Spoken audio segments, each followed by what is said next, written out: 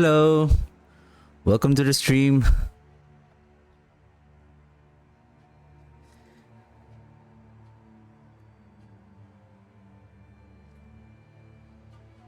It was a busy morning today, and apparently there was supposed to be a technician who will conduct a maintenance for the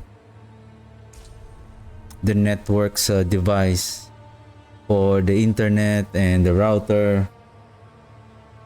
And to my surprise, the agent who I spoke to last week, he didn't book it. Good thing that I somehow have this gut feeling to check whether the schedule is gonna push this morning. And to my surprise, it didn't. But somebody helped me on their customer service to conduct some test, and I think one of the reason maybe the Wi-Fi router is already outdated, so they're already sending me a new router. Hopefully that will fix the problem, and I believe one thing that will solve even to improve my stream and performance better once I get the fan that I ordered to replace the fan on my GPU, which is arriving on Tuesday. So most probably I will not be able to stream on Tuesday.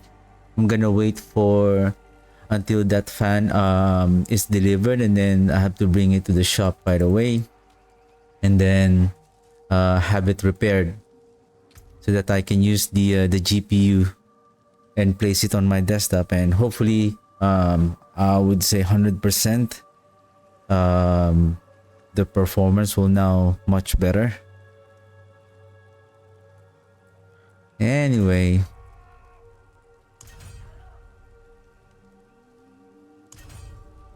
what are those that we purchased? So this one, Coven, so just enchanter wand, and this one, underpants. Okay. Now let's check our gear. Blood Moon. This one. This one.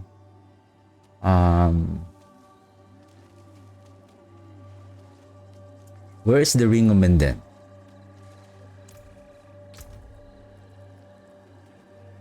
Mastery. Mastery. Summon attack speed, 28 damage, and intelligence, and then every 6 attack. Basically, we're playing the Army of the Dead. The thing with the Army of the Dead, okay, we're using Nagu to reduce the ultimate cooldown. What if you don't have the Nagu? How can you...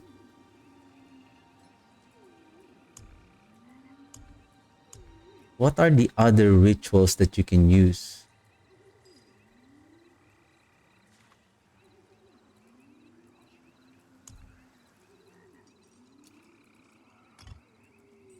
You have Seer, casting 5 skills.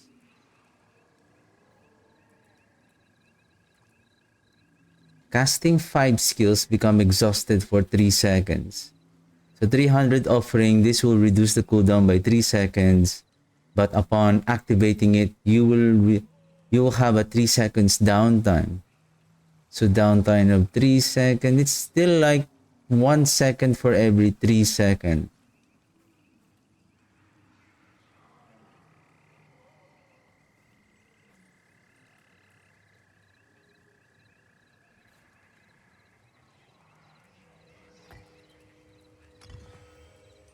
How about I use that for a while? I forgot if I already tested this on my previous stream. Fail, become injured, avoid damage while fighting. Drink a potion, cast a mobility, evade. Spending 5%. Yeah, basically, now that the Moni is casting skill while moving. This is, I would say, this is a nerf. So the I believe, how much was it? 25 offering for every time you cast a skill when you move. That is like almost, it's easily can be done. And now that Nagu is a legendary, what are the chances? When can you get that Nagu?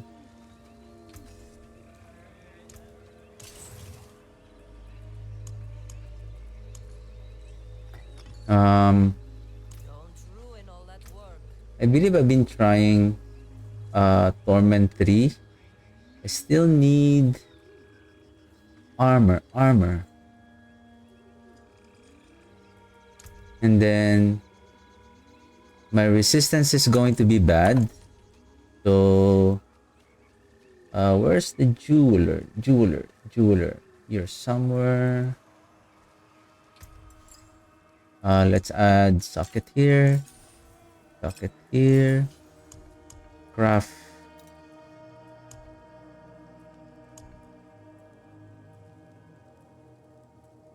Oh.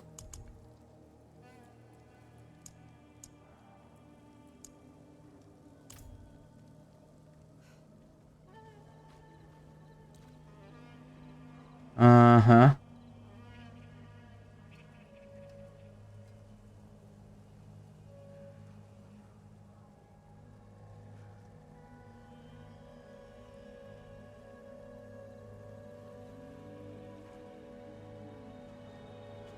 I'm getting drop frames again. This is bad.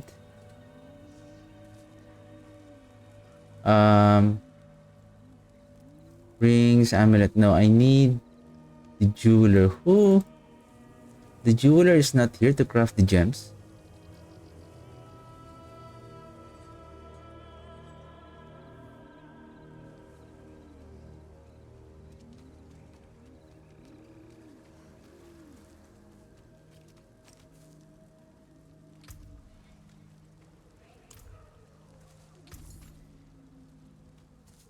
Jeweler. This is the Coven jeweler. Occultist. Blacksmith. Armory.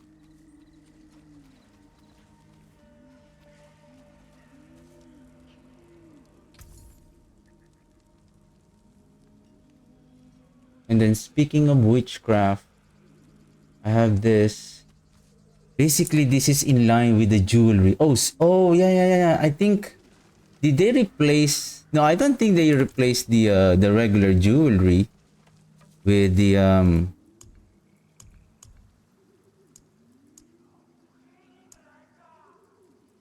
This is just the jewelry occult gems.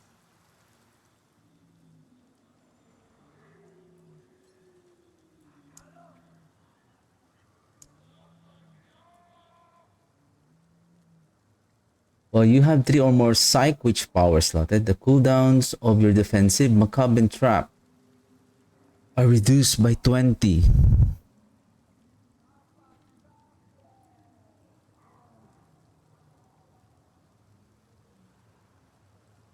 For each rank in your slotted unique witch power, you gain 3% damage reduction, 1 maximum resistance to elements. Well, you have an aura active. Your ultimate skills gain each witchcraft tag and deal increased damage. I think this is needed.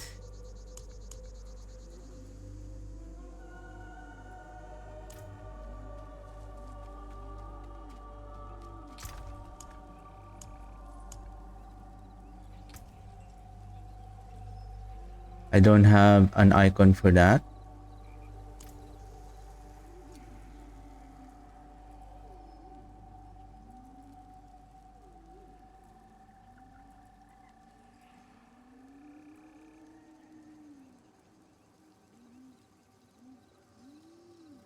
So it means I was not able to get the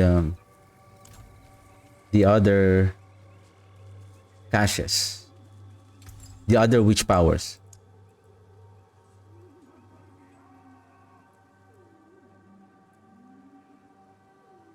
Voice of the Stars. For every... Well, you have an aura active. Your ultimate skills gain witchcraft tag.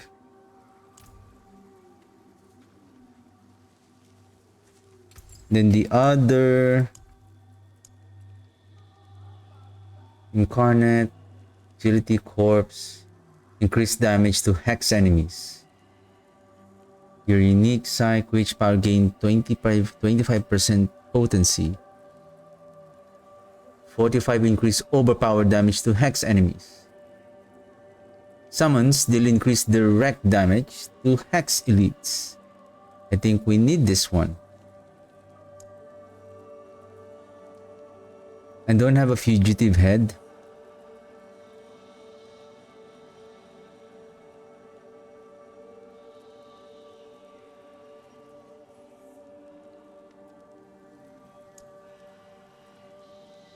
So the pointed finger.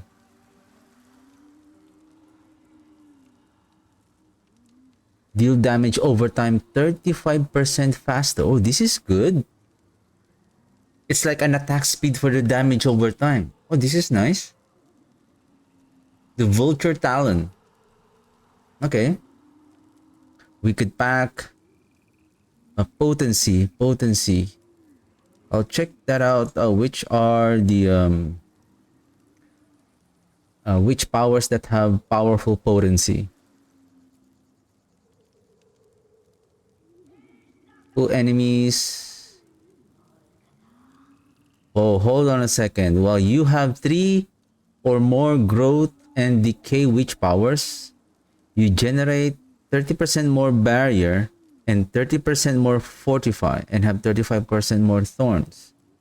This is also good. Especially if we're talking about playing the Army of the Dead, we need the barrier.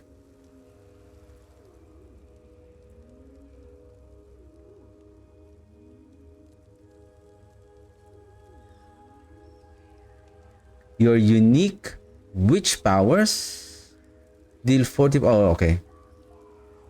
Well, you have 3 or more psych powers, gain control duration and lucky hit chance. Okay, while you have a witch power with a summon tag... While you have a witch power with a summon tag slotted.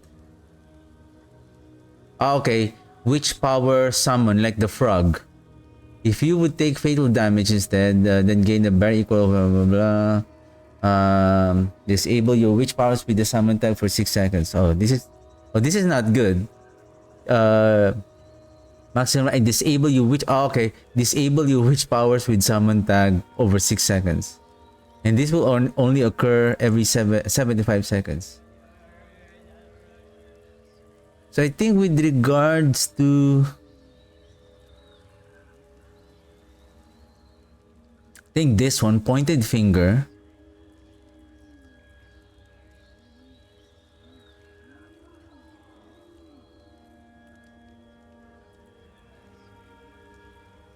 can be inserted into jewelry with sockets. The question is, for example, this one, where is it? Gain increased damage.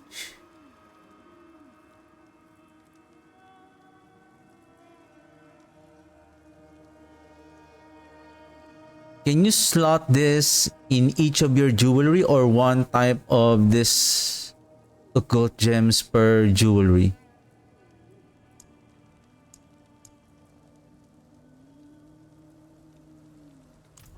Let's go to Kyobashad. Let's grab some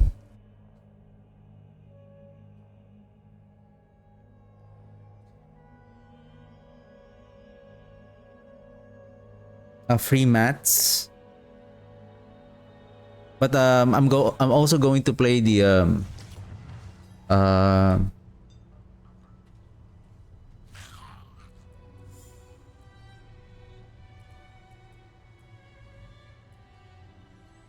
the event.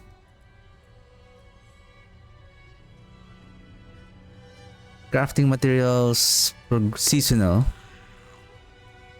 Grant all witchcraft.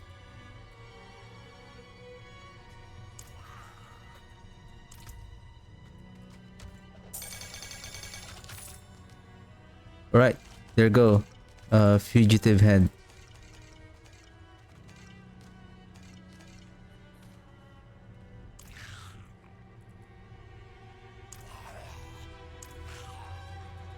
Seasonal, grand progression, grand progression, grand progression, grand progression.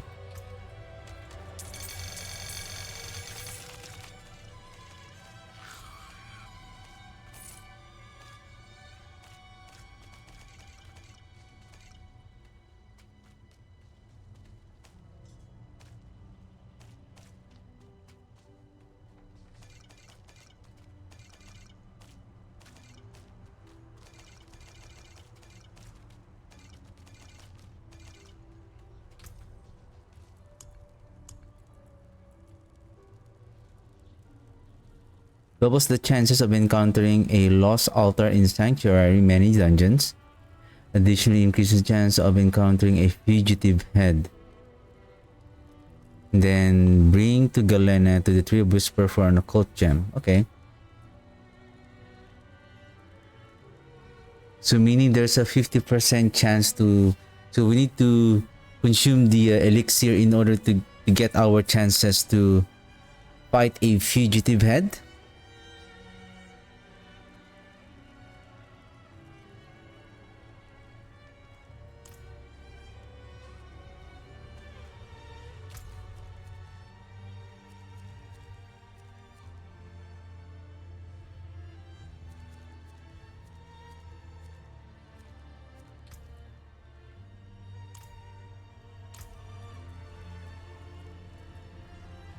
We are now at 21,1227.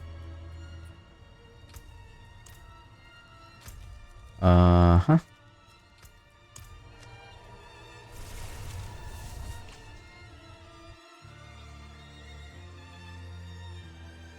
So I also need armor.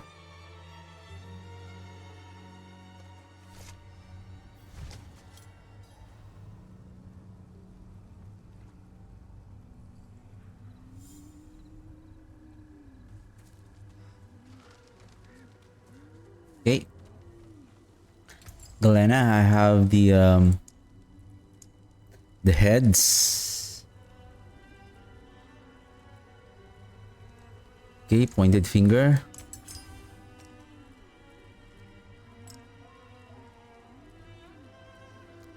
And then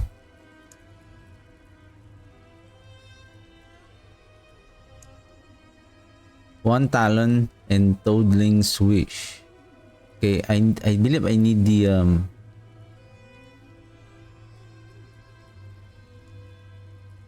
is it this one? What do I need? Talon and wish.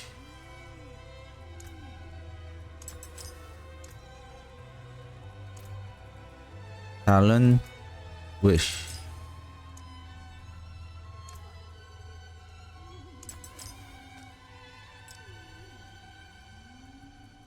All right.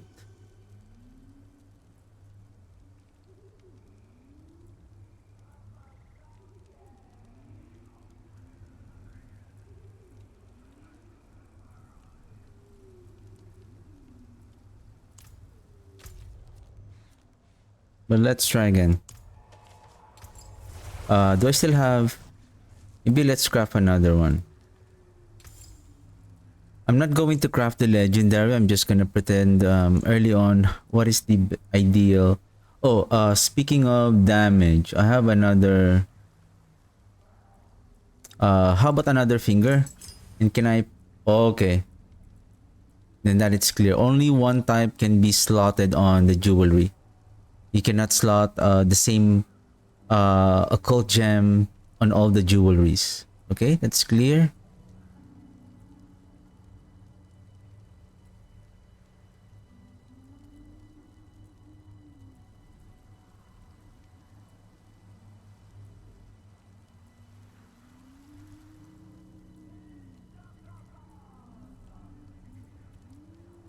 What else I can use here? Decay, generate more barrier. I have that. Aura, pull enemies. Movement speed and crit chance. I think this is Sigil and Pact.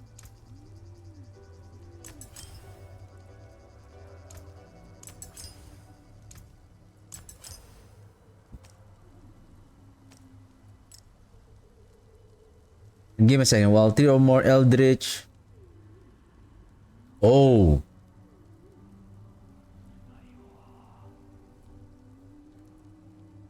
Interesting enough, you can only have growth and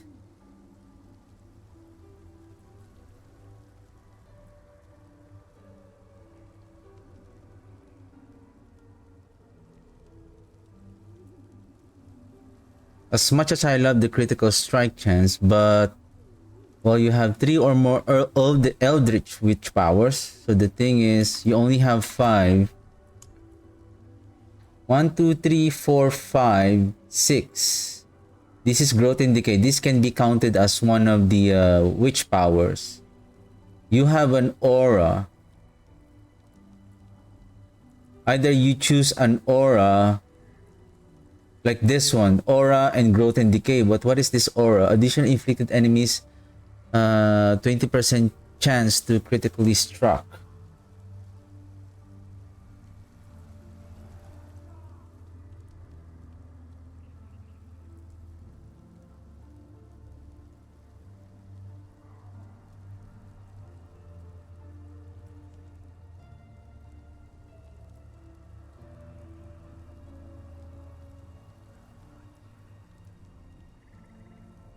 What I really need is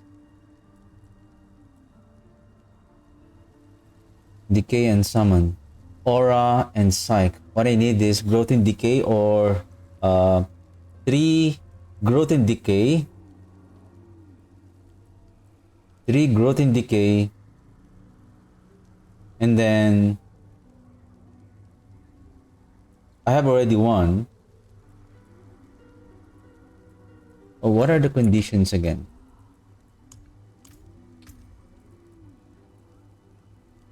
Three or more Eldritch, or Eldritch and growth and decay. Eldritch and growth and decay. Well, this one is just damage to hex. So I need aura. Do I need aura? Probably I may not need aura. All I need is an hex. A hex. Eldritch and hex. This is Eldritch. This is Psych. I don't need the Psych now. I hope there's a filter.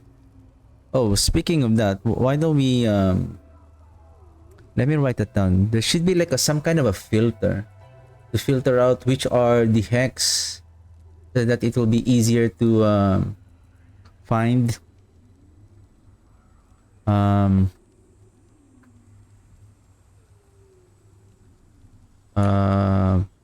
If possible, to have a filter on the witch power tab on inventory.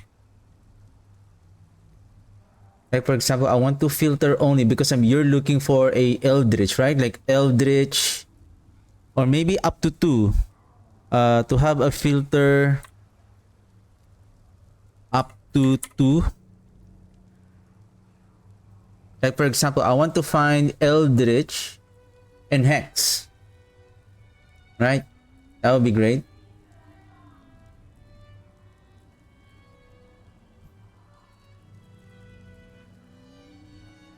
So I need Hex. I need Eldritch and growth and decay based on this setup. Damage to Hex elites, Hex, and then growth and decay, and then Eldritch, and the minimum is 3 for each of the effects. Three or more. Three or more.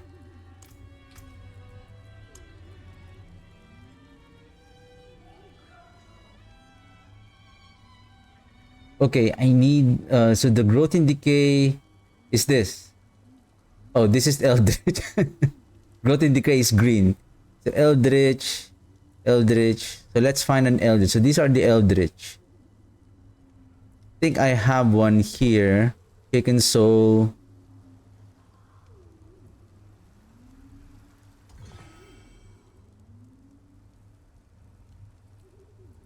I have this one. What is this one? Deal increased damage against head rotten.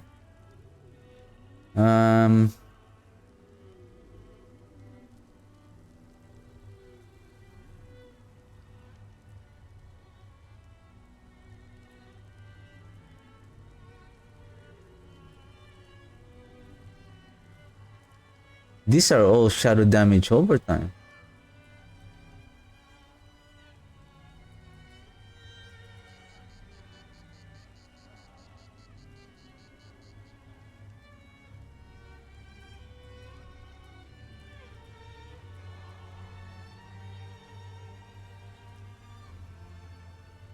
Because I'm also looking for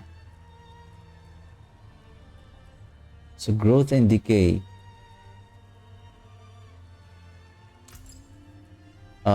Okay, give me a second. Growth and decay. If there's we don't have any benefit for the growth and decay.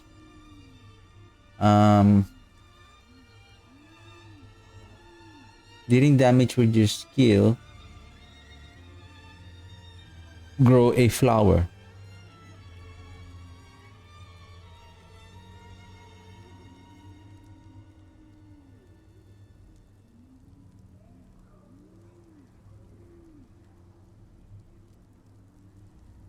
Oh, this one is good.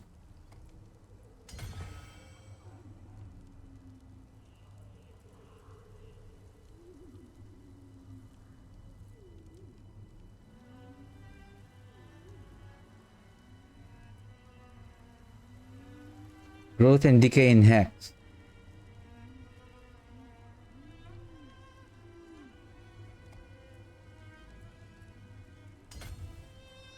So now we have the hex. We have 3.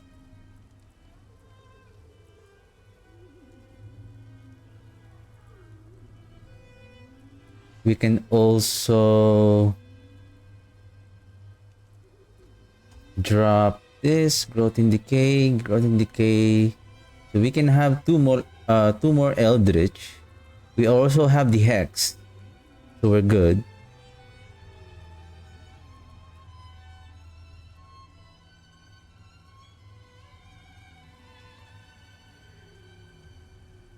We're not spending resource.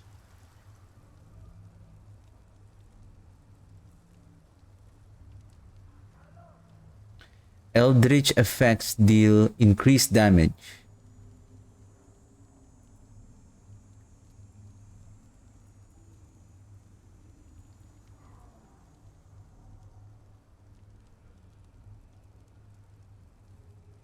Hex flame explode, dealing damage to all enemies when you land a critical strike.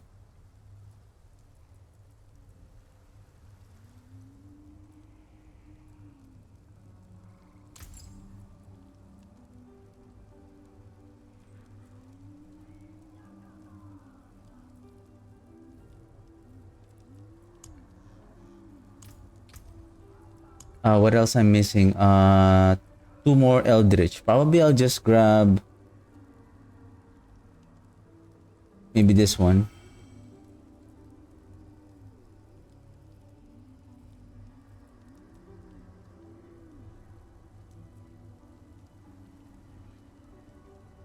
In addition, damage from psych and growth and decay effects also apply vulnerable for its half of the duration. Okay.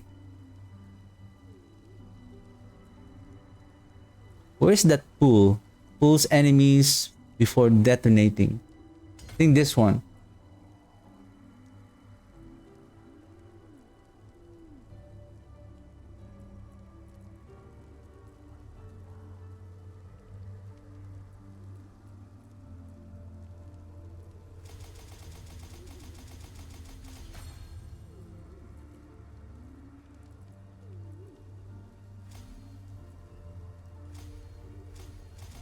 Chance to hex flames, so up to 60% chance. That's good. So this is just damage.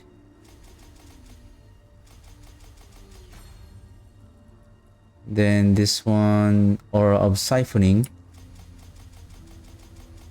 Poison damage. You are healed for 1% maximum life. Alright, 1622 armor. Apparently, this is the jeweler. Unsocket.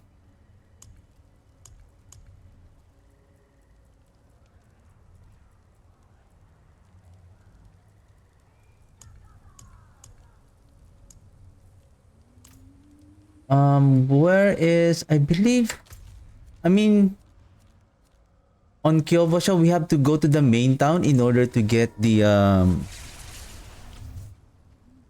jewelry. How about, what's her name? The Coven Jeweler.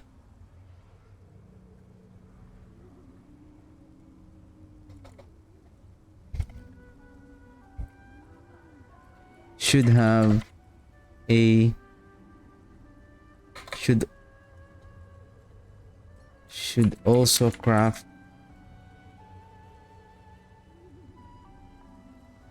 the base gems like topaz, etc.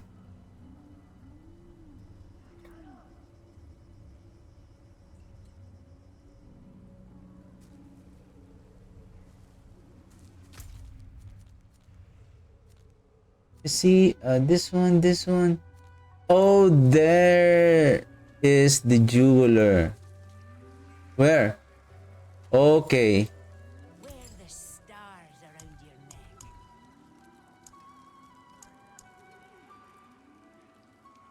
Guaranteed to obtain a legendary amulet. Okay. Then why they have to separate them? Okay. So emerald for critical strike damage.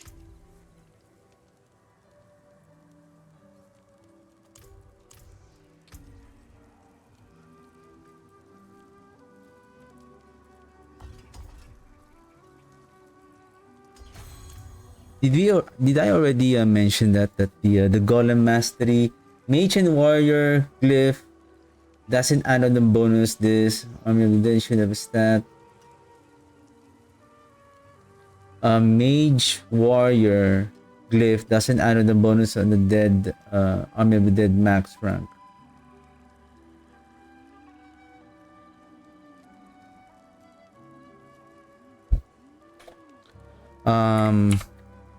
Golem glyph and Golem legendary node is not working.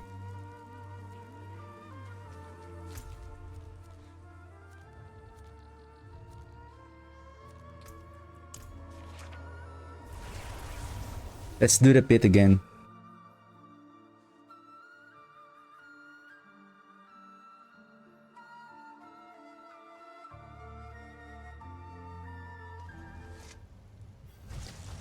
Pete. 45. Okay. We're 5 levels away to I think 1625. I think that's already max enough.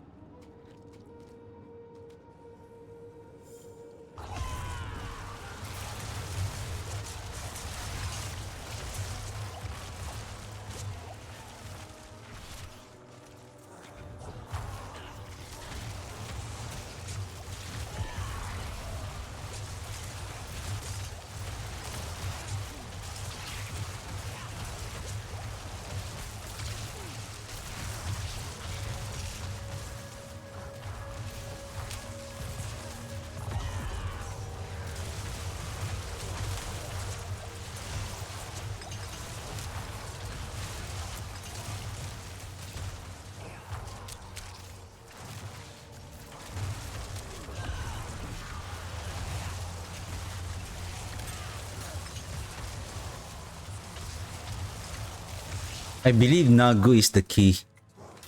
But until then,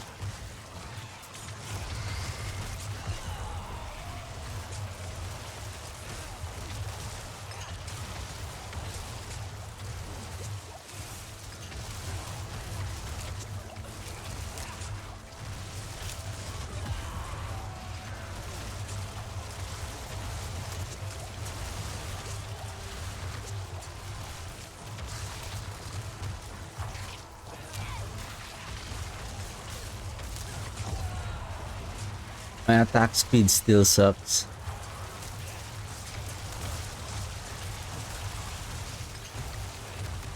Do I have Cursor? Okay, I have Cursor.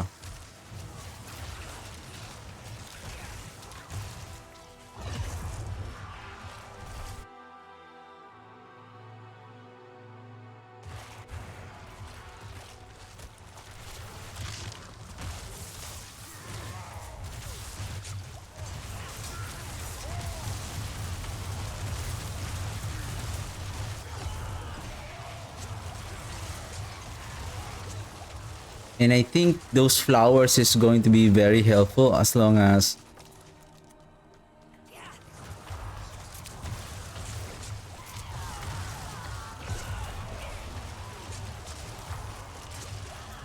one, two, two. Okay.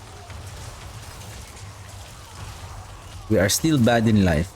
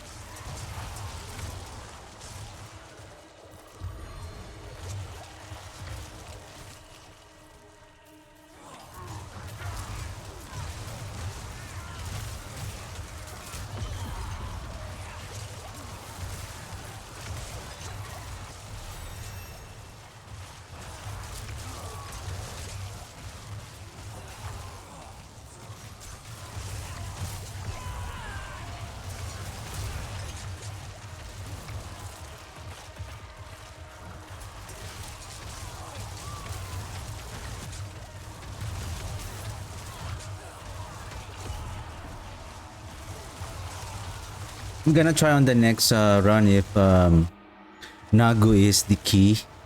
So I see a slight difference when I was using the Nagu.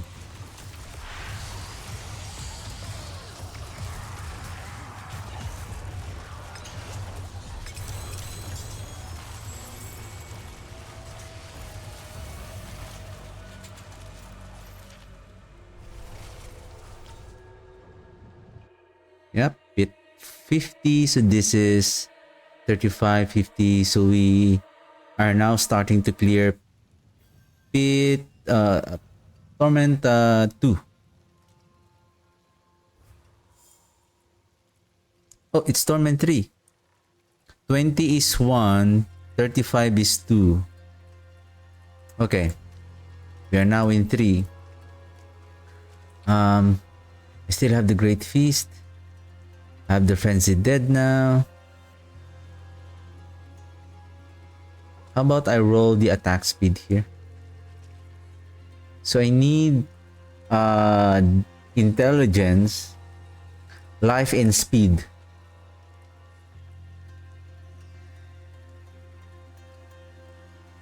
Okay.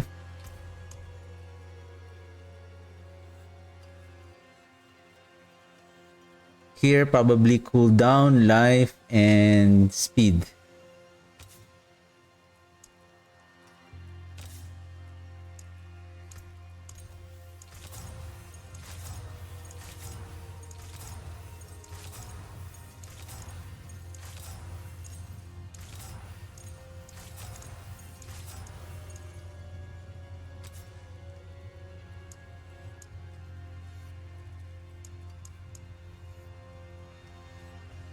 Okay, another bug is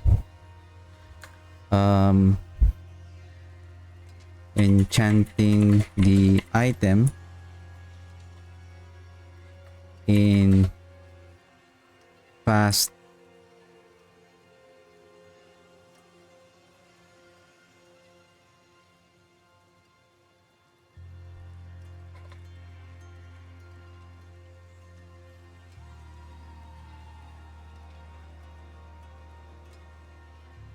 sometimes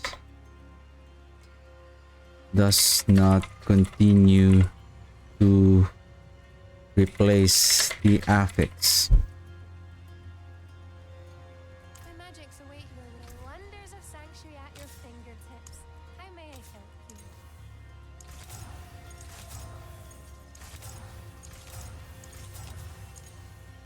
Okay, there you go. Attack speed, and I need tempering for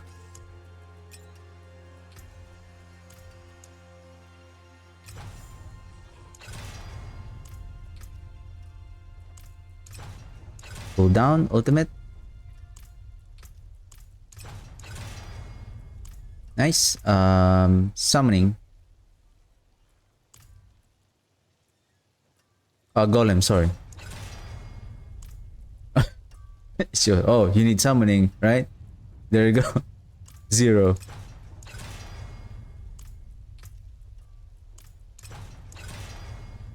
Golem, please. Right. Unsuck it and The finest cuts and clarity. Follow the stars.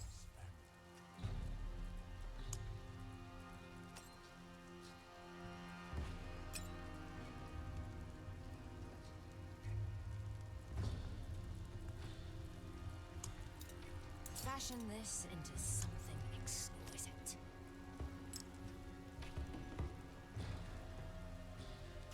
okay. Attack speed where we are.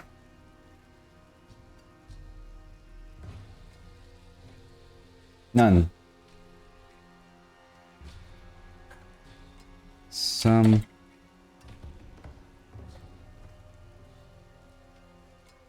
player stats are missing.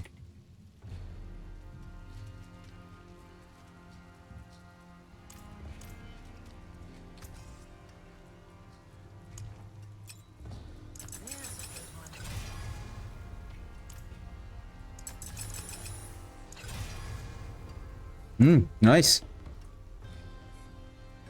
23.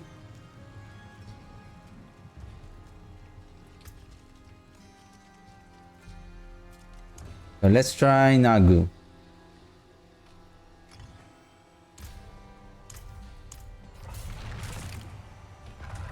And let's check the consistency of sorry, not consistency, but the frequency. Without Nagu, I'm seeing around 9 seconds cooldown.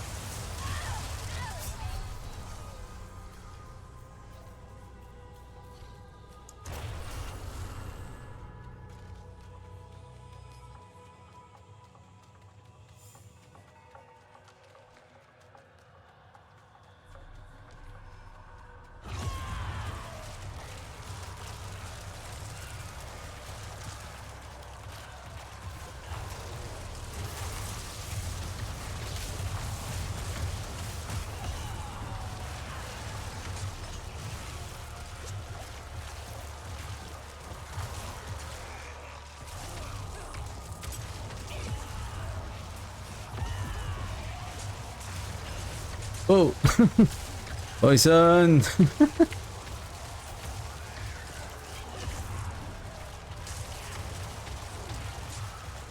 Okay, 872 armor now.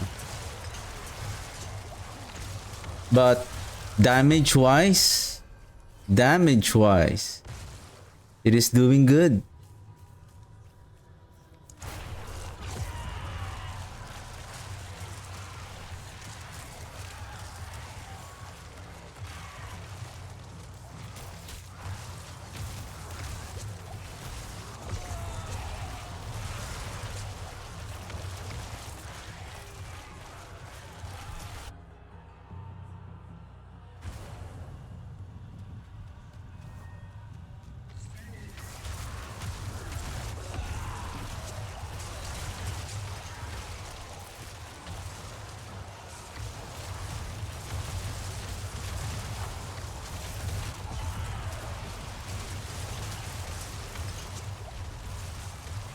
Whoa.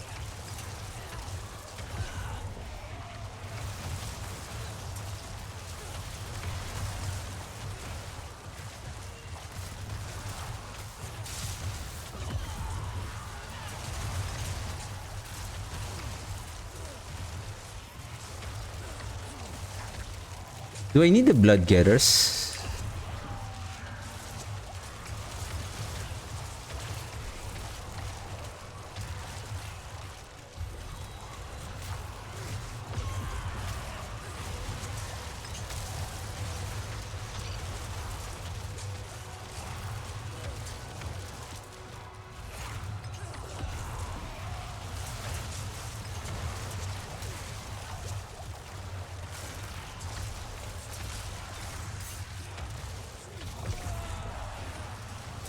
I think one of the reason who is reducing the cooldown is the our good old warriors.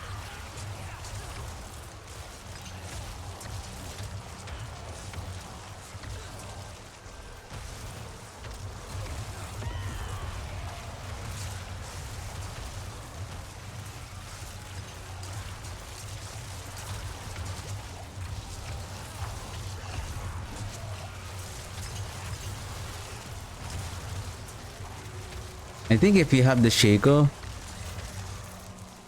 this is like you can really spam the Army of the Dead.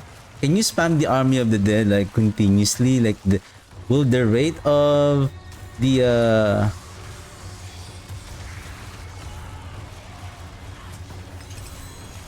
wow, that is insane. It's like one shot of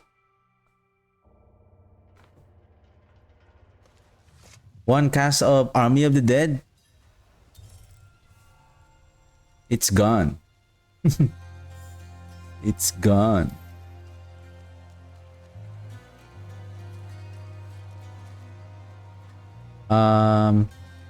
Enchantment.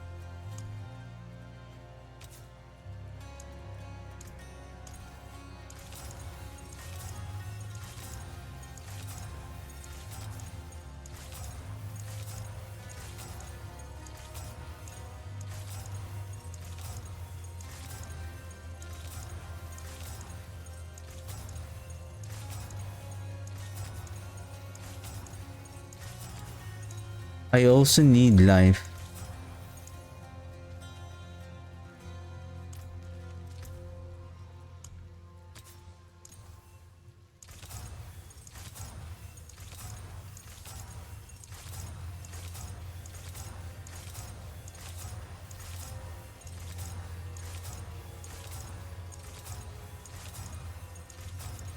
Hey, no attack speed. Here.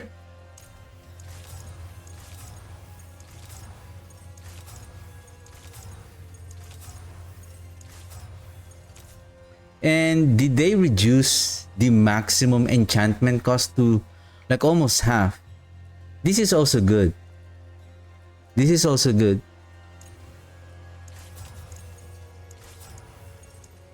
How about we give that a feedback like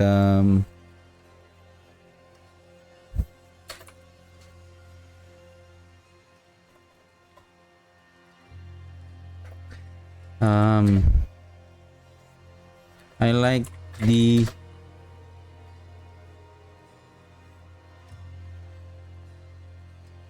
50% cost reduction on max and chanting.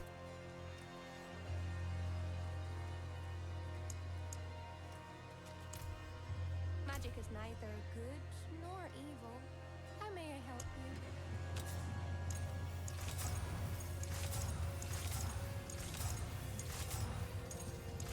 Hey, oosh! I missed the attack speed. It was 11. Max roll. Oh,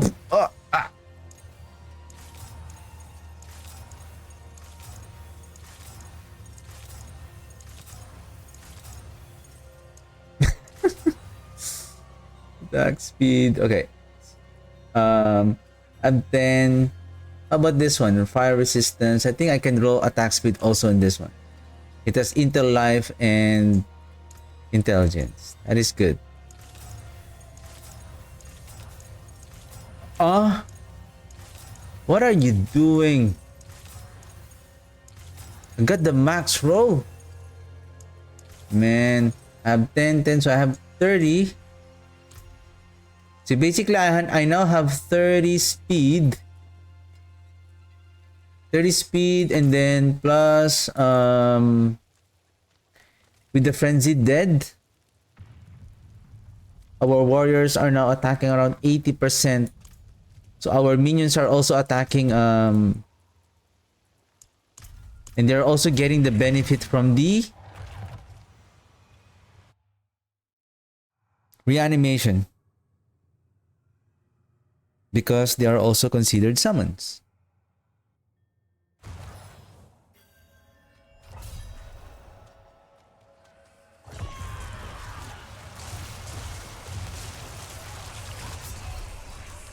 And I'm dead.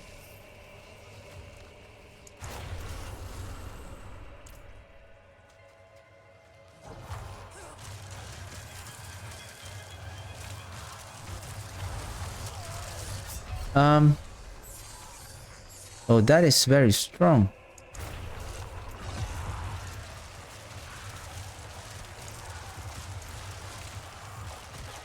Oh, really?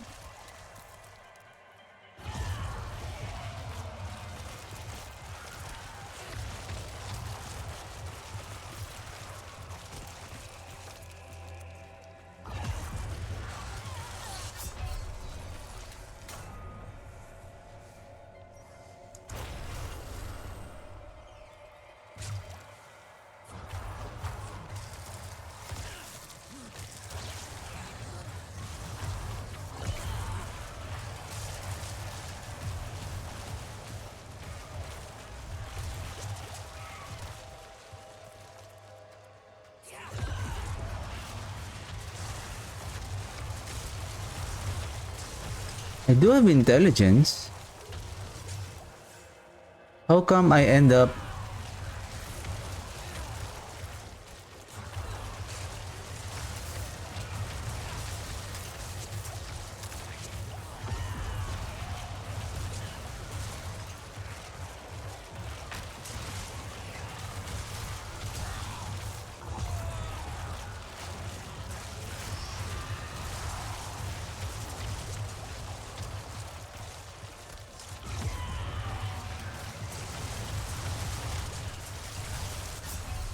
Ouch.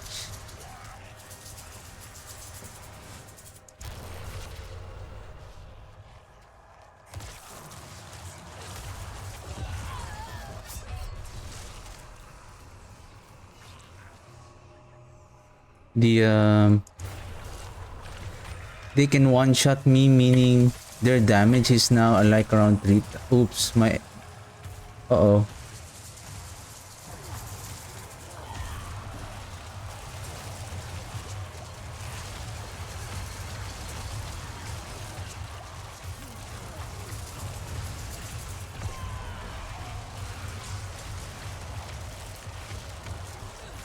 The problem now is survivability.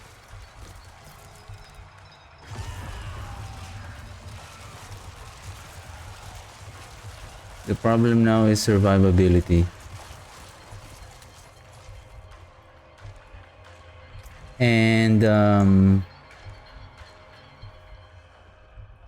up to 15% chance to grant yourself a barrier over for 7 seconds. 7%. The Army of the Dead.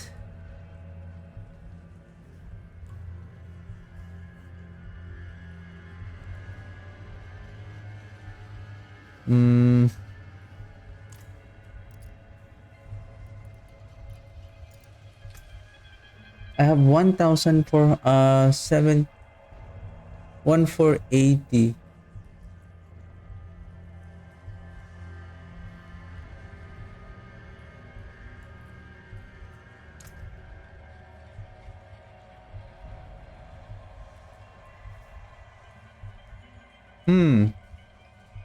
I'm gonna check this out.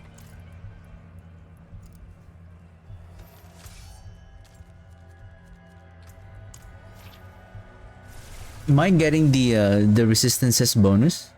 Somehow I'm Torment 3? 1430 intelligence.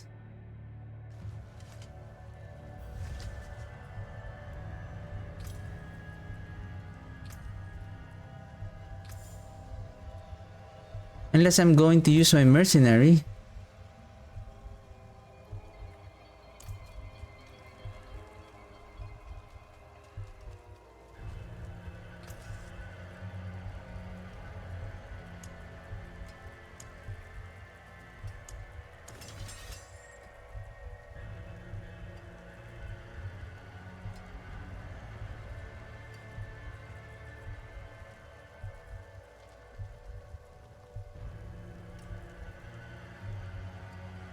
Intelligence, life, attack speed.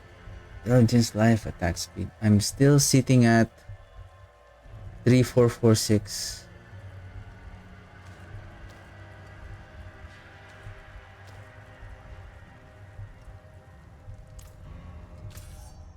What it means that... Am I missing a lot of maximum health on my Paragon board?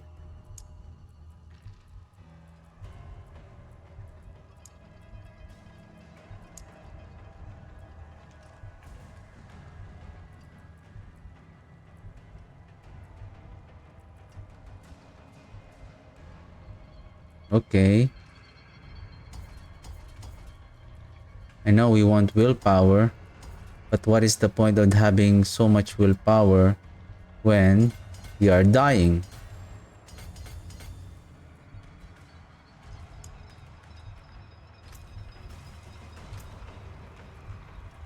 Oh, that's it? Life, intelligence, life.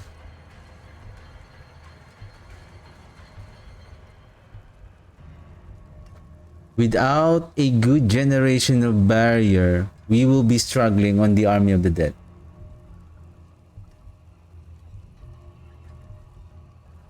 That is 100%.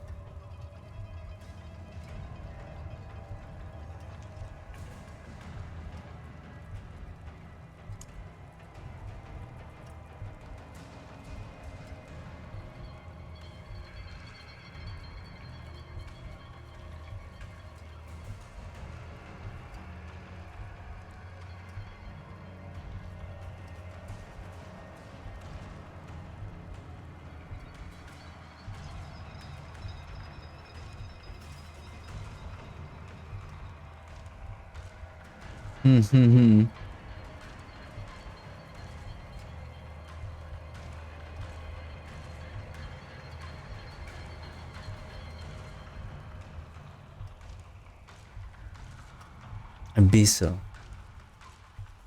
Eldritch.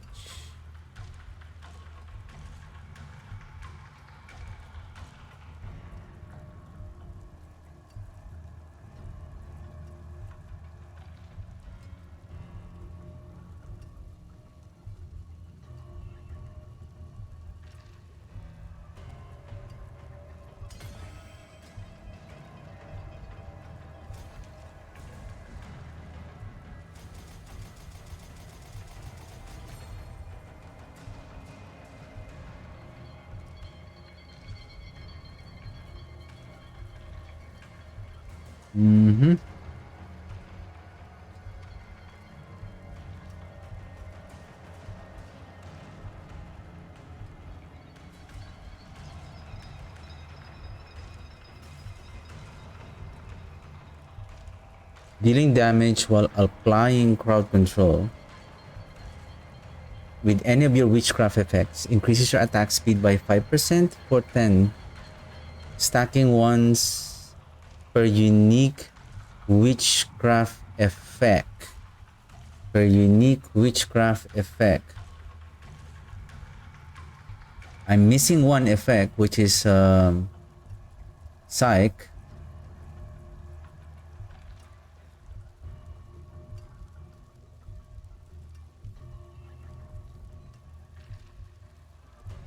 The size of your aura effects are increased by 42%.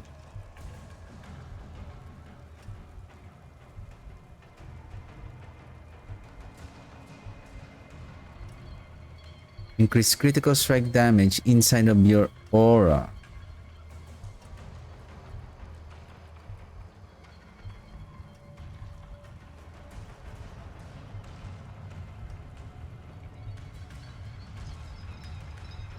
Gain 25% lucky hit chance.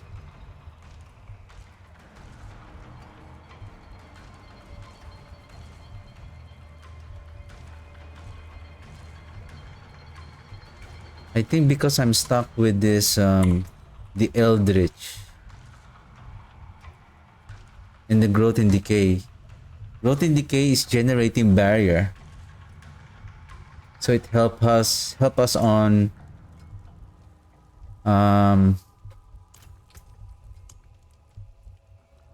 but the barrier generation is not consistent. It is not very frequent. Therefore, if we are getting hit by a large attack and with our 3,586 life, we are done.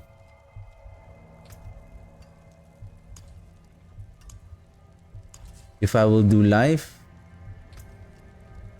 for 3, still very small. Movement speed, I could have intelligence, movement speed, and life here.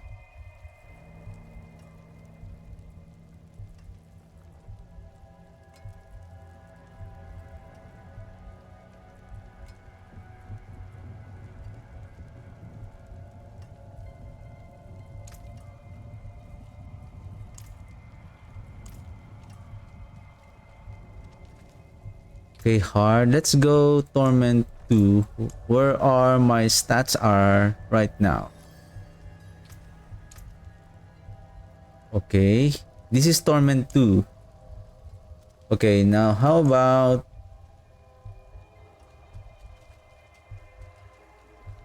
I remove the gems?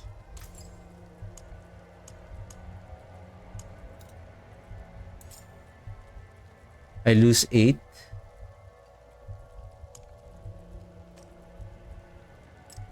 Okay, so it's adding. So therefore, if I'm going to Torment 3, I'm missing 14%.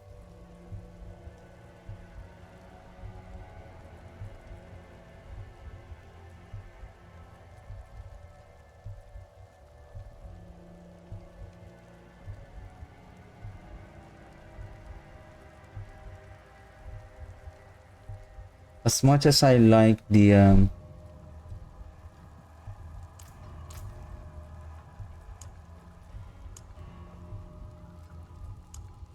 I'm missing life.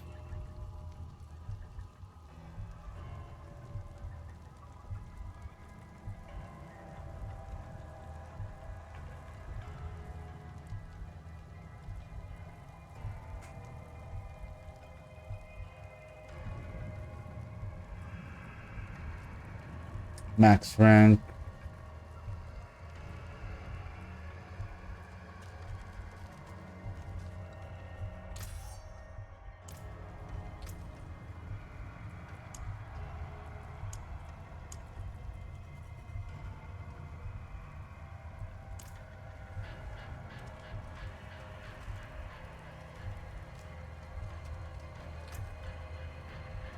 Another jump, I'm gonna lose another armor.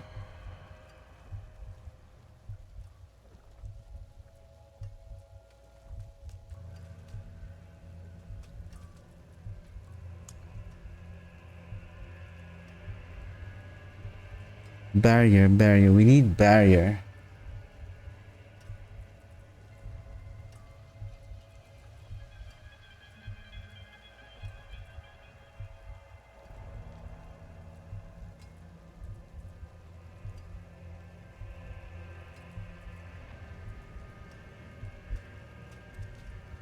Mm-hmm.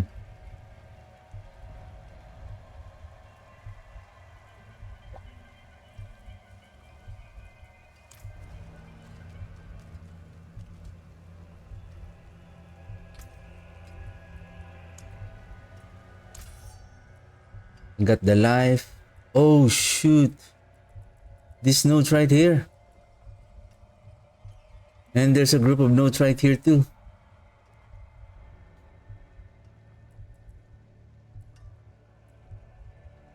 How about I remove this one? And how about let's remove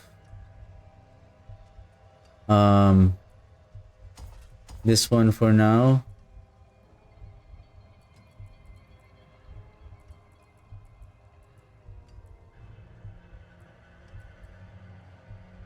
How about this one?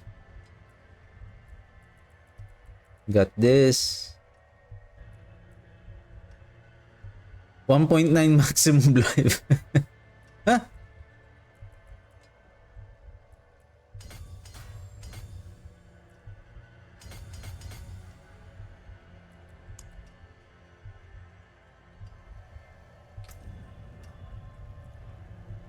Four, 665.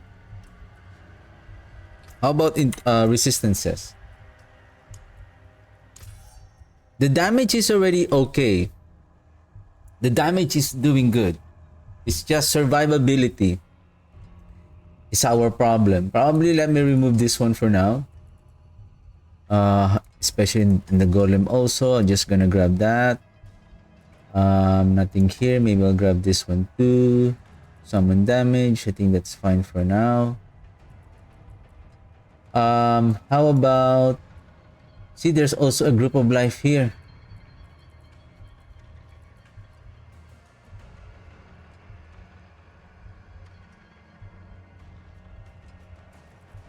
If I'm not getting this, I feel like I should have entered here. Oh, okay, okay.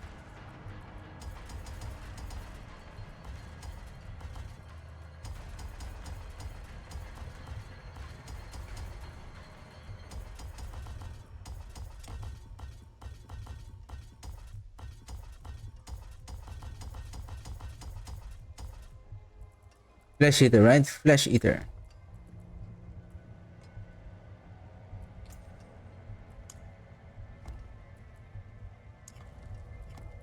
Yep, there you go.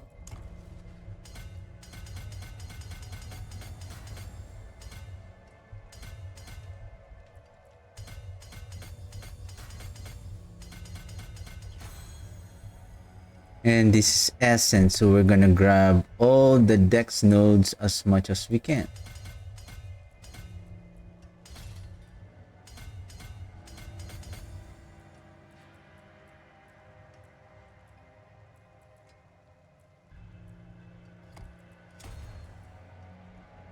I'm missing this too, but for now I think it's okay, especially we already got the bonus from the SN, and we're only 202.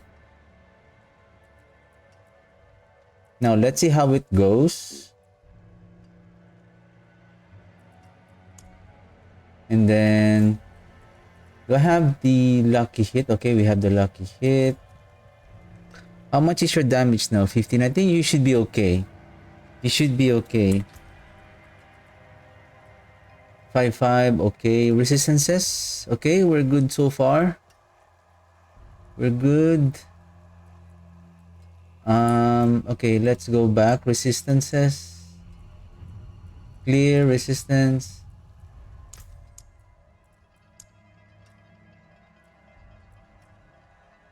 Okay, if we get more willpower, then we can activate this. Resistances, there's also a couple of here. So I need to travel this way.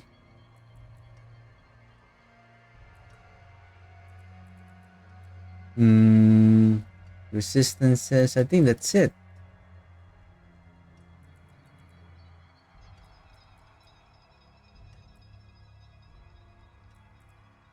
Yeah, I think that's it.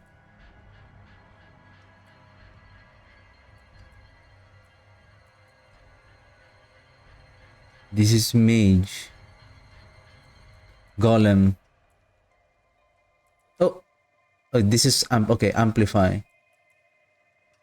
Dead Racer, mage, golem, Amplify, Golem, Dead Racer, and Essence.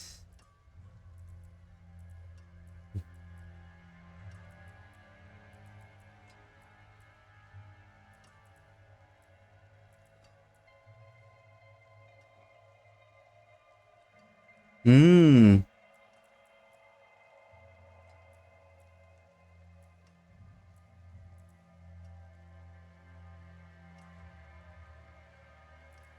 Now, I know we want to increase the golem damage. We also need the mages.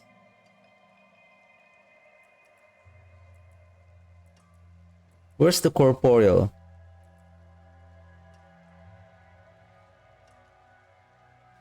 Well, the only thing is, I know we're getting the benefit from the increased damage. Plus the corporeal may increase the nodes here, but we'll see. Because if we need more firepower, I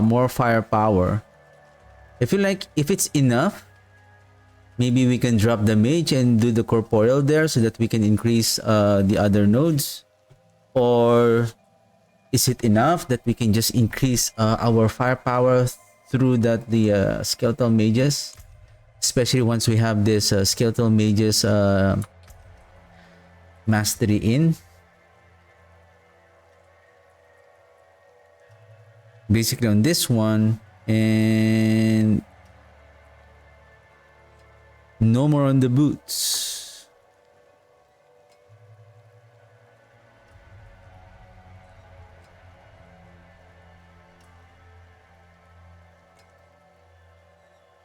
I feel like the mage mastery can be replaced by the corporeal. The fact that it can increase those magic nodes to increase our core stats, the willpower and dexterity, in order to activate those rare nodes on the further Paragon board. Because I only have, let's say this is a +2 or a GA skeletal mage mastery. This is additional 3. How much damage it will magnify? Golem is still gonna outperform the mages. And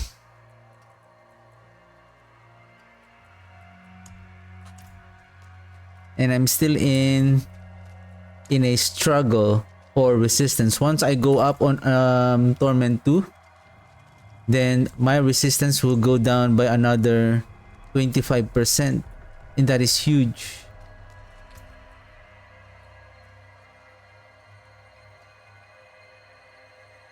I think that they should increase the resistances here. The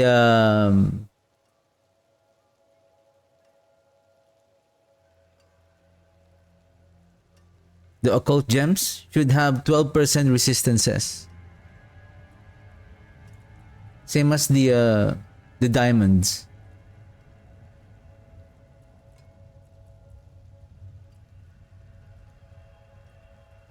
Whether I can still increase the we're losing so many thing here. Intelligence, life, and movement speed. That's ideal.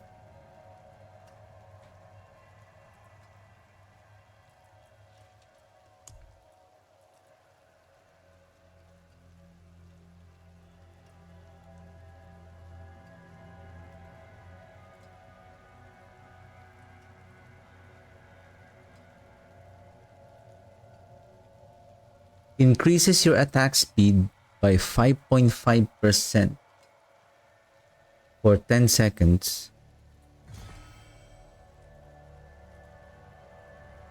So 0.5, so 5.5. So it's like 5.5 times 20, so that's 10. 10 plus 5, so that's 15. Maximum 15% attack speed for 10 seconds.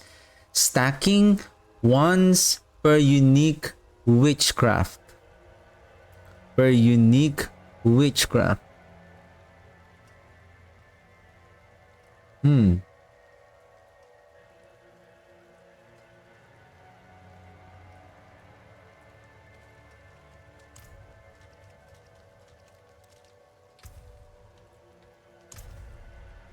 Let's do this again.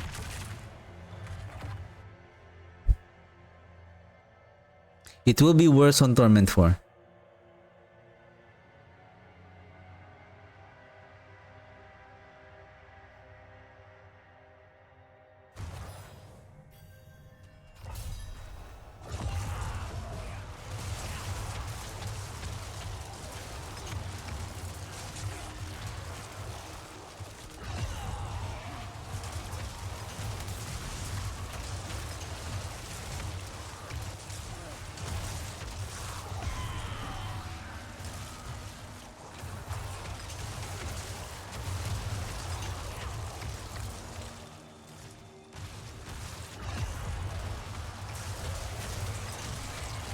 Right? Damage damage is good.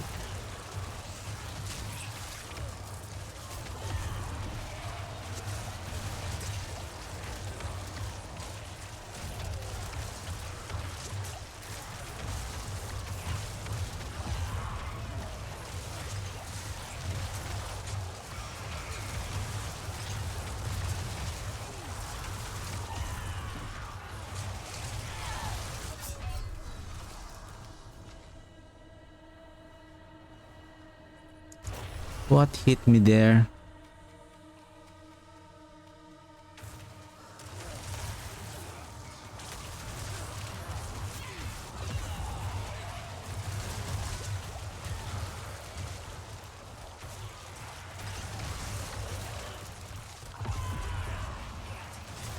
Whoa.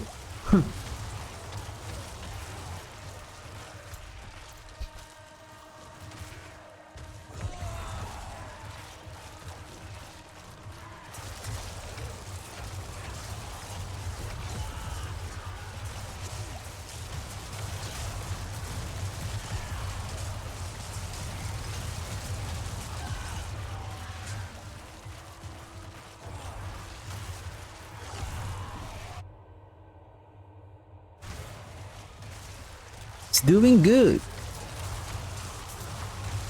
Survivability is bad.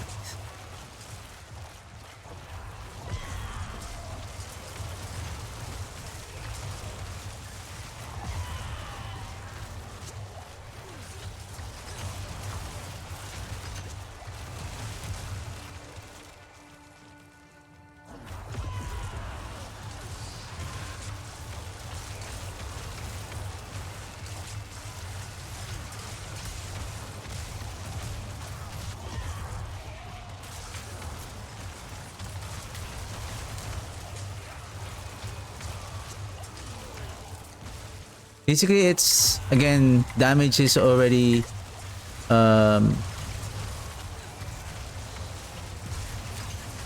damage is decent.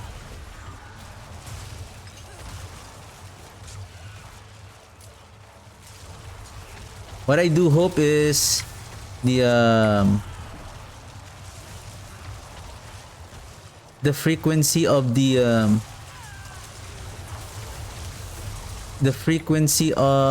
the volatile skeleton is also dependent on the attacks of our attack speed.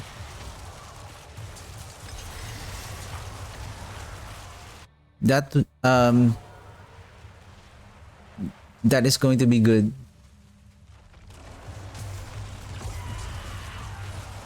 Boom. Done.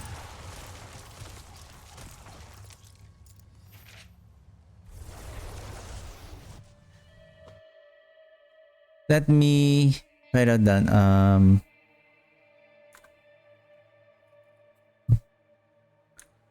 Volatile skeletons on Army of the Dead.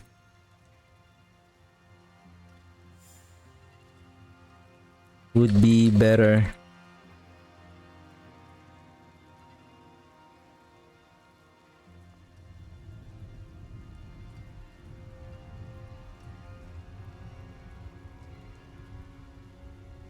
if their frequency is dependent on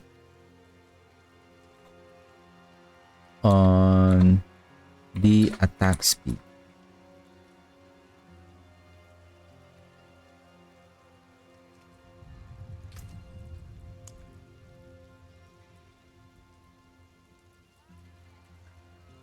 Who can help us on generating the barrier? So that's the question. Who can help us on generating the barrier?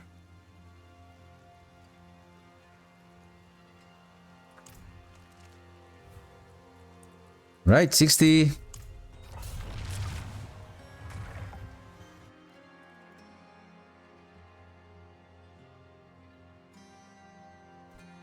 Again, damage is good. Like we are just dying. That's all.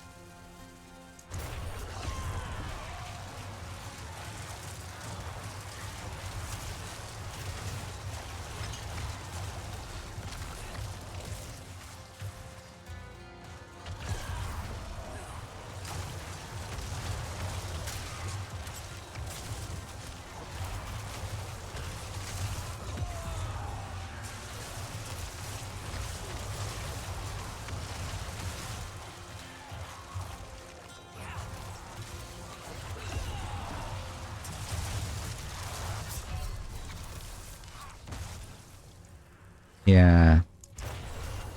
Yeah, right.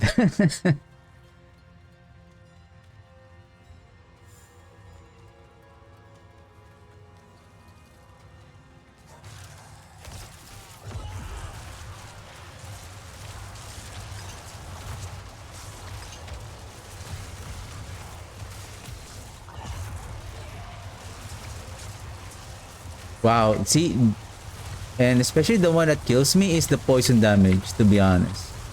Like my life is very small.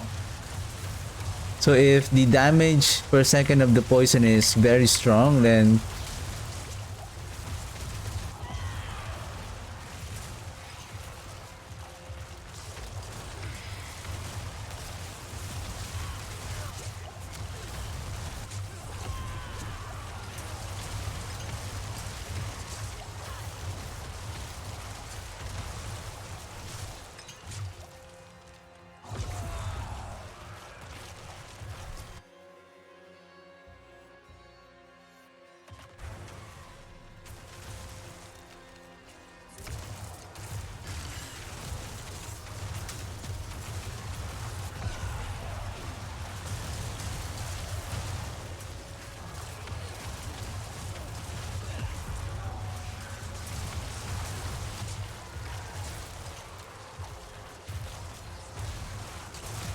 yeah, if your attack speed is 100%, then the rate of volatile skeleton should be dependent on the attack speed. That will be much more better.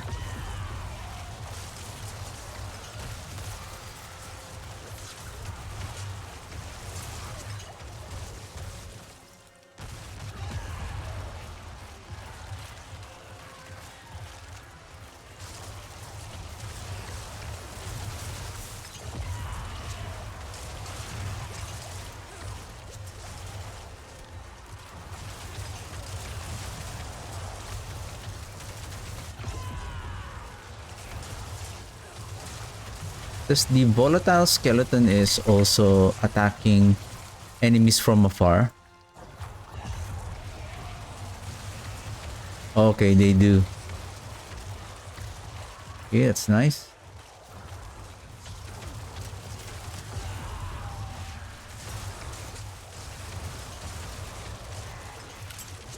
I'm just dodging those flowers in order to heal me.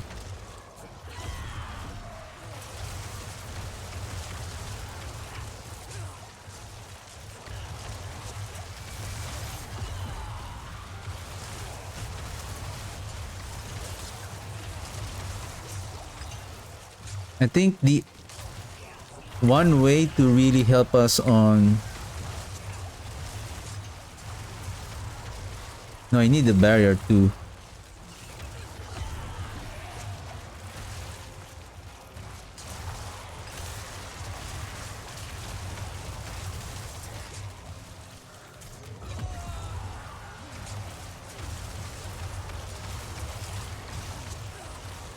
I'm trying to figure out the lucky hit on the Hurry up, hurry up, hurry up. Boom. See? It is so easy to kill the Pit 60 with ease. Again, survivability is the problem. Plus the cooldown. Plus the cooldown of the Army of the Dead.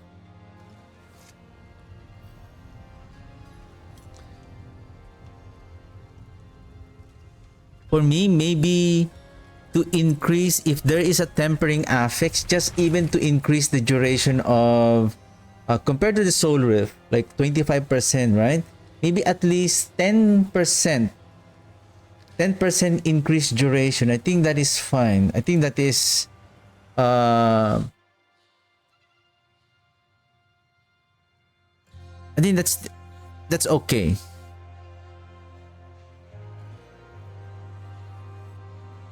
I mean, Soul Rift has 25%, and you can really prolong the duration of the Soul Rift, right? Why can you prolong the duration of the Army of the Dead too? See? The damage is...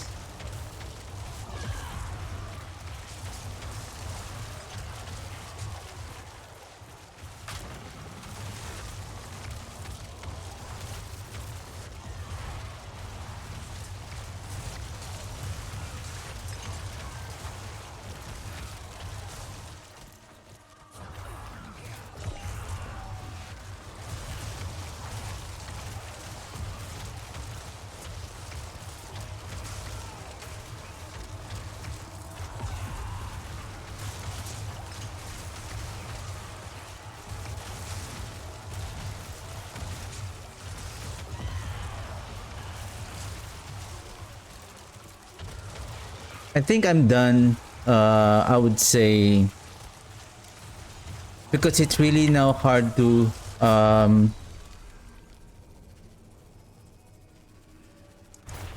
further update the build if there's still some missing stats and interaction on the player stats that are not working properly, like the wow, we are getting hit. Oh, because we are now losing more of our armor and okay, I need to be careful.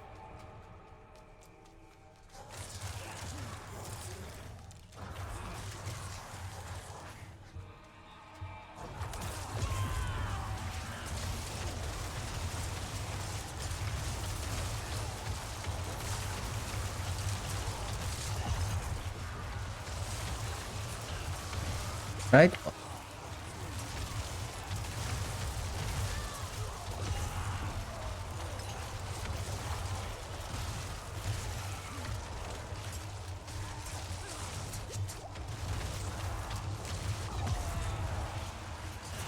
I think I need the embalmer. Embalmer to heal. But even though if you have the embalmer, you have the blood orbs. If you have a very low life, still you will not be able to make it. I mean, you will keep on dying.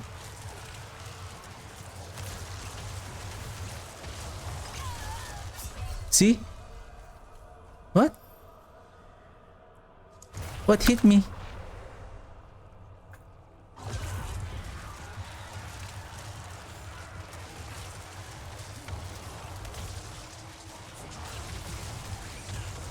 A very small elemental effects?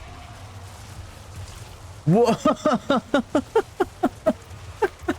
Okay.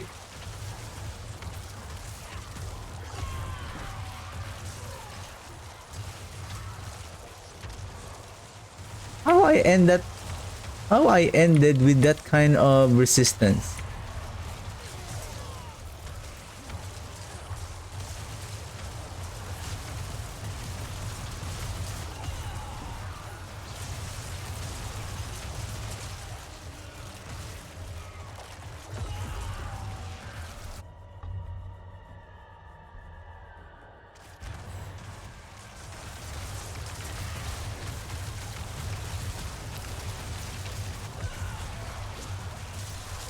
Dude, I was not able to escape the freezing thing.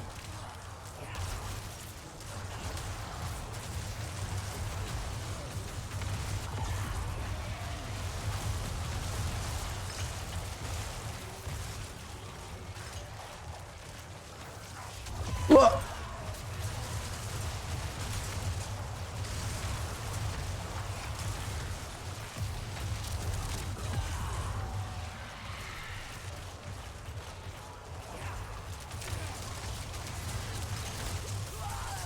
Nice telegraph.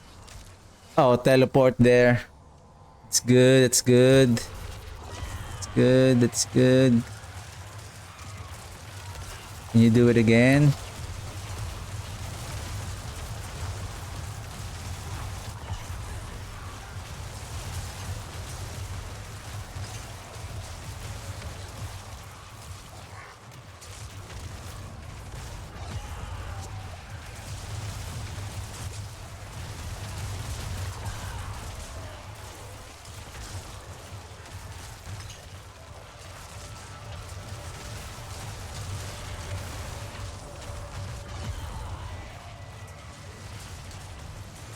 Ah! That was close on the spear.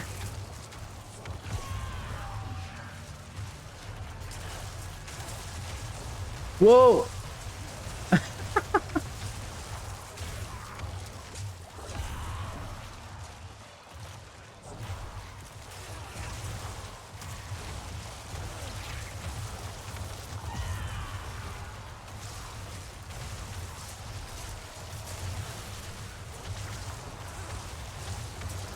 Challenge accepted.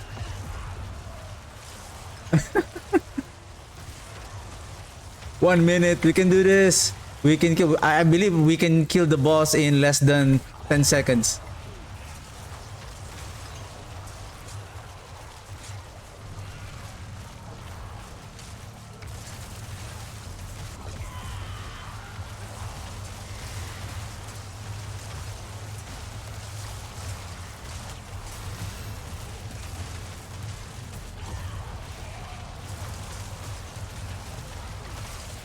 There you go, there you go. Let's go. 39 seconds. Come on. Army of the Dead.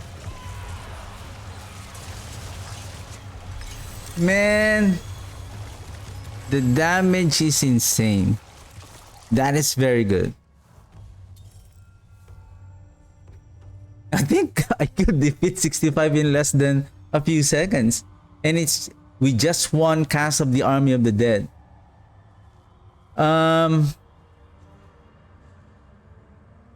Since most ultimate has a capability of giving barrier, probably we can request maybe to give the Army of the Dead to have a barrier while Army of the Dead is active, at least.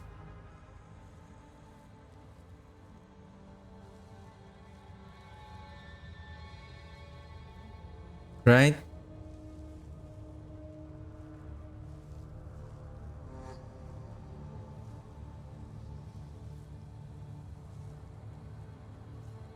And then what else?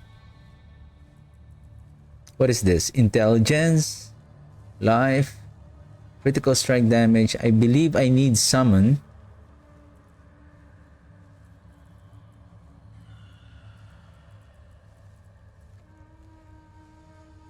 Okay.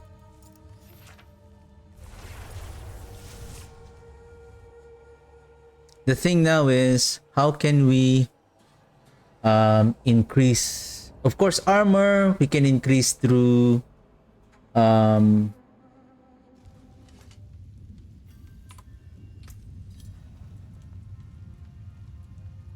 Code Dominion, Frenzied Dead, Metamorphosis. I think this is it.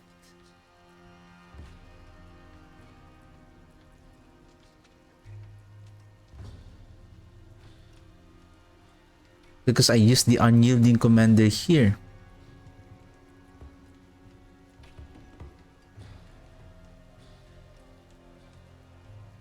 You deal increased critical strike damage to enemies affected by your curses. Your summons have a 6.1% chance to randomly inflict Decrepify or Iron Maiden when they deal damage. We have critical strike chance here. Oh yeah. Speaking of critical strike chance, we have crit chance here of 25. Attack speed, intelligence, life, attack speed. Now our problem is crit chance. So right now we are at 35%. I believe this is coming from this one and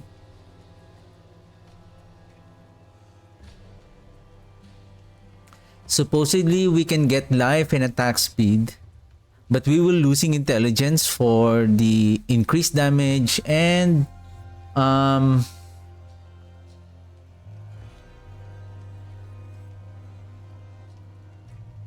resistances. I'm now at Torment 2. Going to Torment 3.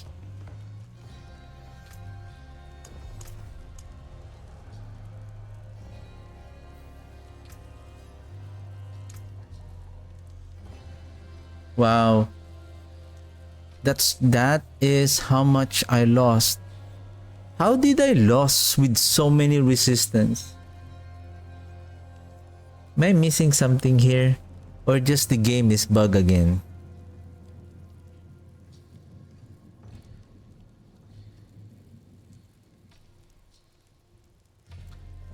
If the occult gems has 12% because the gems, I know this one has an armor. I feel like they need to increase the resistances as well. Same as the what is that gem? What are the max gem called? Grand Gem. The Grand Diamond, which is giving 12%, because if we're losing 4% for each gem, so basically we're losing 12. This could have been 47% at least. Right? 47, then you need more resistances. I'm gonna check because this is PTR. Because if I'm going to check with the seasonal character, I have to restart again. I don't want to do that. I don't want to restart the game, but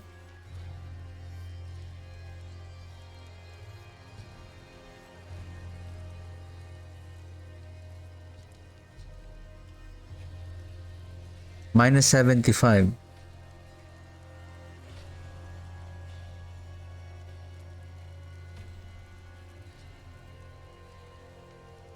At Torment 3, we are already down on resistances, plus the armor is already close.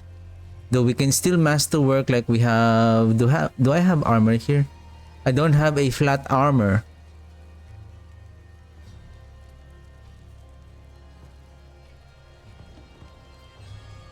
If we are dealing already decent amount of damage, do I need the skeletal mage mastery here? If we're just talking about plus 3 is 20% more. Say you don't have any skeletal mage mastery, you are investing more on the golem damage, wherein the golem damage has more multiplier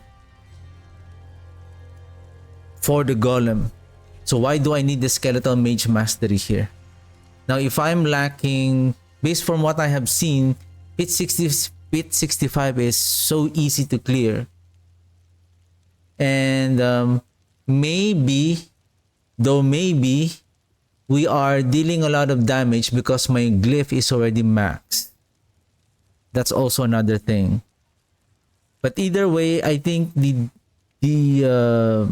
this new mechanic of the Army of the Dead is doing okay. Except for we need some way to get a barrier. Maybe like 7 or 8% barrier per second. How about we add that on our feedback?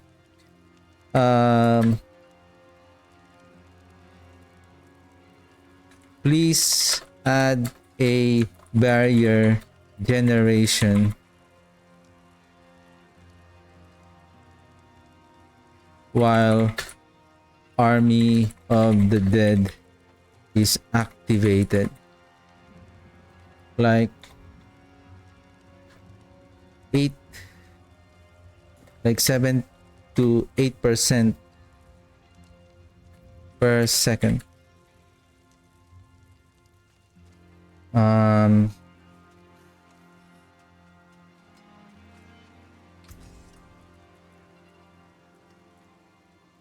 Do I have a better boots? Oh, this one. Life, max life.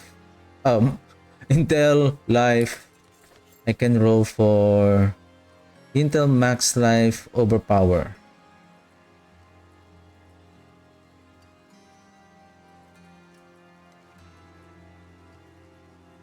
If I have that 25, I'll be reaching around 60%. And to be almost critting almost all the time, we need 70, at least 75. So we're just missing 15%. Plus, if we masterwork this also, and this is not yet an ancestral pants. If we get an ancestral item, then this will be good also.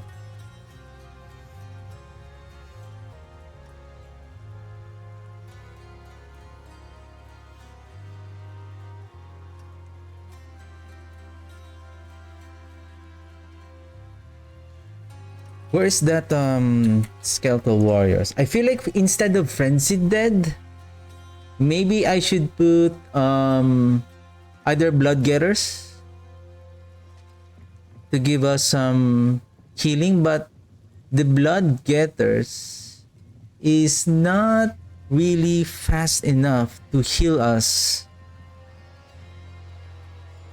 So unless there is a utility or defensive aspect, let me check. Before I do that, Reaper's wind up attacks now reduce one of your active cooldowns by 3 seconds.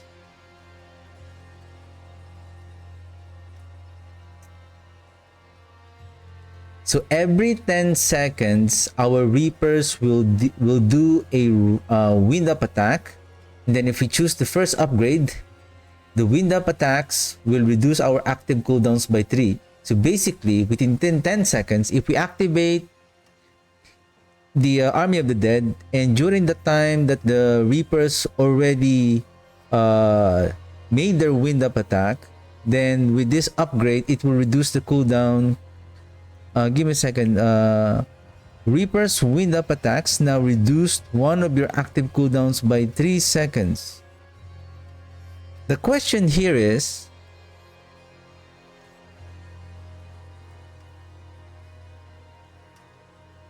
I think the wind up attack cooldown reduction by 3 seconds is for each Reapers.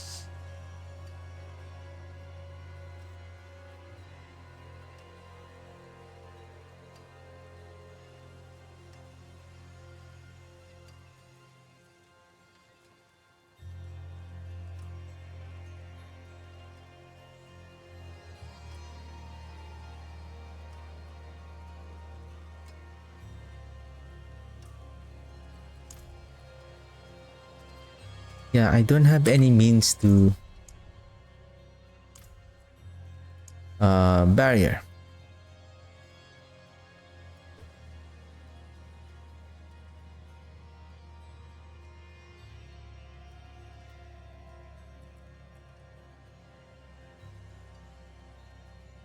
A chance after taking direct damage to gain barrier.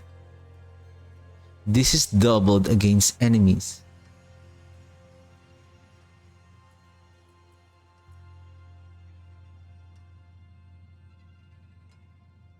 Hmm.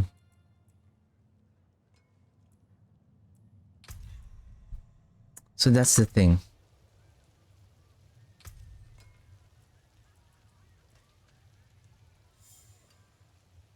And it's not just the barrier. The lucky hit. The only way, did I say, volatile skeleton on Army of the Dead would be better if their frequency is dependent on the attack speed and should be consistent on lucky hit upon impact.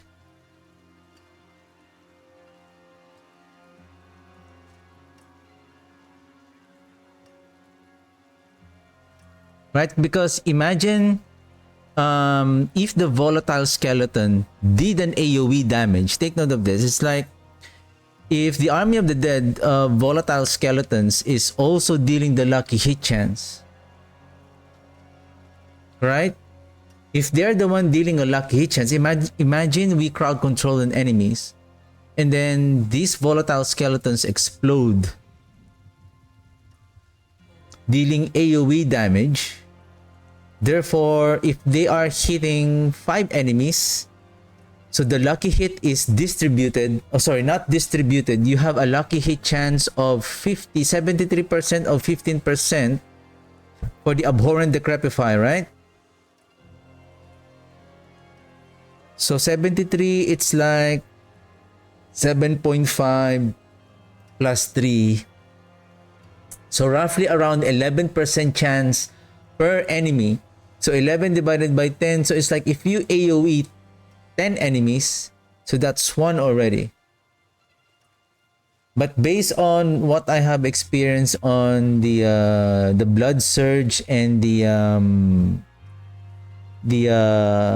soul rift, it procs the decrepify more often, even at 20 to 50%. I believe lucky hit on I think 25 to 30 is on the lucky on the soul rift. Army of the Dead has 73, but it can proc the decrepify more often. That's why I was surprised that it can't reduce. We are now already just 7 23, so we are now behind by just 16 seconds. But I do hope that, did I already mention that Kalan's edict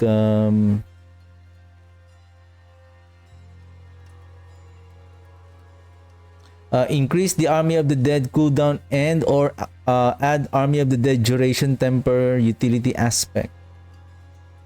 Okay, I have that comment already.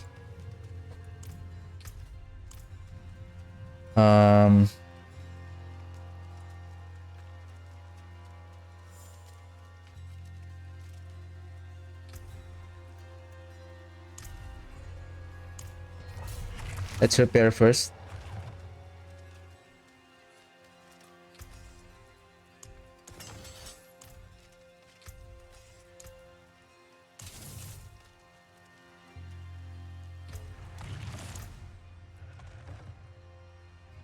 Resistance. Let's go this path and get this one and this one. This is just 3, 1.5, 1. It's just 6. Still not even. Did I add that? Give me a second. So I would say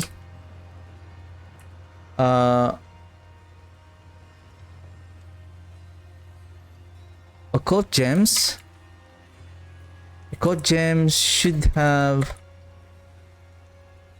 12% resistance instead of 8.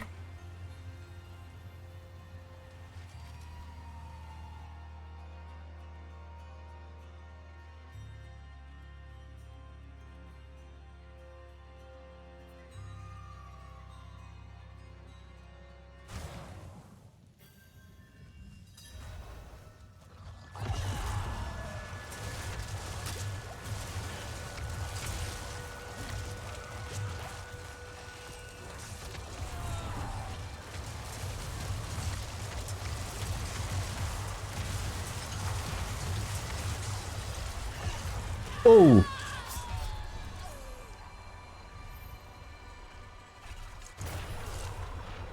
The fire explosion.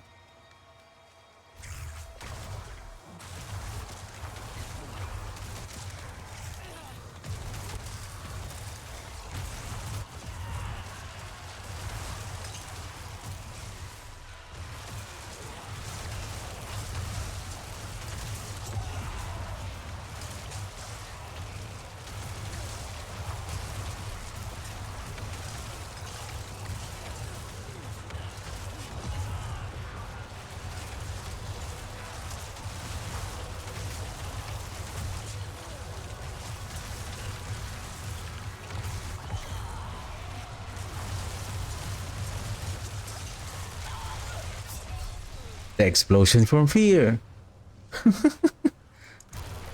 We are so fragile.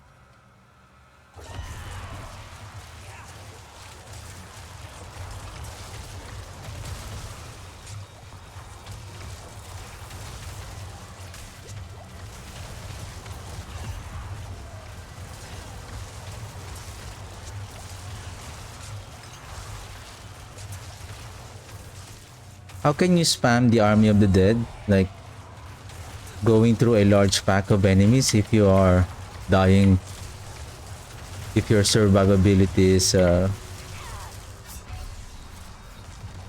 engage.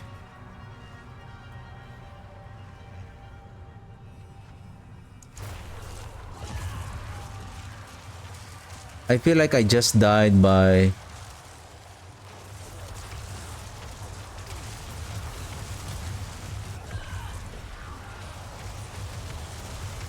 13, 12, 5, 4, 3.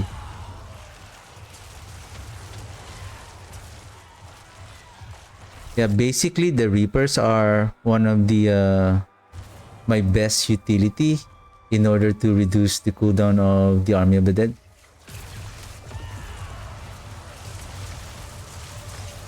$18, $12, $11, $10.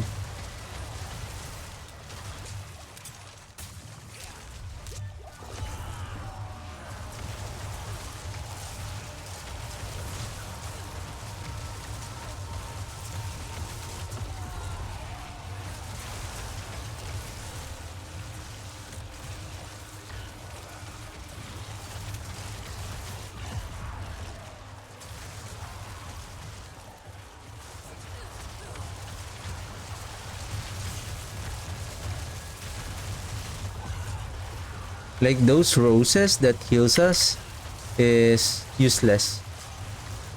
Because if we are getting one shot,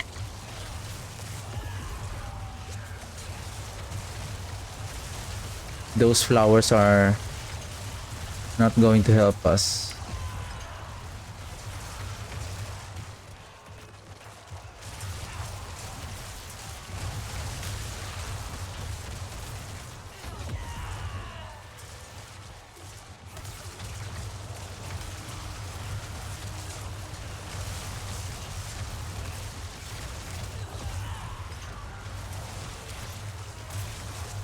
Whoa!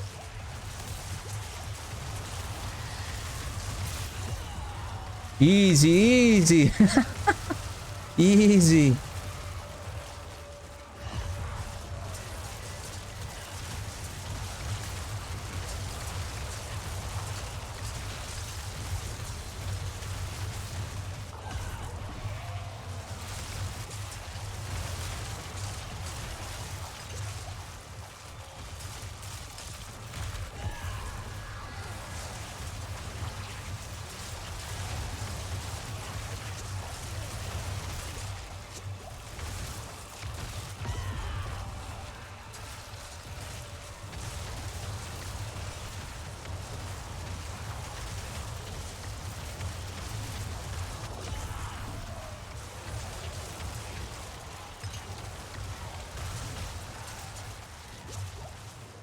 Why you are not killing that elite?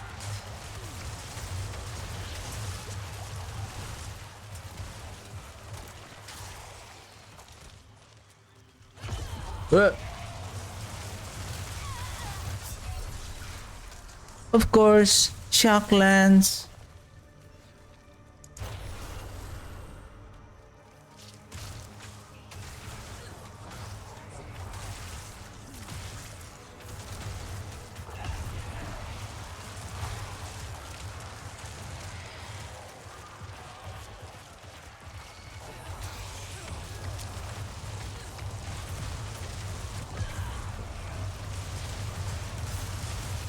What? Was already over? Wow, that's cheating.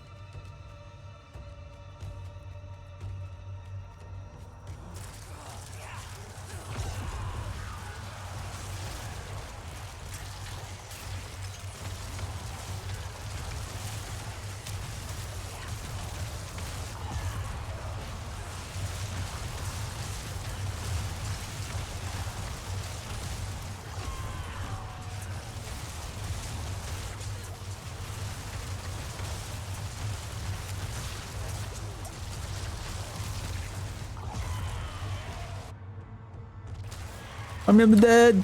Army of the Dead! Hurry up! It's gone!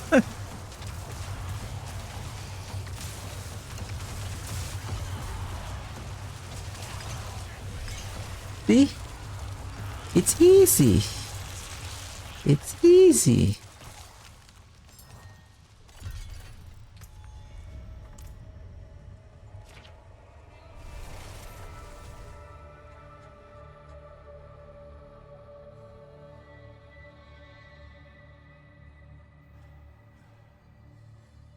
So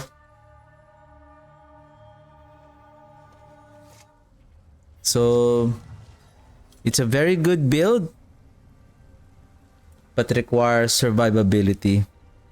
I don't want to get the survivability on the witch power. It's because it's a seasonal mechanic. So what if the next season doesn't have this powers to get some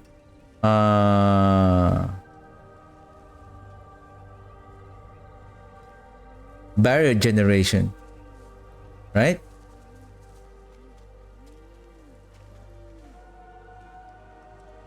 It is done.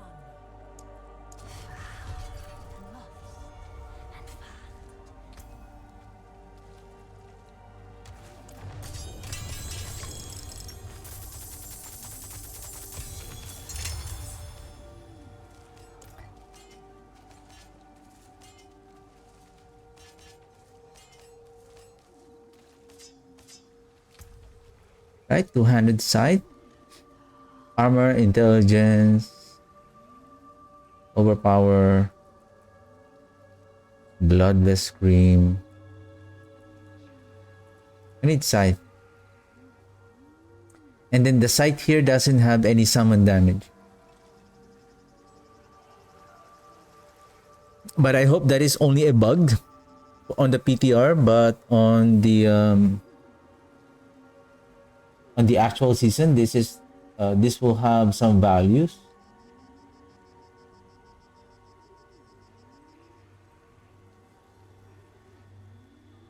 Chance for Army of the Dead to deal double damage is, I believe, master working this, the best affix that we need to hit is the chance for the Army of the Dead to deal double damage. That is the ideal aspect to master crit.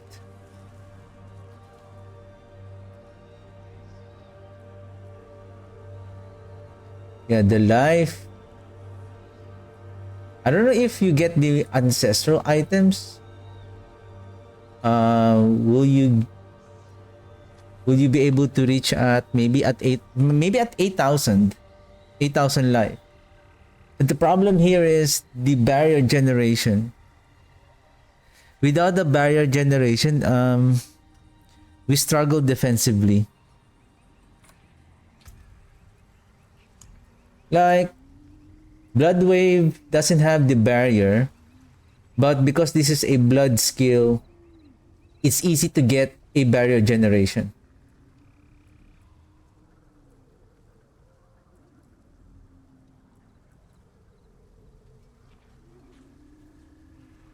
Increase damage while healthy.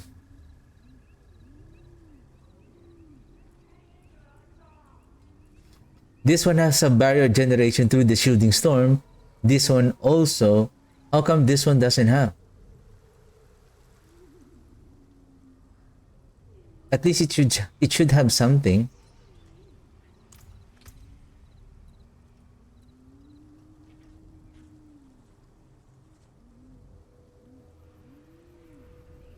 See?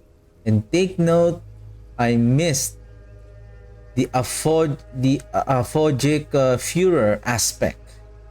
And we are still dealing good enough damage.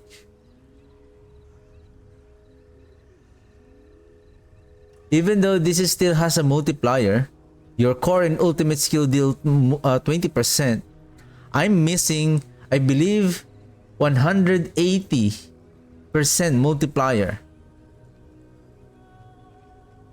Casting an ultimate skill increases your damage by 30% for 8 seconds and gain 4 additional skill ranks. 4 additional skill ranks. Therefore, this will further increase the cooldown of the Army of the Dead.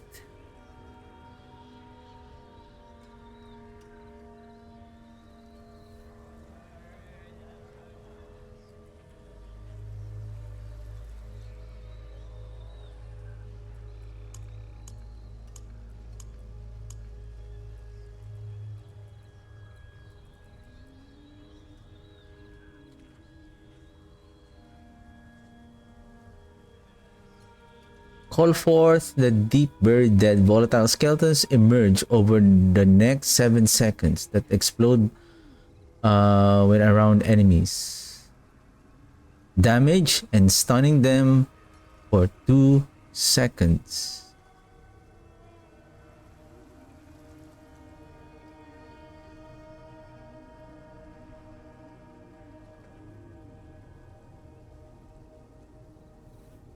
This is also a means of crowd controlling if we are struggling with essence. Actually, I can replace... Oh, this one is good. Yeah. Where is the occultist? Let's have a look. The aphogic Führer.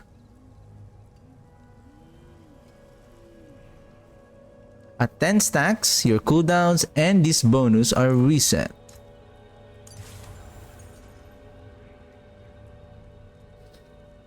But still, see, even the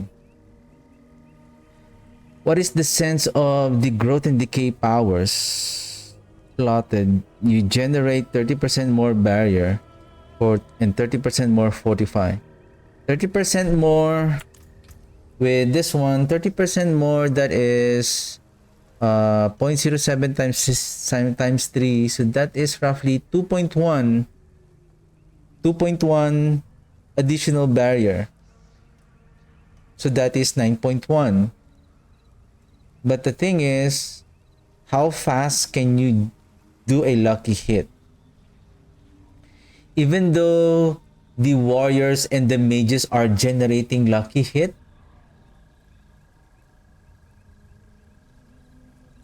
but how about I also make that maybe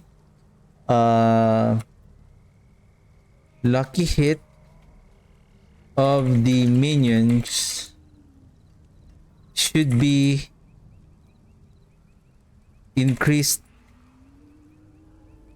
to 25 to 30% at least. Because basically, I don't see that they're proccing lucky hit. Especially the Reapers, right?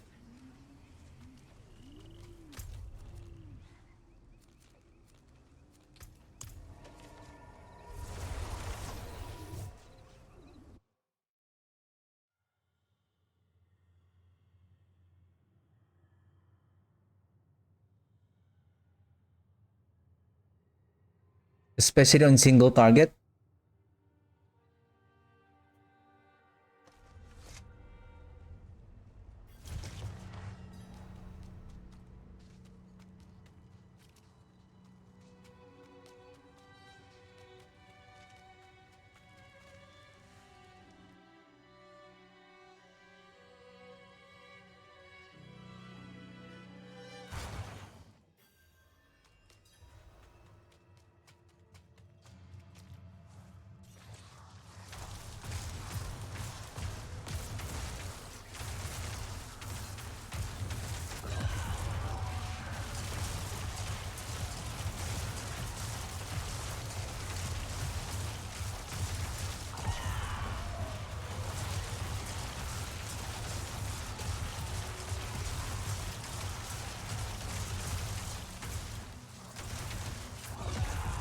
$21, $20.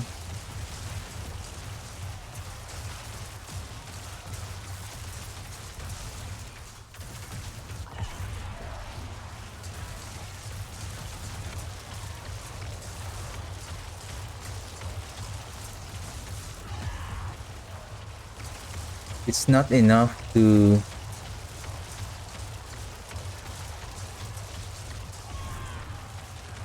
$20.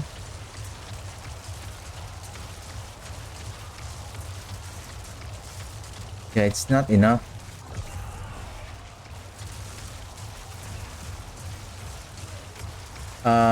Wait a second.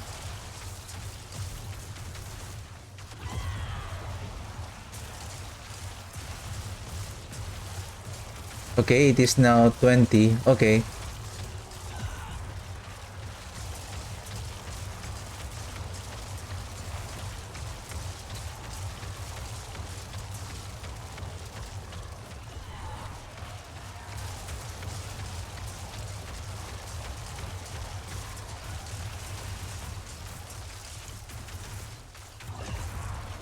How about they give essence?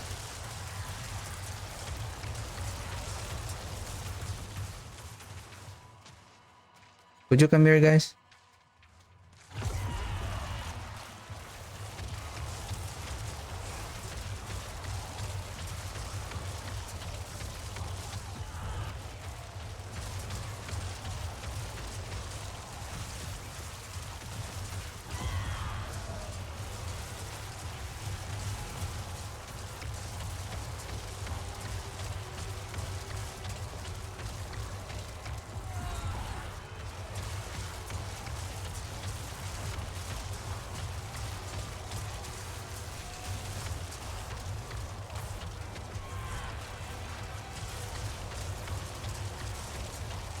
The essence is still not enough.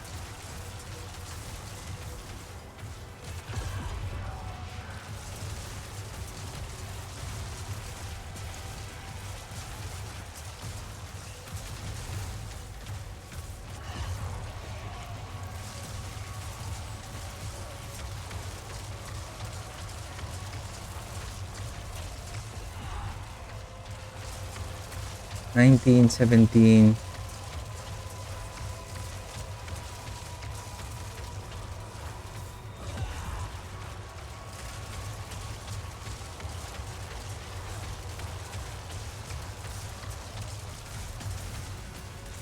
It's still behind.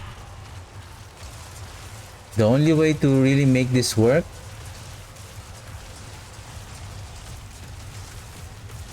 I'm gonna place it here. Change Curse Aura with Embalmer. And then Fast Blood here. So that as we pick up Blood Orbs, we reduce the cooldown of the ultimate more frequently.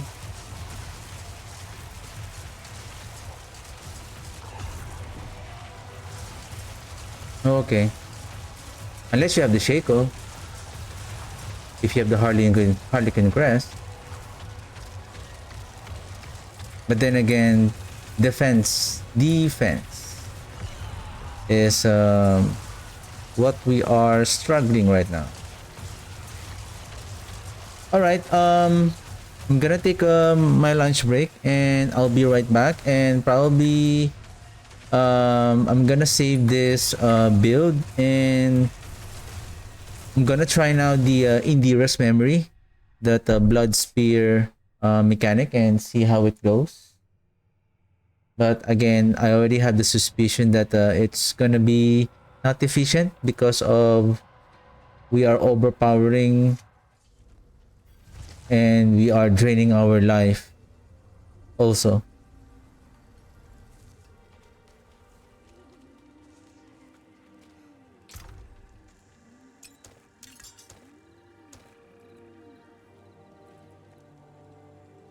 Mm-hmm. I carry the best shards of the heavens. Blacksmith.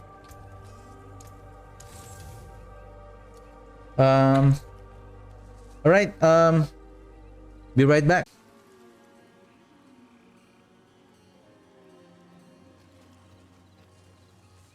Barshan is active. Let's pay her a visit.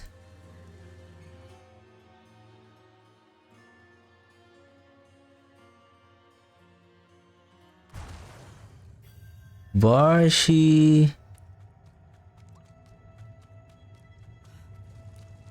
Where are you, Varshi?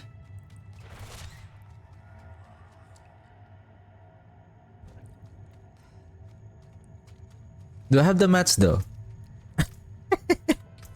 Where's my mats? I think I can get it from maybe never mind. I'm just gonna test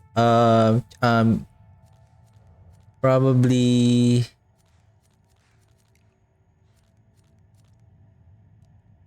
what do I need to check?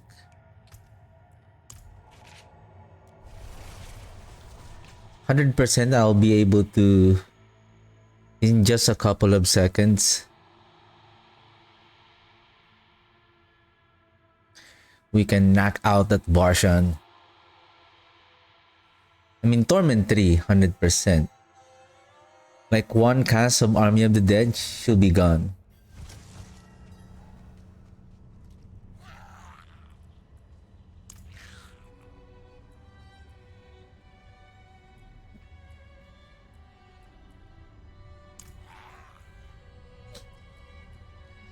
Progression, Paragon board.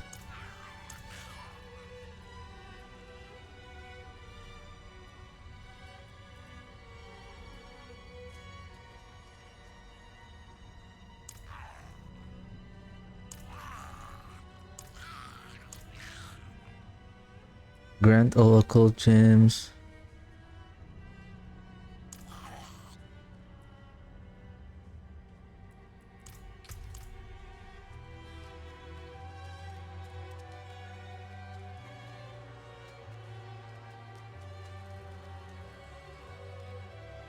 Let's check out. Ooh. Before I forget. Where's the armory? Do I have the armory here?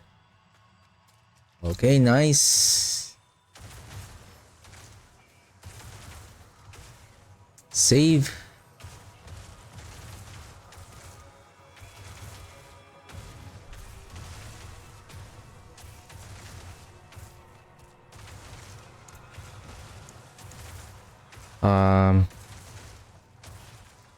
Army of the Dead.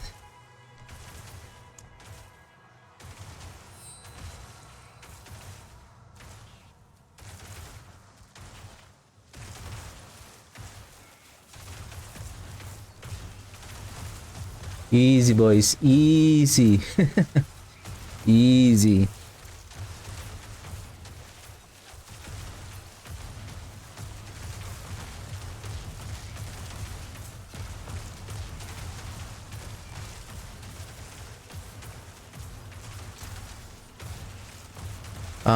Indira's memory.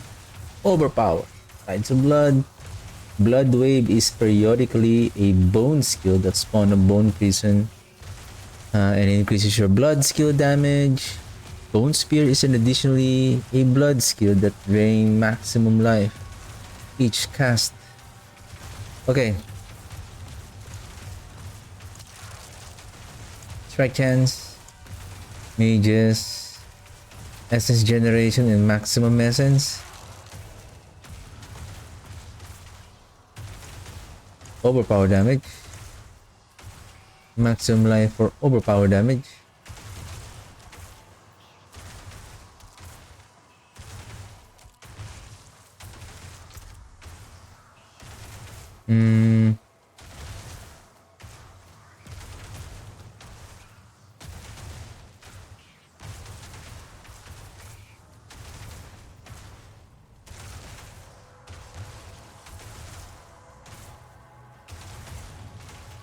Piece of Fate. Attack speed up to 9.7, 8.6, and then crit chance, lucky hit chance.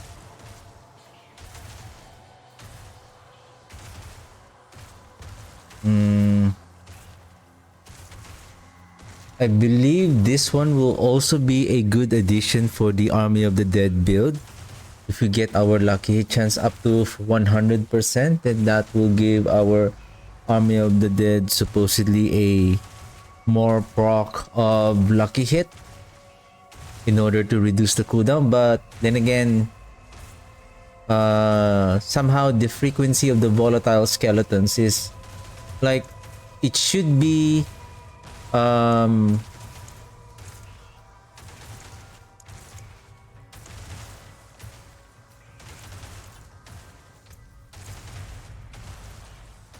the attack speed should be dependent also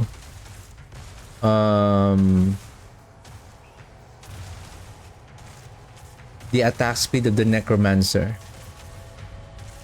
because the reason why you're also investing attack speed so that you can also attack very fast, therefore the volatile skeleton's frequency should be fast enough to deal enough damage in order to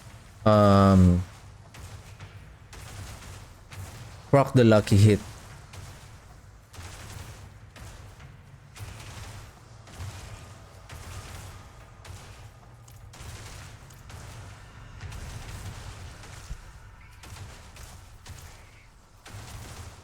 Okay, so we have our loadout. So now I'm going to blood wave. So we need blood wave.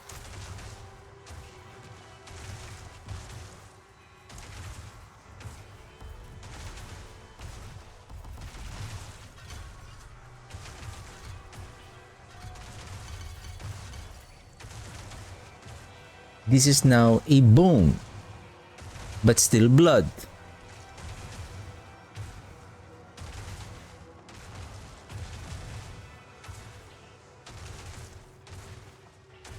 On maximum rank, healthy and fortified bonus. What is the max rank?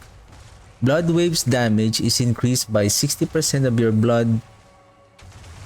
your damage while healthy and fortified.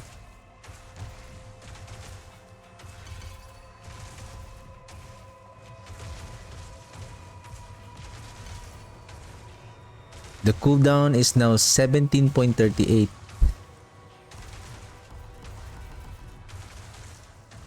19.8.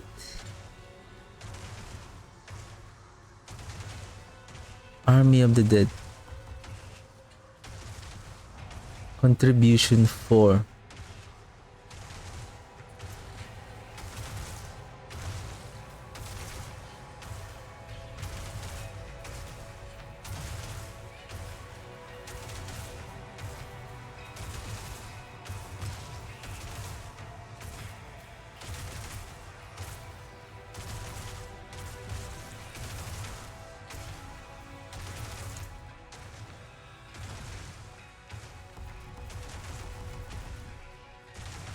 $33.98, 28.32. So the Army of the Dead has a longer cooldown, like almost 5 seconds more compared to the 28.32. They have the same. So Bone Storm and Army of the Dead have the same cooldown. Now we do this.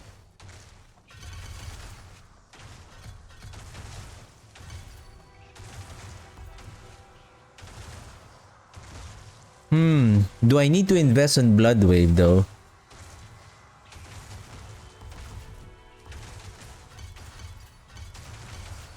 Though I'm only after for the cooldown. Because that is, how much is 28 against 23, so it's just approximately 5 seconds. So that is a decent amount of cooldown reduction. Then we get Golem. This one. We don't need Hellbent Commander. We need this. I need this. I need Finality. No more mages. This one is okay. I need this too. But since we are doing overpower, or should we just go ahead with that is why should we go with overpower? But the problem here is, but let's just go overpowering because that is the intent of the pant, to do overpower.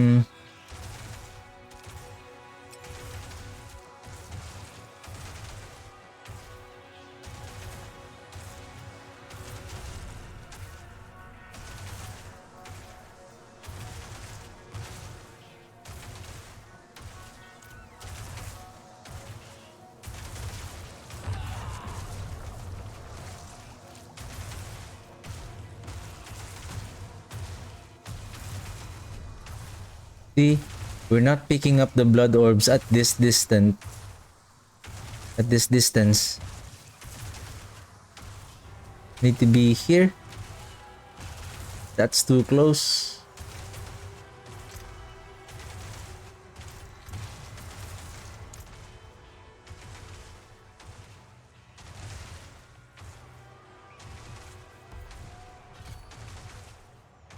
So we should go here. Do more overpower through the Tides of Blood. Receive healing. I feel like I need healing. Do I need tendrils? Probably. Vulnerable. Again, what is our means of... Maybe I can do this. Fortification. I think that's fine. Grim Harvest. And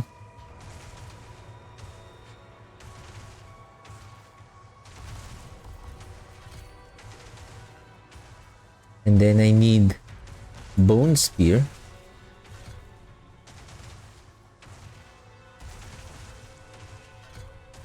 I need more core skill.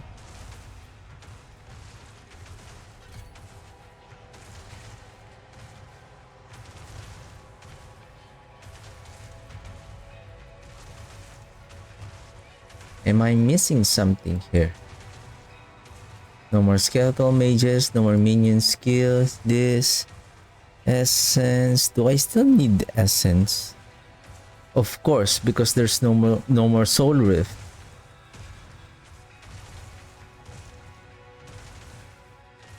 Somehow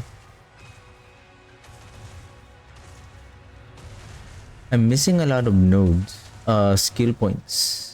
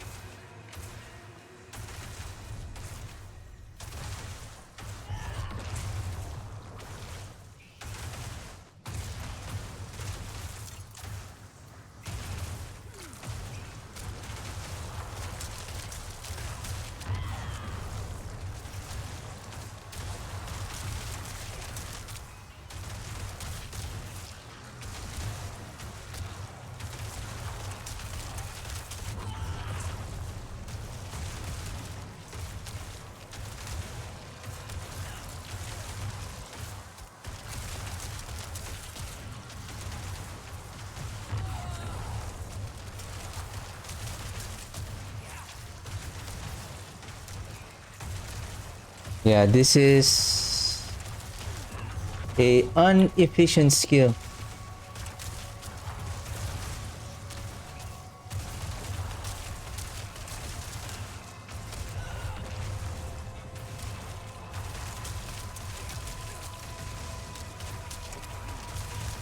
Yeah, we don't have any means of healing back. That's another thing. So I don't want to rely on the witch power. Again, how can you make this build again for the next season if you don't have any other means of healing? So basically, this is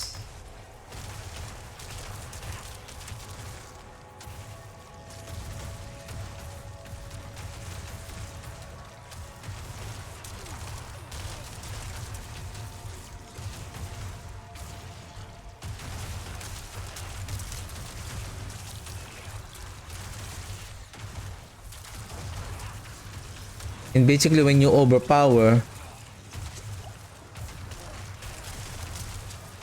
the moment of impact when you overpower is based on the life that you heal. There's no other means of healing, especially you are casting the bone spear. If you want to do overpowering through the bone spear,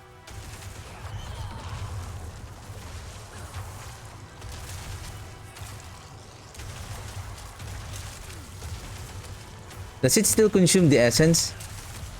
And it does. So at least the essence should not be consumed anymore, so you're basically paying your life. Because the idea of, especially if you want to use a hybrid, like making it a blood skill, but to take advantage of the bone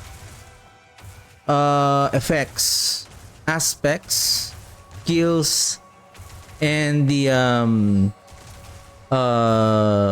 bone upgrades on our skill tree and our paragon board as well, the bone graph board. It's like you want to take advantage to do overpower, but because bone skills have a lot of critical strike damage multiplier, so you're combining those power of the blood to do overpowering and using the bone spear as the bone tag modifier to make it overpower crit more powerful.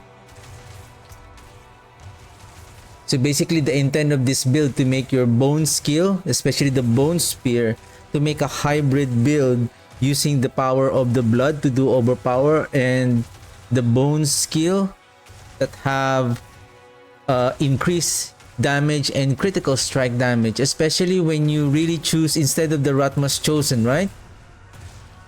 Instead of the Ratmas Chosen, oh sorry, the Ratmas Vigor. And take note, the Ratmas Chosen is not dependent if you're using the Ratmas Vigor. The Ratmas Chosen only requires that when you overpower, you gain attack speed. So here, Ratmas Chosen, it says here when your blood skill, which is your bone spear, is now blood skill, when it overpowers, it gains attack speed. So even if you don't use the Ratmas Vigor, then you can just use the Ossified Essence. And Ossified Essence is increased damage for each point of essence you have upon cast. And technically, because you are also consuming essence as you cast a bone spear and you are also reducing your life, so you are inefficient to do overpowering, plus you are I believe there's still a lot of ways, like essence per second, the aspect of the torment. Is it the torment?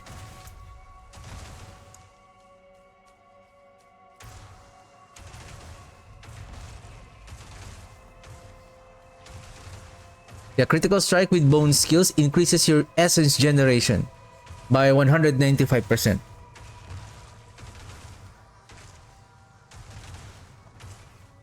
So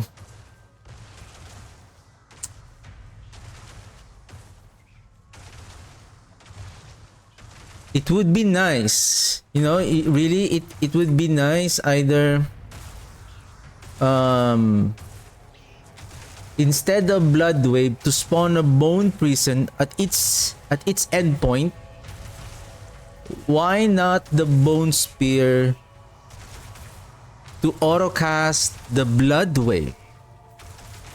Casting Bone Spear will automatically cast the Blood Wave as long as it is ready to be activated.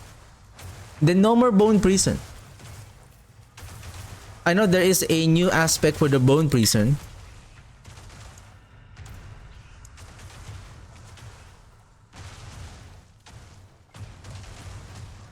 The Bone Duster. Bone Spear is guaranteed to critical strike enemies within Bone Prison and deal 40% increased damage to them. Maybe the Bone Prison is still okay?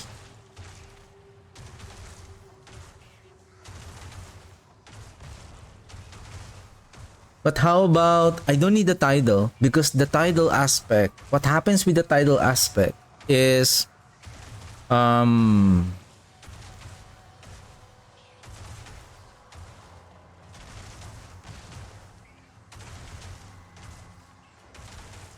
after 3 waves, you cannot cast the Blood Wave on after the 3rd wave is already done. I feel like Tidal is still okay if you're using the Indira's memory, as long as the Blood Wave is additionally a bone skill, right? And then on the second sentence, on the second paragraph, Bone Spear is an additional blood skill and drain maximum life. Each cast, after each cast, auto cast the Blood Wave.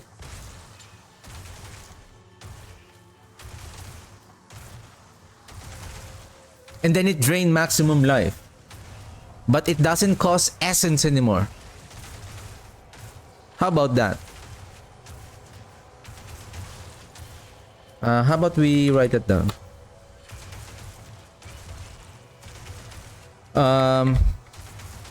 Indira's memory, unique powers. Oh, by the way, my FPS is dropping because I'm moving on a different monitor. As I do the if I type on my second monitor, the game is not lagging. It's just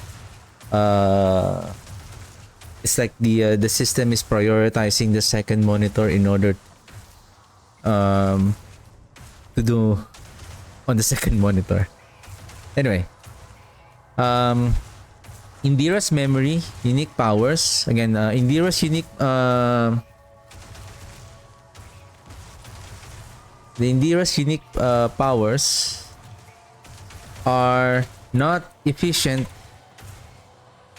for the Blood Spear to deal overpower damage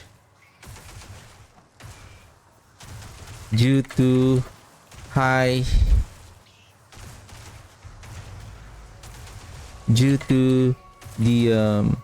high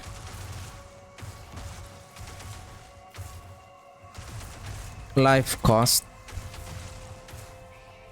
and still consuming essence at the same time.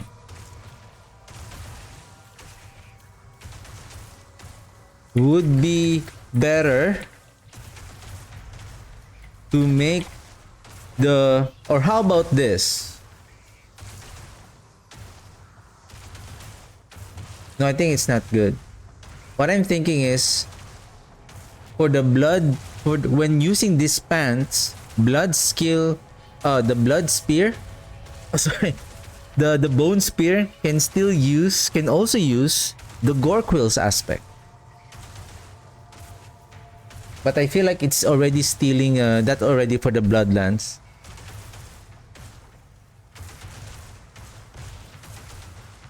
Or how about not paying life anymore, you know?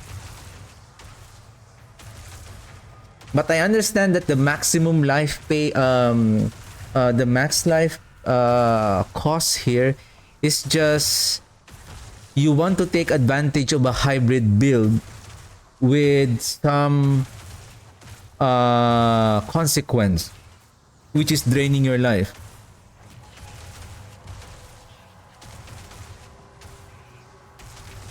Okay, would be better to add on the unique power to auto pick up blood orbs, and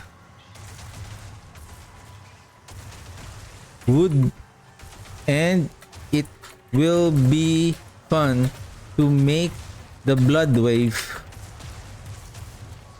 to be auto casted when bone spear to be casted when bone spear. Give me a second. We need to be careful, because if we say blood wave to be auto casted when bone spear is casted, so meaning if I'm not using dispense, how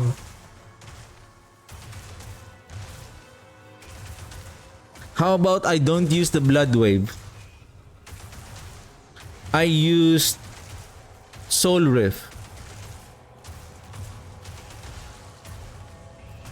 The coding of the game might think that, okay, I'm gonna cast the blood wave even though you're using the soul rift.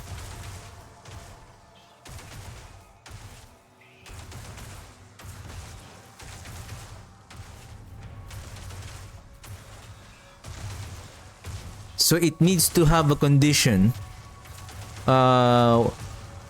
It will be fun to make the blood wave to be auto casted when bone spear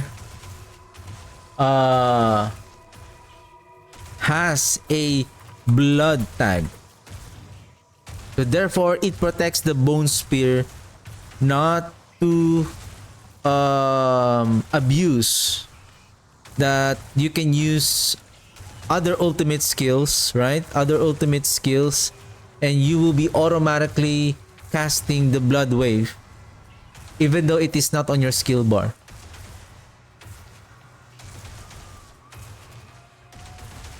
Right? So, Indira's memory unique powers are not efficient for the blood spear to deal overpowered damage. To deal damage due to the high life cost and still consuming essence at the same time.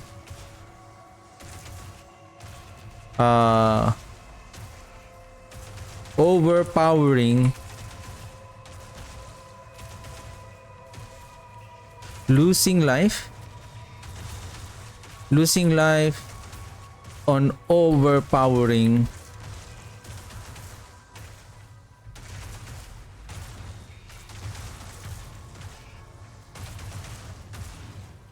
losing life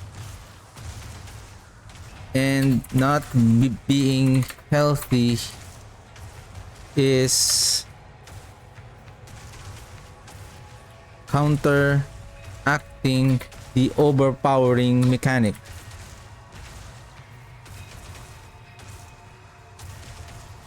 So would be better to make the would be better to make an add-on. Would be better to make to add a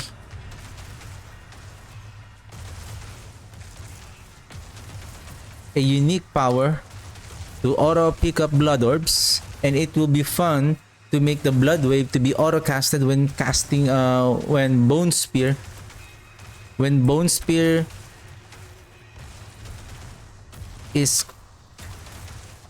has a blood tag and when casted, right?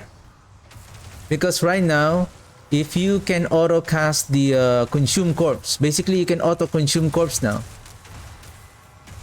See, it consume corpse.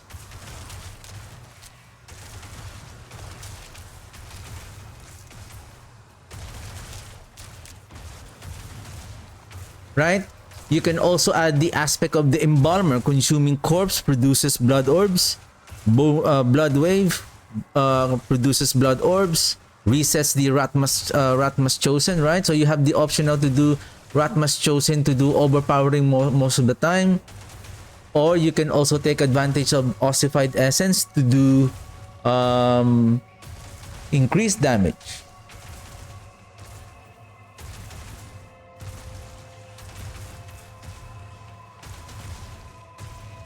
So yeah, I think there's no need for me to test this build further because no, it's not going to work. Let's see the Undying.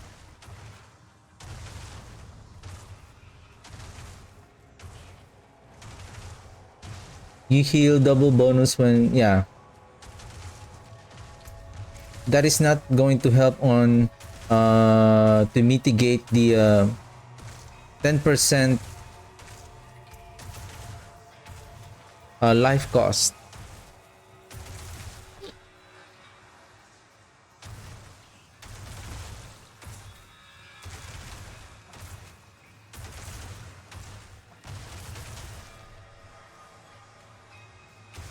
Overpower damage, max life, tides of blood. Actually,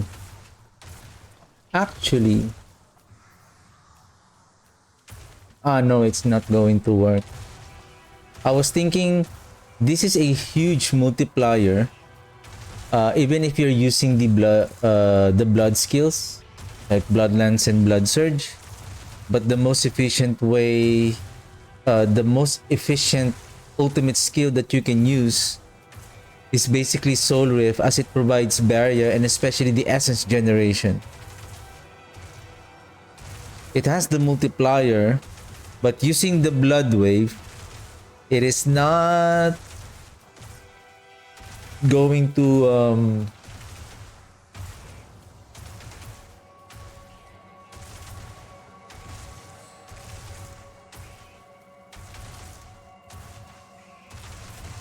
basically there are so many aspects here that we're not going to use. We will not get benefit of, like casting Bone Spear reduces blood waves cooldown by 2 seconds.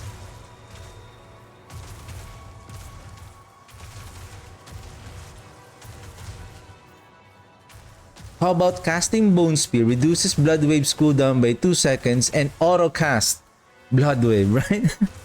Yeah, that would be fun. It's like you don't have to worry about casting so many skills.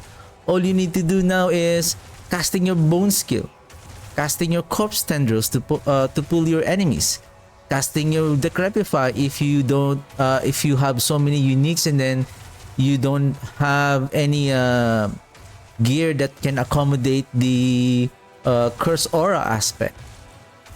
At least you're only now focusing on 3 skills rather than you need to worry about this, and then you have to worry about this, and then you have to cast this, right?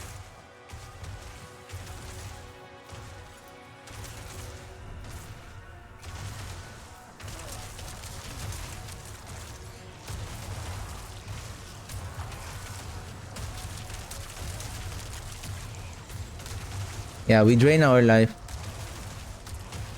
Nah. Okay, there's another one.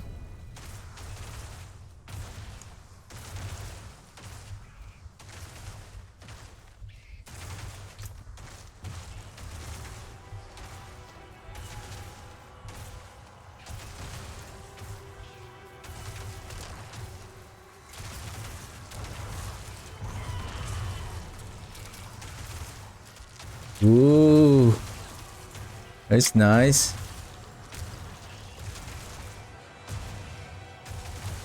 So you need boom. That is a cool build. Bloodlands Gore Quills, right? Bloodlands Gore Quill. Then boom. But the thing is it dependent? Does the blood wave is dependent on our attack speed? How about we go to the occultist? Like boom, smash, smash, smash. Like if you are smashing like 1, 2, 3. That is slow.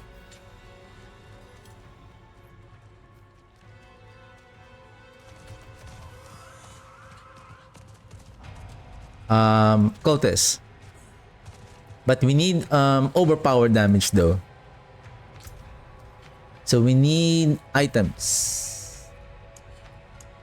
If I will place the items here,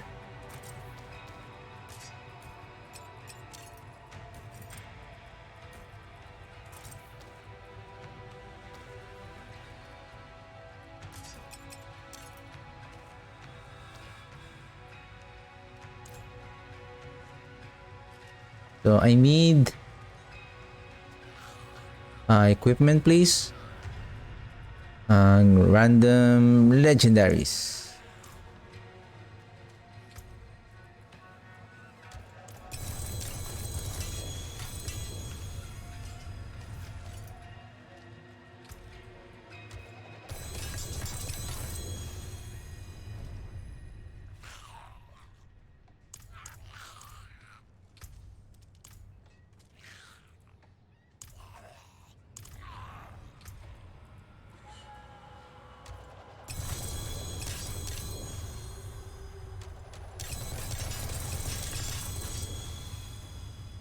Helm, gloves, what else?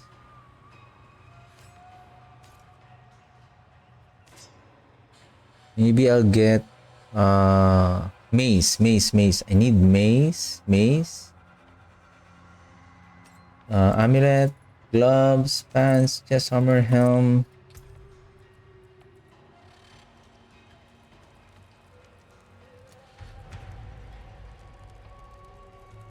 Iron Maiden, max life. I mean, I think I'm okay with the max life. Dodge chance, max life.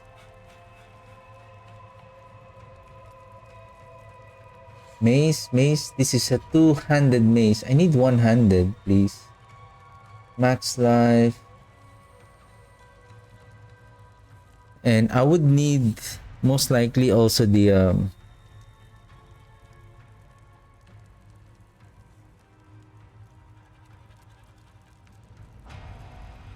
aha.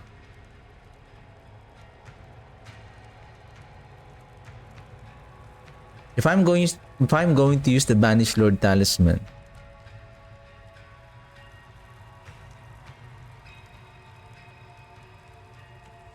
I don't think that there is a use for me to use the Banished Lord Talisman because Blood Wave is not a core skill. I can only take the benefit on the Banished Lord Talisman for the I believe life and overpower damage and the multiplier when we overpower crit.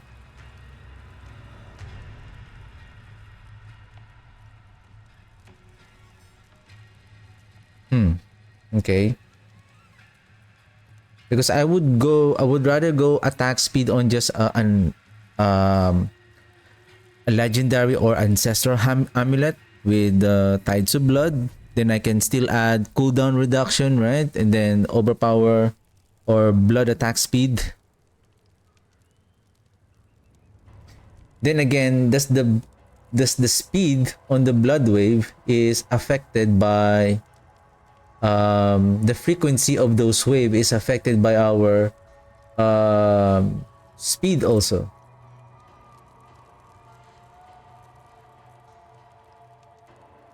Oh, nice.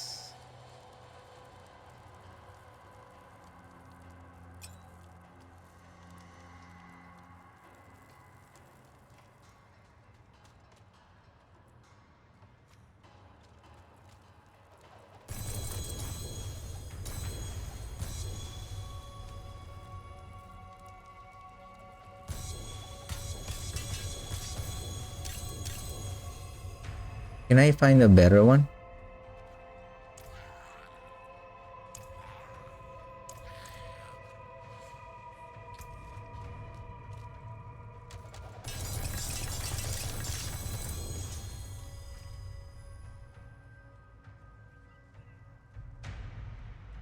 Any ring? Okay, there's another one. Live crit strike damage. Let me use this for the meantime.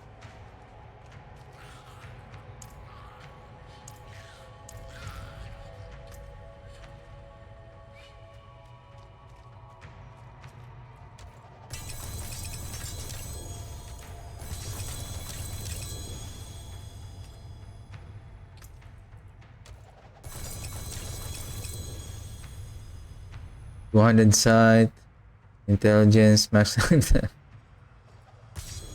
chest. Okay, L. I'm dropping so many garbage here. Focus. Okay.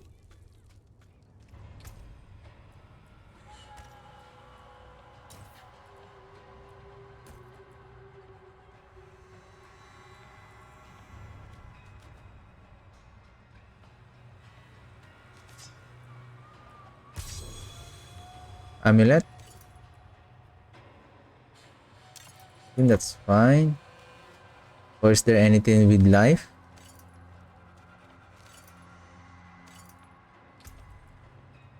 Life. There's life. No life on this one. Need life. Movement speed, total armor.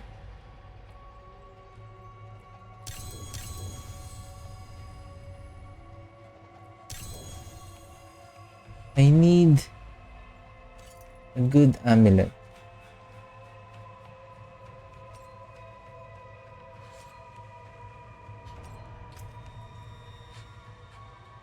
Okay, with life. Or this one. Okay, this one is okay.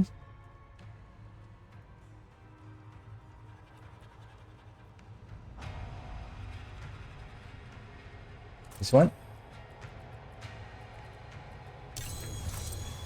Okay, nuts. There's so many garbage on the ground.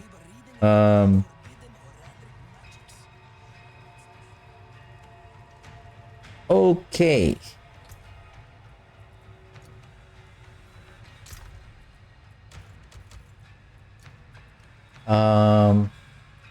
Kessimes. We need offense. We need tidal. 100%.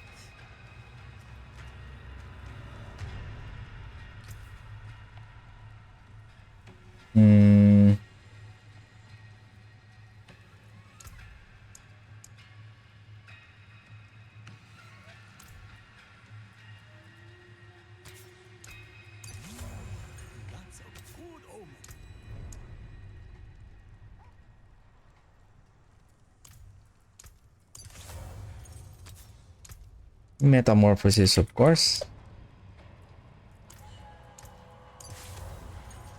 And then, so we have tidal.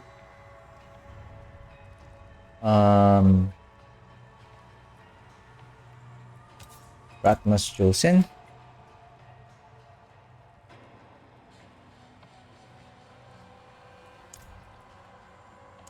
Huh? Got bug again. Now for the damage.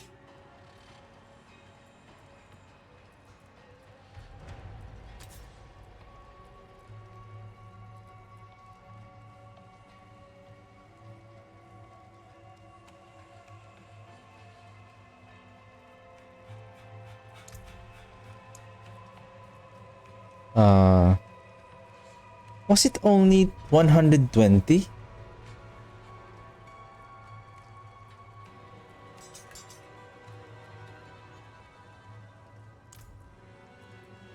That's a huge increase. That's nice.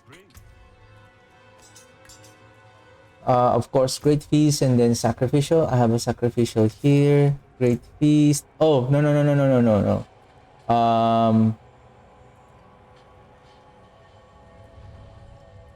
Well, Sacrificial is here. That's fine. I feel like here should be the Aphogic.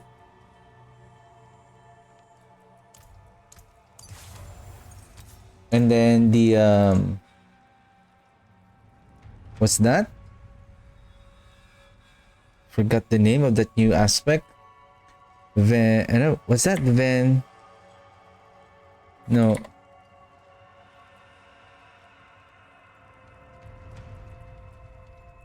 Vehement.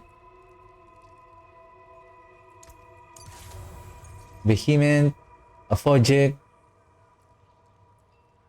No, Aphogic should be here.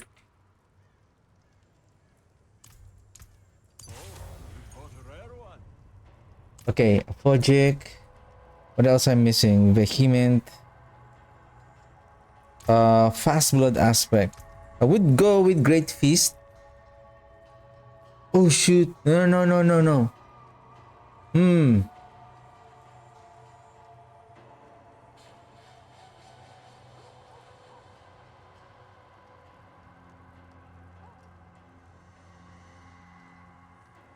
I have two options. Go with Fast Blood. And then I'm just gonna walk over on those blood orbs in order to reset the cooldown of the blood wave. Or I will use the Bloodlands to use it as a utility skill. And then with the Gorkwill aspect, it will help me on picking up the blood orbs. So I'm thinking maybe I'll drop the Ratmas Chosen, use the Gorkwill aspect here, and then Aphogic would be the Fast Blood aspect. Because I can still roll for attack speed here, and then attack speed here, and then blood attack speed on all of the weapons. Can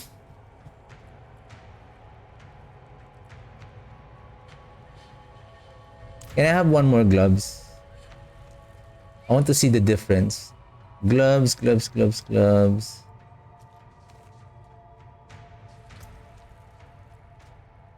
I need attack speed.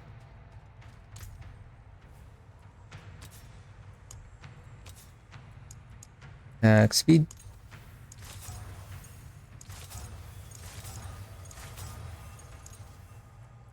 Okay, there it is.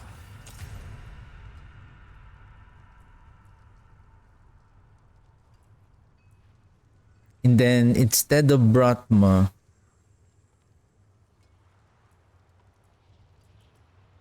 I'm just gonna use okay,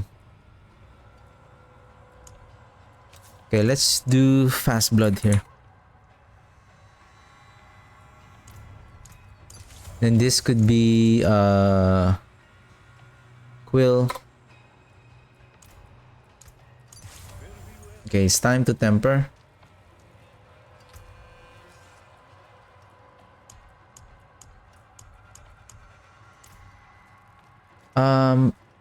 I don't have the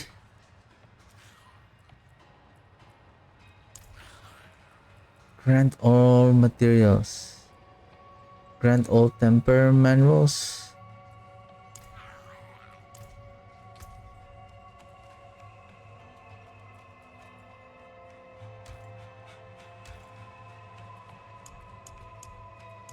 I'm talking about the do I need to farm the pit to get that I'm looking for the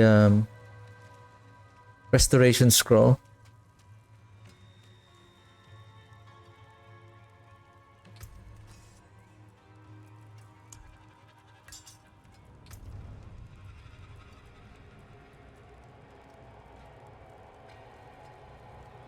Blood attack speed.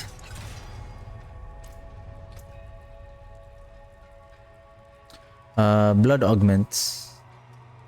Blood wave to deal double damage. Okay, that's fine. Blood attack speed. Good.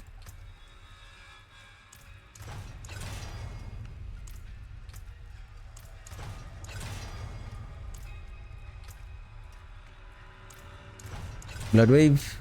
Nice. Okay, it's fine. Speed. General speed. Okay. Let's roll for the movement speed also on the thing is we need essence though. Maybe we don't need the essence. Yeah, we don't need the essence. Just only for a bit, just to cast the bloodlands. If we need the bloodlands.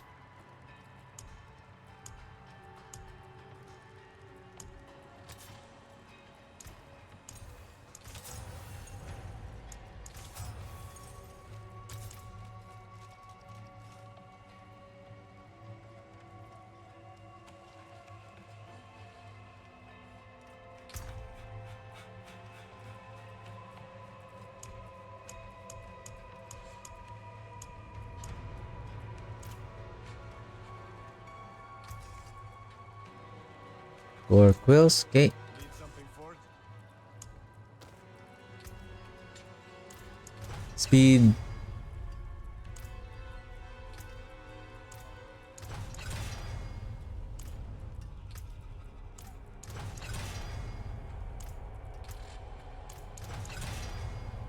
Uh-oh.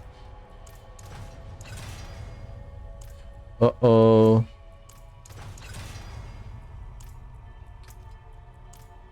Last one. Nice. I still have one more. Profane innovation. Tendrils. Corpse explosions. Eyes.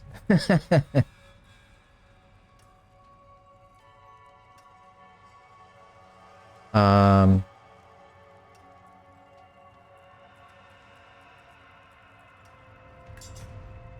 This is now good. Okay. Ultimate cooldown.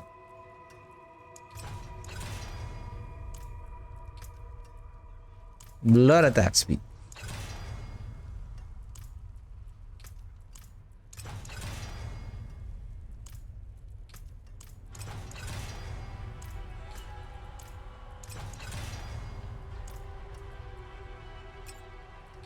Okay. Ultimate.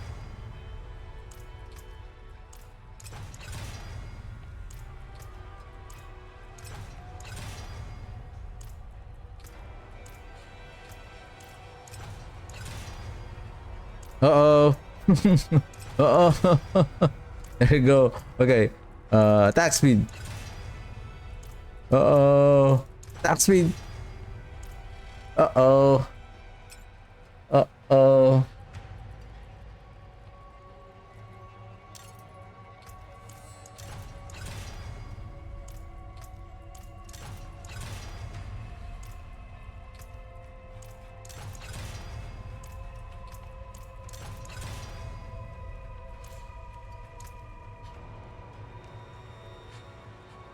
And it doesn't show also.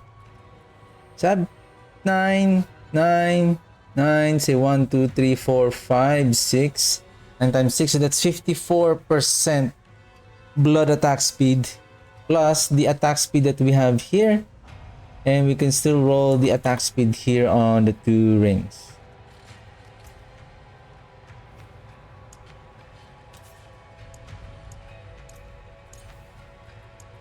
Gotcha.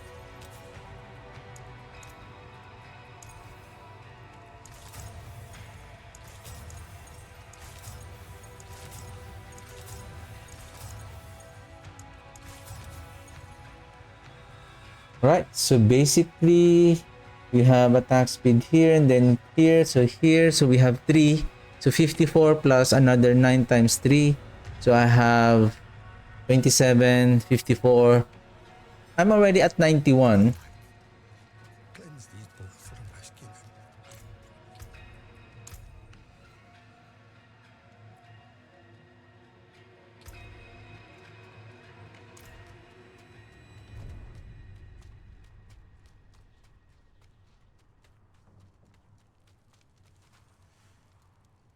What I need is corpse explosion.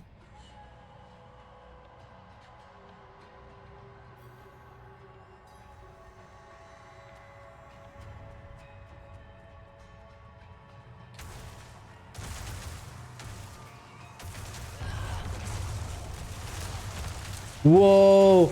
That was fast! Nice! Oh! Pass again! Boom! Oh! That was fun! Boom! Boom! Boom! Boom! Oh, this is fun! Like a bone... You know, this is not a blood wave. This is what we call bone slap. Bone slap. A blood wave slap. Or wave slap.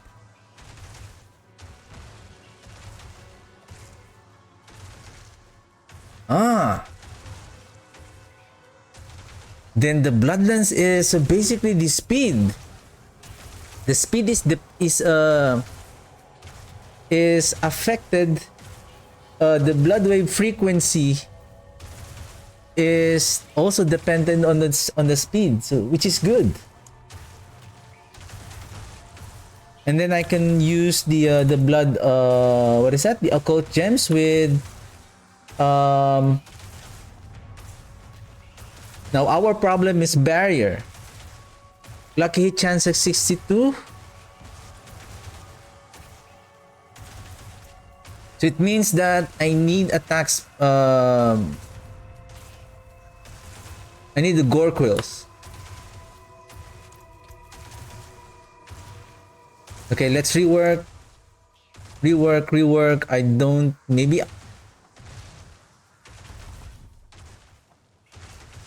No, my problem here is essence.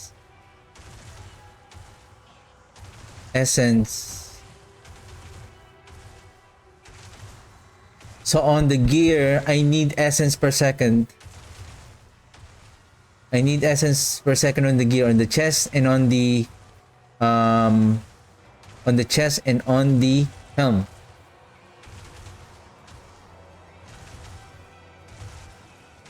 This one is okay. 5. This is good. This is good. This is good. This is good. Hitting enemies with blood skills have a 30% chance to fortify you.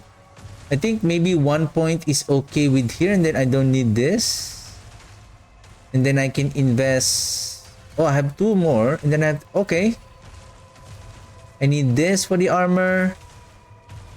I don't need this. Then I need 1 point on the bloodlands. And maybe I just need 1 corpse explosion just to.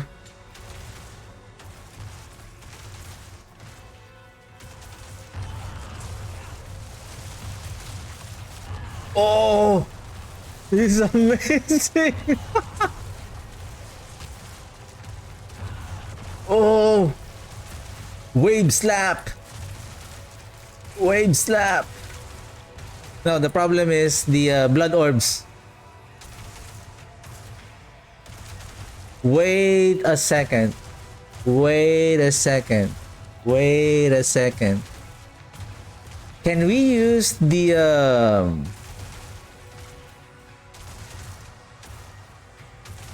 blood wave now forms each time an enemy is hit by a wave? They take 9% more damage from your blood wave up to 270. Blood wave cooldown reduction 25%. Okay. Chance for double damage 30. Plus I have 15 here, and then maximum at 25, and then plus this one. That it will reach up to almost close to more than 80% to deal double damage almost most of the time. Damage reduction was 45, ultimate damage at 243. Casting blood wave fortifies you for 70% maximum life. Therefore, we don't need this. Where can we still invest?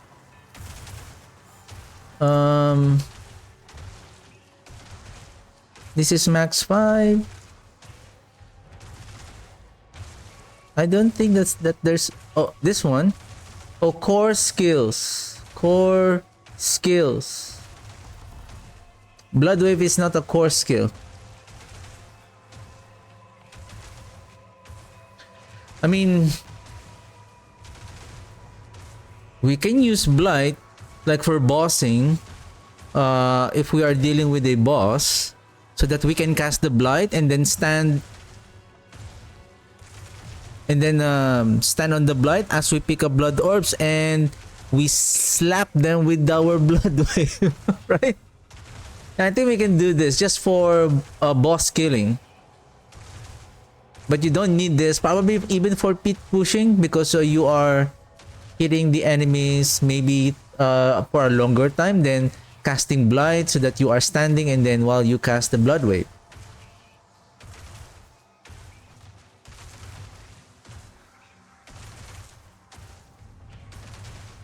I think one of the rings, this is already 20.56. I think I don't need the cooldown here. The ultimate cooldown. I think I don't need the cooldown here. What I need is essence from the blood orb. Okay, I'm excited to let's go back to the occultist and then can't imagine that the Kessime's legacy would be that much fun. Making the blood wave.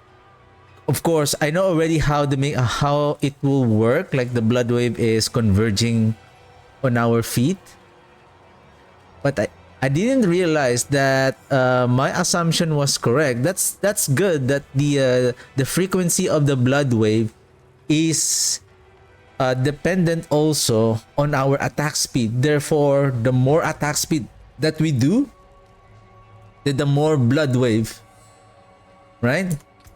But then again, if we are using the tidal aspect, now this is the problem. If we are using the tidal aspect, we spawn blood orbs, 6 blood orbs per wave.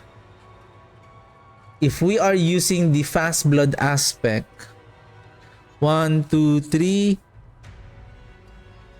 I'm gonna check this out. If the fast blood aspect, 3 seconds cooldown per pickup is not too much,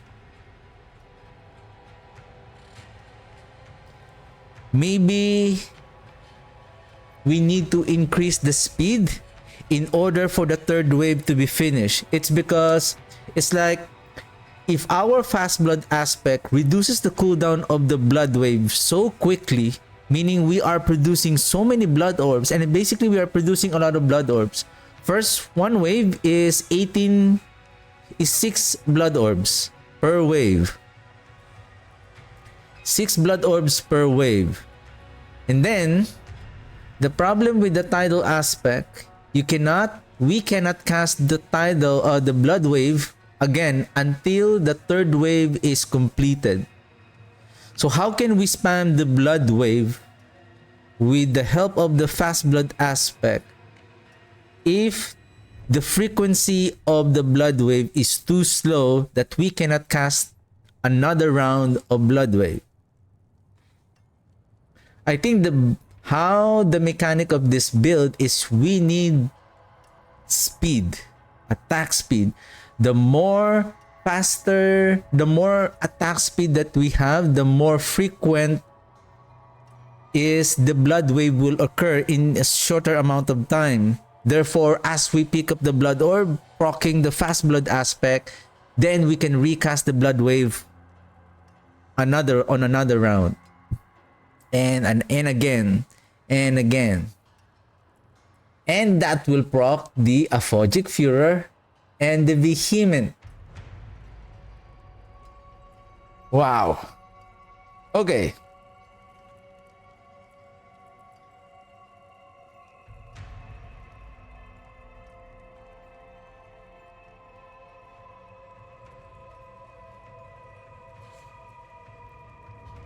Blood wave, blood wave.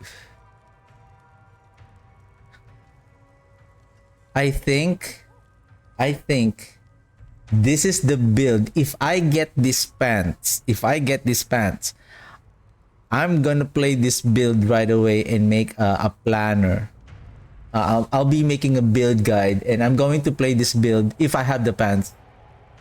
If I have the pants, I'm gonna find these pants, and I'm gonna play this build as my first build on season 7. This is going to be exciting. This is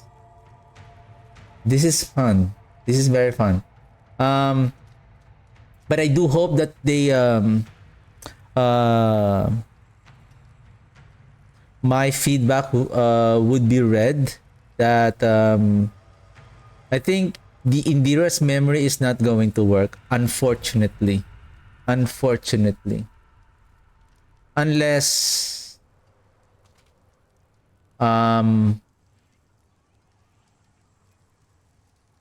because they want the pants to do overpowering. How can you efficiently overpower if the bone spear, the skill that you want to cast on the mechanic of that unique power of that pants, if you are spending life, which counteracts the mechanic of the overpower mechanic that you need to be more than 80% of your life. Of course, I would say the person who made that pants would say, that's the trick. You want the build to be hybrid, but there is some kind of a consequence on doing that.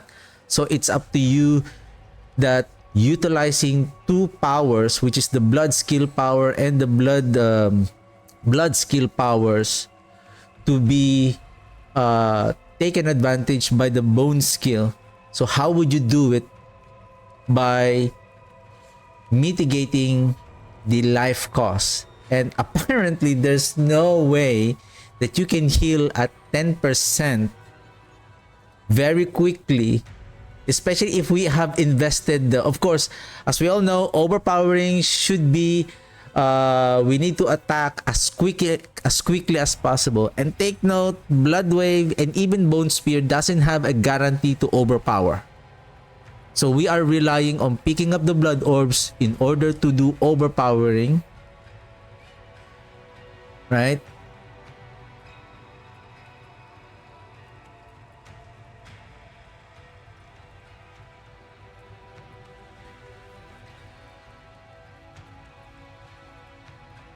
I have 2 more here.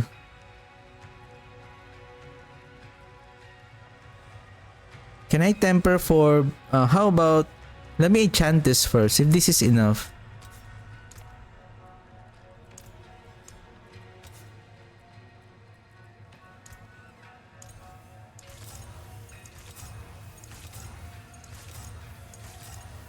Oh, I got 4.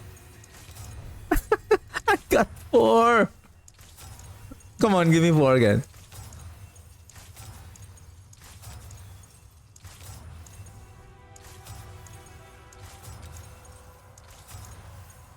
There you go.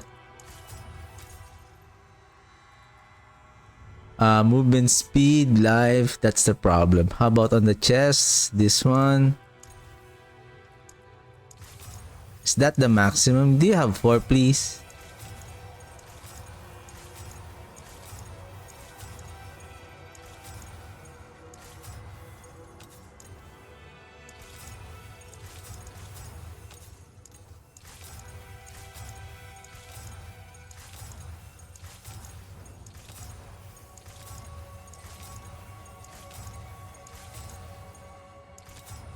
Is it 3 is the maximum?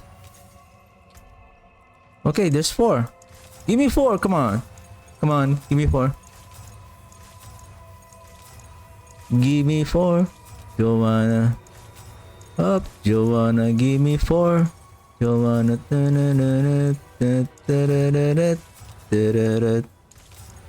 Give me 4. Joanna. There you go. So I have 4 plus basic of 3. So now I have 11 essence per second. Okay. I need to rework on It picks up those. I don't need maze. Oh, there's a maze. See? Why do I always get this constellation? What? Overpower. I need this. I need that.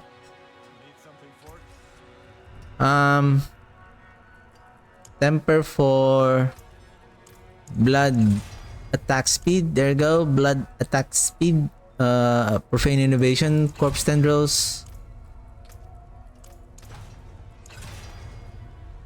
Okay, good.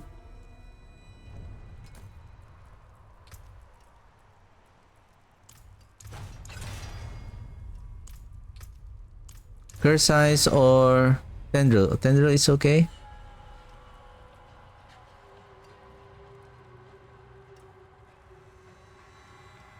Maybe I'll try to temper. Okay, blood orbs. Come on, give me blood orbs. Nice.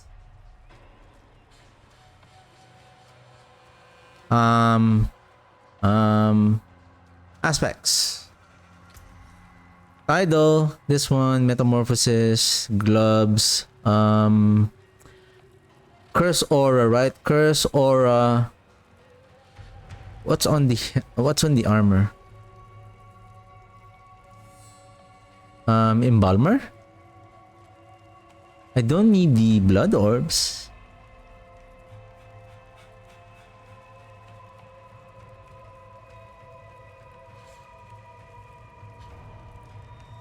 Um, um, um, um, um.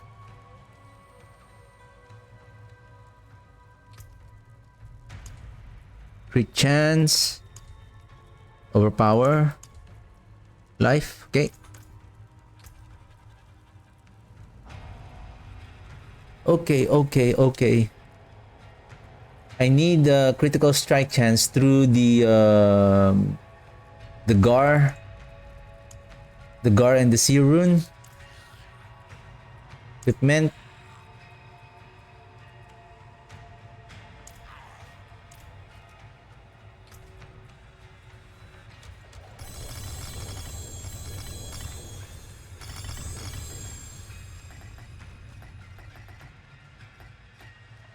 Actually, I need Sal.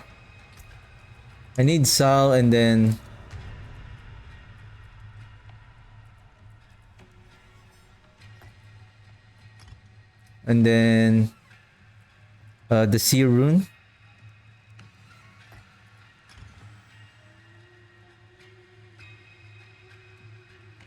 Overflow. Gain more maximum life. Basically, I'm not overflowing.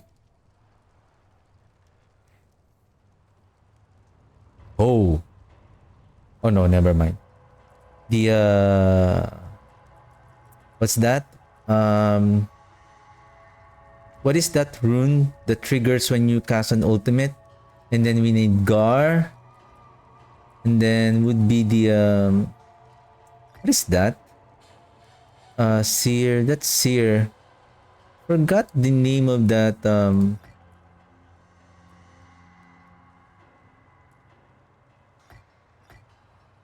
Is it the Loom Rune? No, Loom Rune is primary resource. Oh, right. I can use this one. But I need the life to do overpowering. I think the Zan Rune. The Zan Rune I'm referring to. There you go. Zan Rune to proc the critical strike chance as we are doing ultimate skill most of the time. Okay. Casting 5 skills. Oh, okay. Give me a second.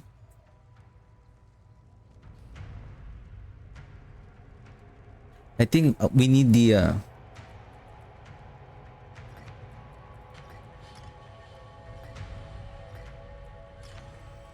it should be the Zan Rune here. Now, how can we proc this one if we are casting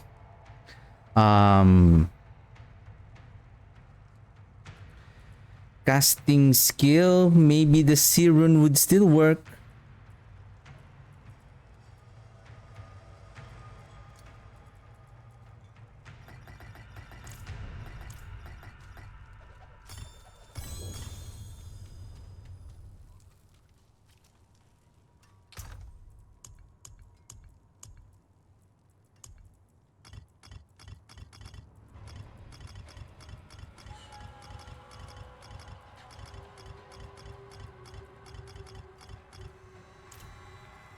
Yeah, I also hope that the dungeons, how about we give that as a feedback? Um, the dungeons and the where am I? 17. Uh, uh, Nightmare sigils, rune words.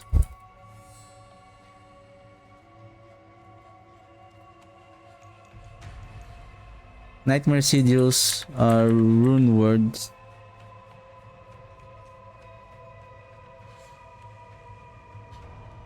Should have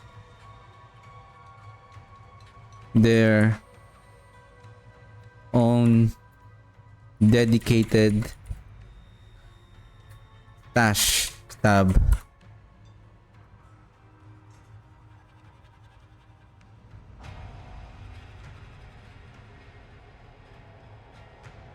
That is excluded.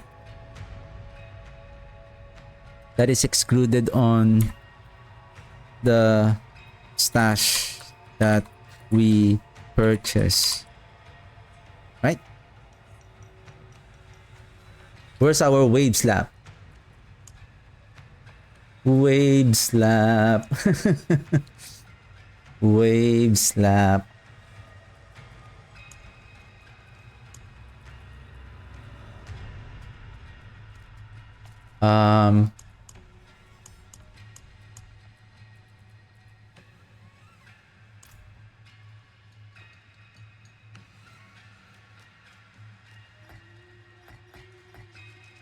Well, I would say also is the Tam rune would be ideal here.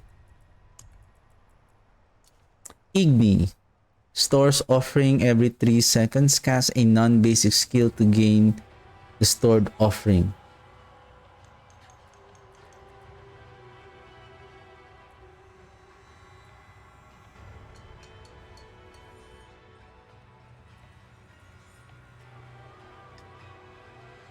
Okay. Okay. Sand rune, crit strike damage. Yeah, I don't think I still need the Banished Lord. I can get advantage of the life attack speed overpower, but not the core skill. After you spend 275 of your primary resource, your next core skill is guaranteed to overpower. Your critical strikes that overpower deal increased damage. If I'm going to use this, that's the problem. Probably I don't need the vehement aspect. I can drop the Aphogic Furor here and then Banish Lord Talisman here. This one is now 270 multiplier. Mm-hmm.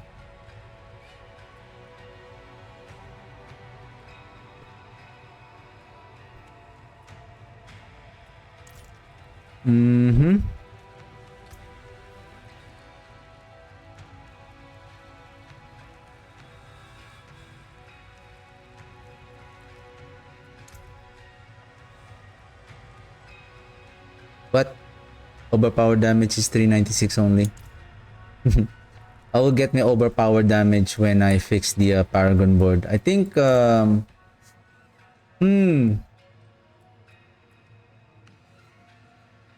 I I think I can take advantage of this. Maybe this one, but not this one. This one will guarantee the bloodlines to overpower, and we don't want that. What we want is for the blood wave to deal the overpower. But this one, attack speed, the bloodlines attack speed, and then cost reduction by 3 seconds. I think this is fine because we don't want to spend we don't want to run out of essence as we cast our bloodlines in order to proc the blood wave.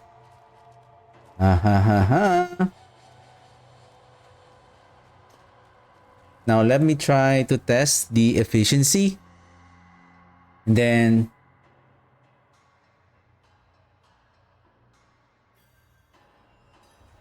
I would say I'll be ready to test this build, and then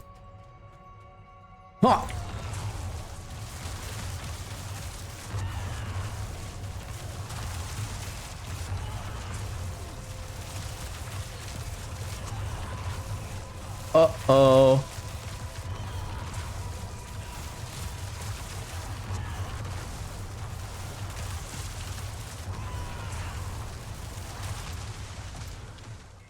Uh-oh.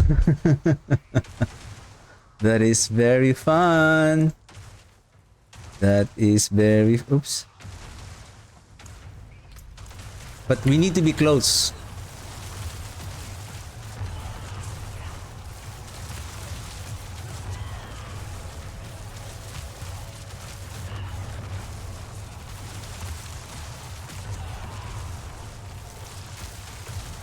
Wait a second. Are you picking up the blood orbs?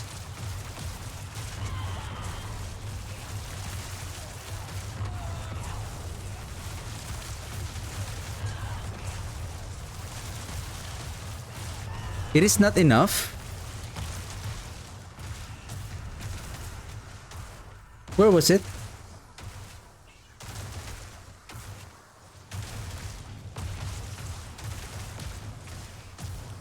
Did I change?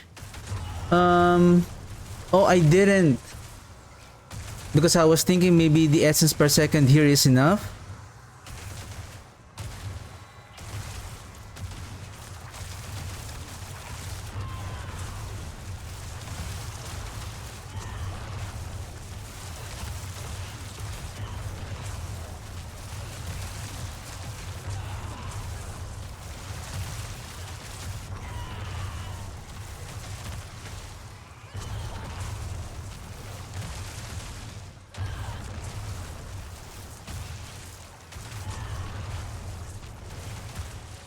Oh, hold on a second. Uh-oh. I see a problem. I see a problem. I think I have said this on my previous stream when I was playing the blood wave with my when I was using this with the bloodlands. The problem with the blood wave is when you cast the blood wave, for example this one, let's cast the blood wave. Then when we move, the blood wave is just right here. Same thing when you're not using the this one. See, the wave is still spawning where you spawned it. I think the best way to correct this one, the blood wave should follow you. If, like, for example, let's cast the blood wave. So you cast the blood wave here. So when the second blood wave, so the next blood wave should be spawning not on the location of not on the location where it was casted, but where the where the necromancer is. So that way, especially that when the blood wave converge. Now, for example, if you one hit a group of packs of enemies, and then now you move to a different pack, especially if you're speed farming, like for example, you want to do an Undercity, right? Then it's like you are ready to cast it.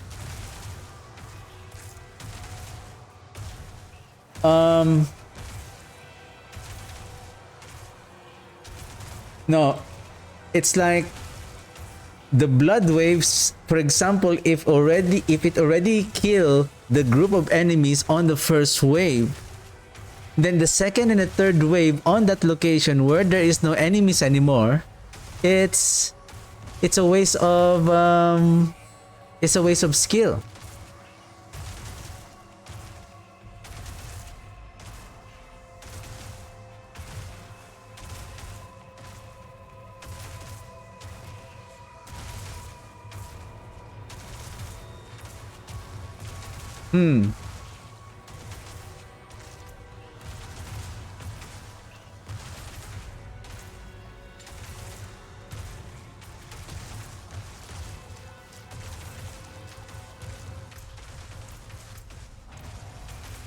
It looks fun at first, but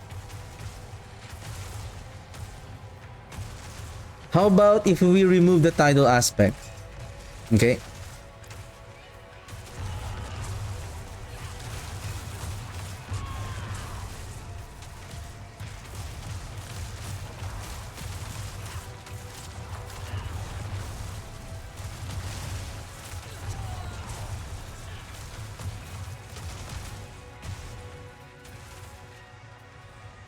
Like if you move, it's not enough. You really need the second wave? That is amazing, like bam, bam, excuse me. Like the frequency of the wave is so fast because you have a high attack speed. Not just from your the generic the general attack speed, but also your blood attack speed. But unfortunately the blood wave, so we need to add that also. Okay.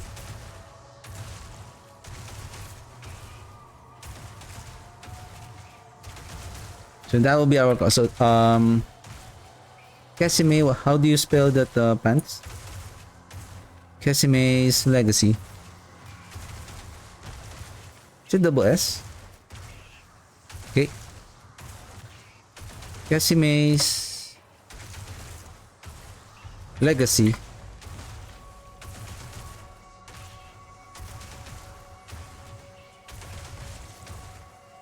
Or maybe it's not just Kessime's Legacy. I mean the blood wave overall. The Kessime's Legacy is already good. So whatever the unique power of this pants is doing, it's good already. It's just so blood wave should spawn where the necromancer. Blood wave should spawn where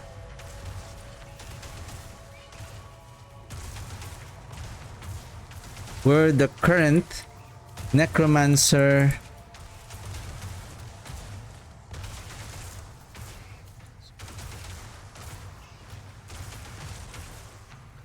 should spawn on the current necromancer's location,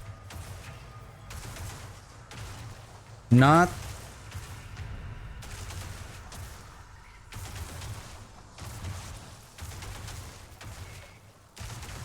on where it was casted.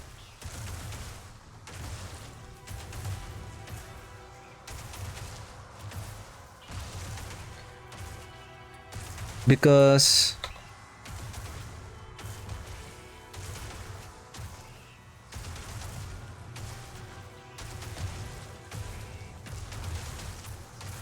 it will become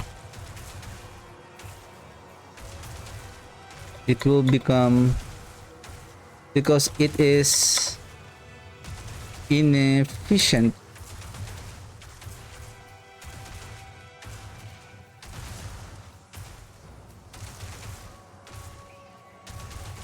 when speed farming, and especially when using the Kessime's legacy. All right.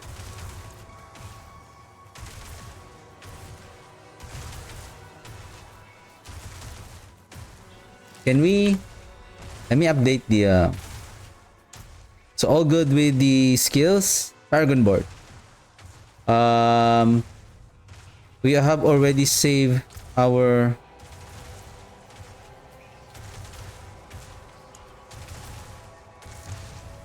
the acronym of the Army of the Dead sounds funny. AOTD. It's like a outfit of the day. Outfit of the day. Maybe if we're going to create the build, this is the outfit of the day build. Like, what is that outfit of the day build? Oh, it's the Army of the Day, the Army of the Dead build.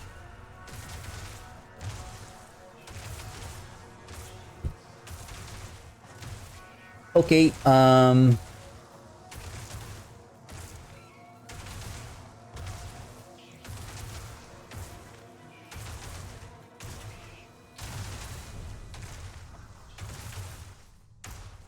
refund.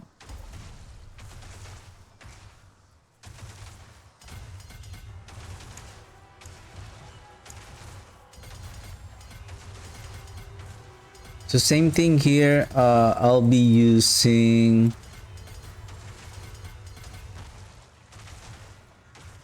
either amplify or corporeal.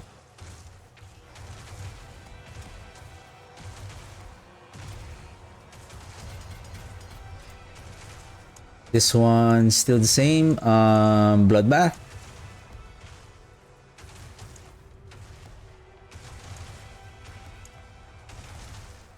Yep, I think this is the same pattern that I had before. And then here, I think amplify or sacrificial.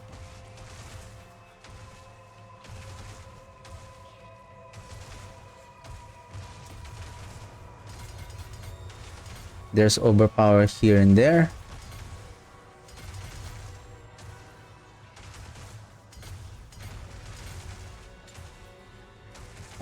Where should we go?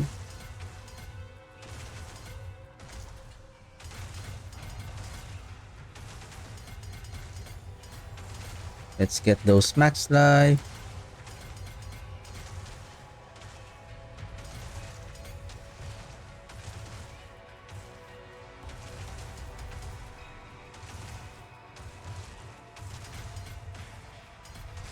Blood begets blood here. Yeah, this is correct.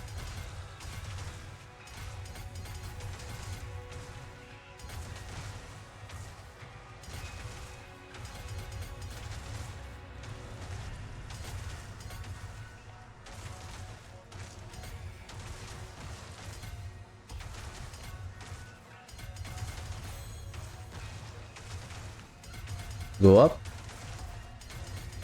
Max life here.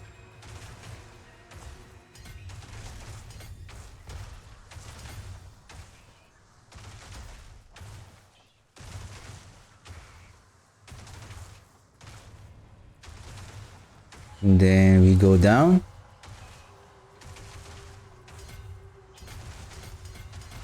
This is corporeal.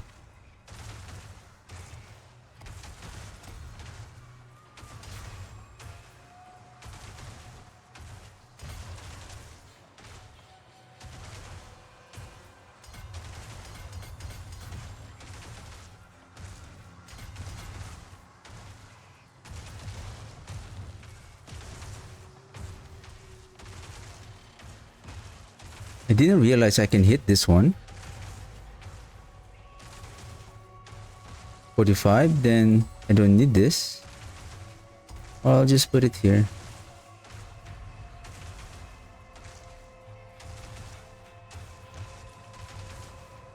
Blood damage.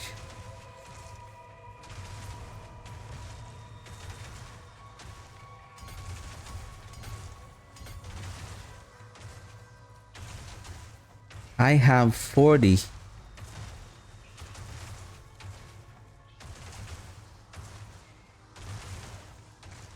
Oh, sorry, 50.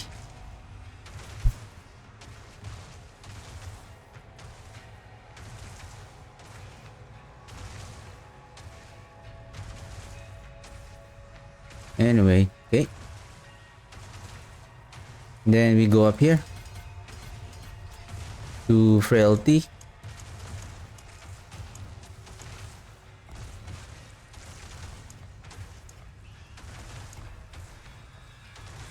Then I need willpower. Should I go here then travel here? I'll go this way.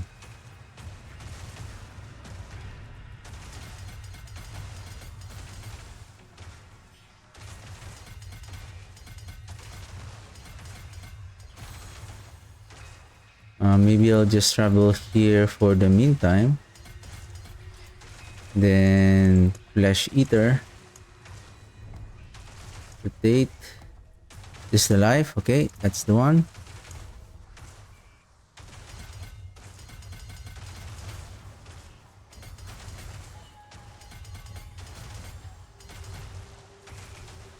This is the dominate glyph.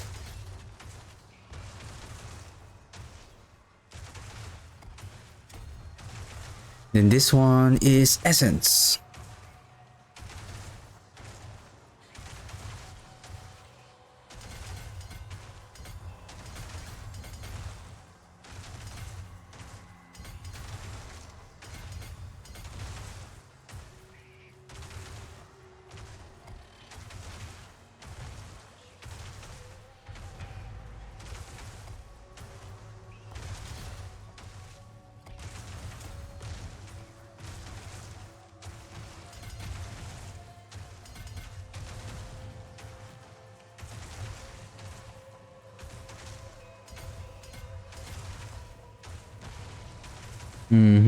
Okay.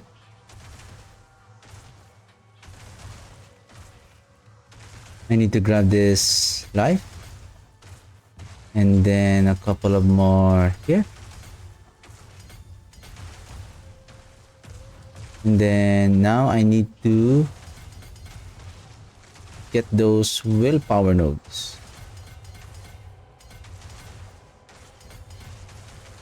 So there's still a couple of more here and here. 69. Oh. Oh. Maybe. Give me a second at 204. Maybe let's drop the attack speed for now. I need 3 more.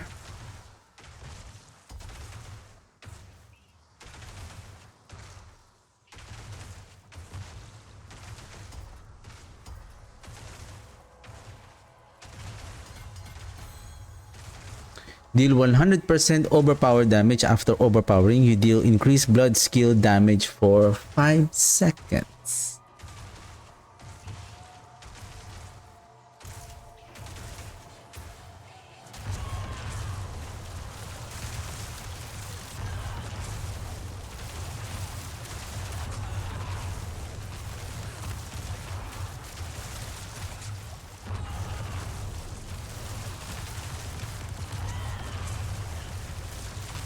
Uh-oh. Uh-oh.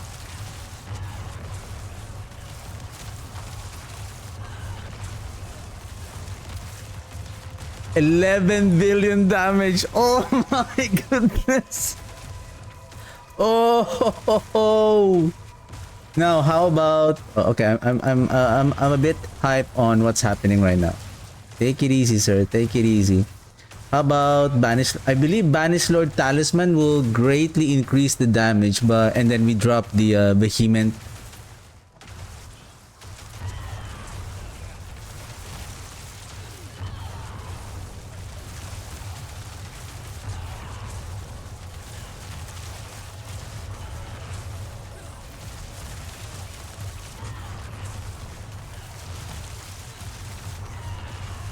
Well, 100% this skill is a huge boss killer. This is a huge boss killer.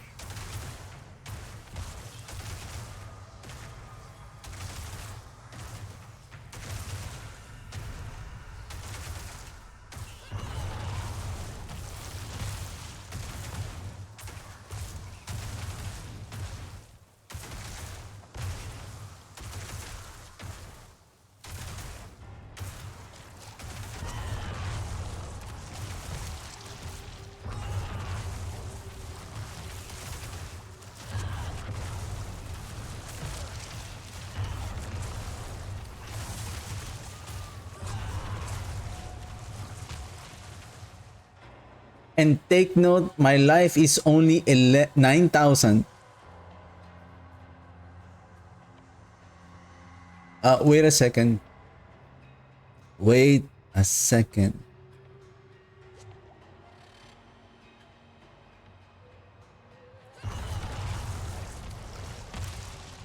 My life is only 9,700.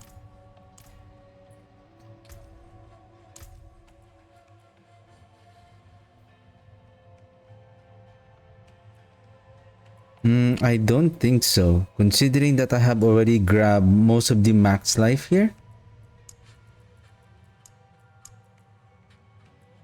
See, there's also max life here. Like,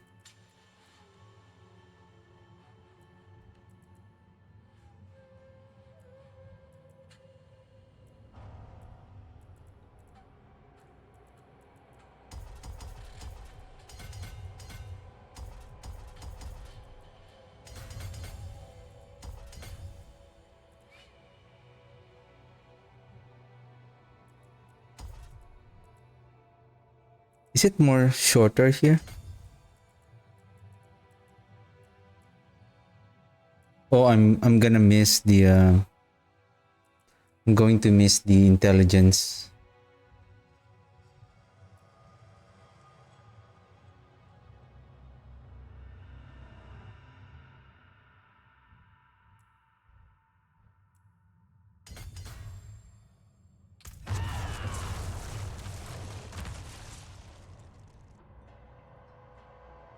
Whoa.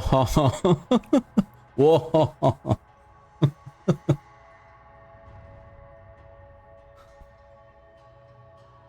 Bit 65, sir. Bit 65.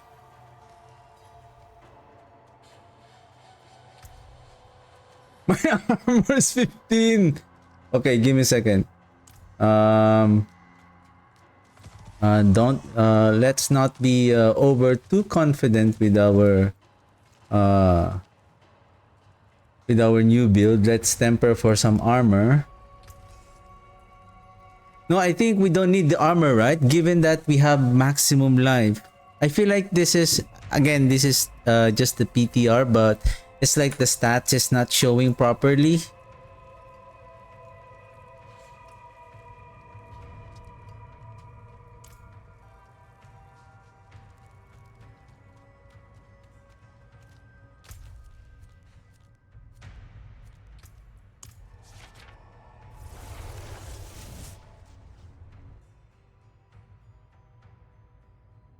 Wave slap.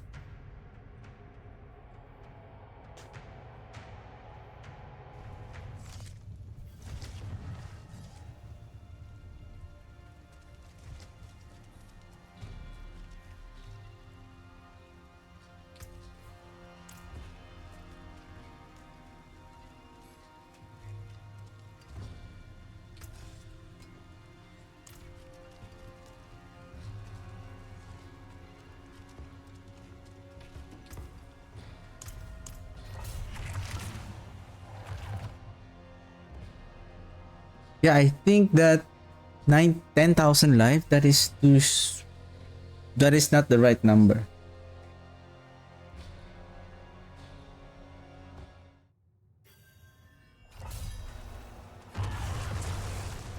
See?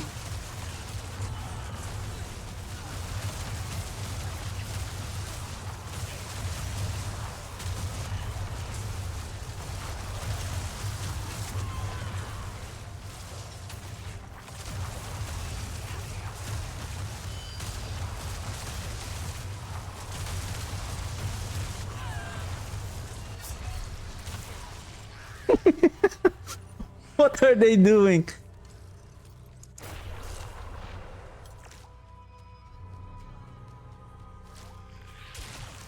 They're also moving side to side.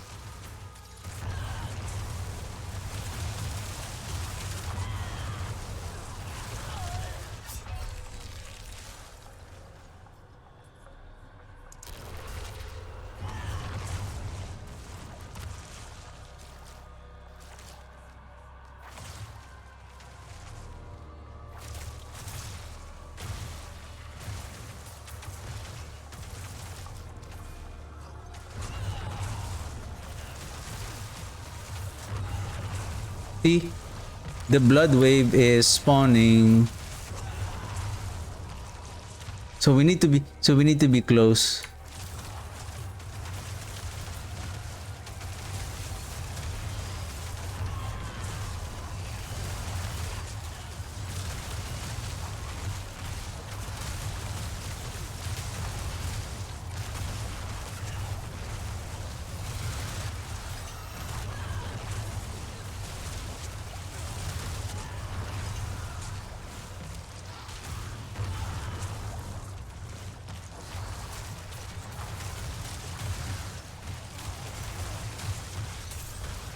Yeah, that's the problem,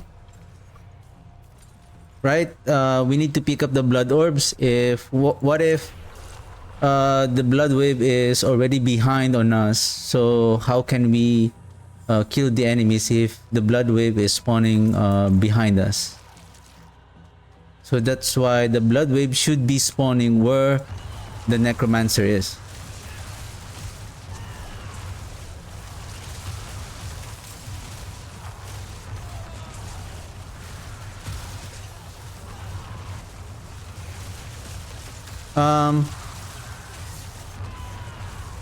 Okay.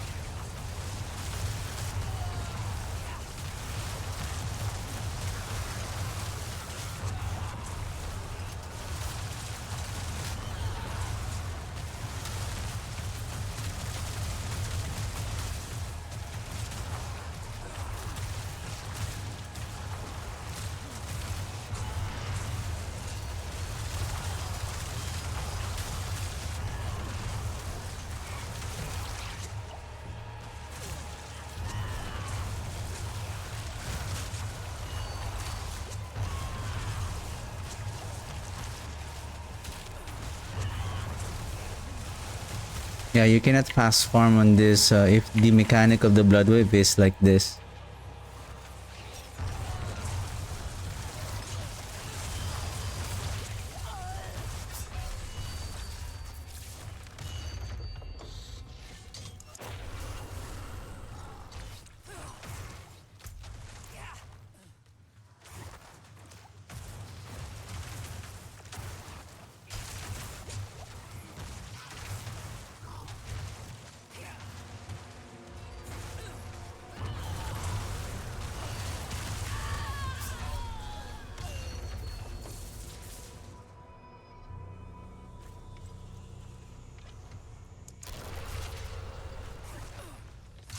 So we need to be close.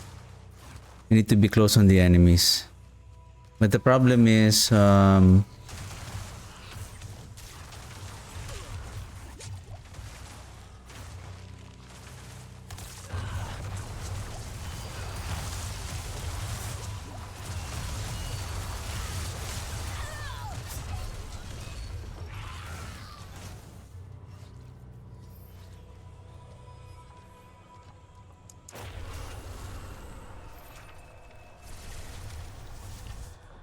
So surprisingly, it looks fun for bossing, but it's not fun for speed farming unless they fix it. And the way the mechanic work, the way the mechanic works is that you need to be close to the enemies. I think the blood waves needs to be longer. They need to be longer.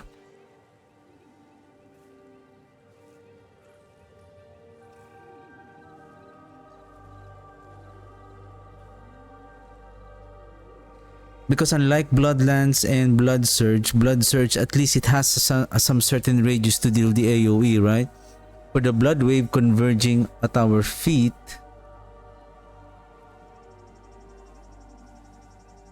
if the blood wave is not following the location of the necromancer, then it's not going to work.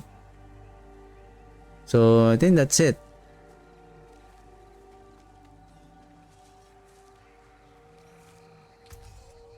I think that's it for my testing for the PTR. With regards to I don't have any comments on the seasonal theme mechanic. When is, I believe, I don't know when can I see it?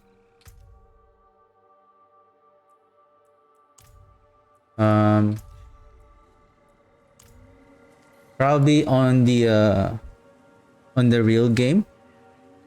I will be able to see the I don't know if it's already posted up to when the season 6 or the Vessel of Hatred is going to basically the season 6 is going to end. So that will be the start of the season 7.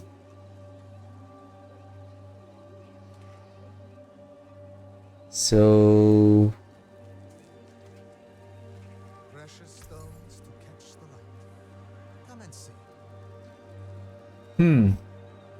So far, the Army of the Dead is the only one that it's a little bit efficient.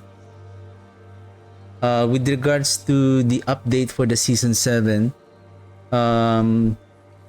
surprisingly, the volatile skeletons are can attack the enemies even though they're here. When you cast the Army of the Dead, when you're here and then the enemies are here, those volatile skeletons are spawning where the enemy are.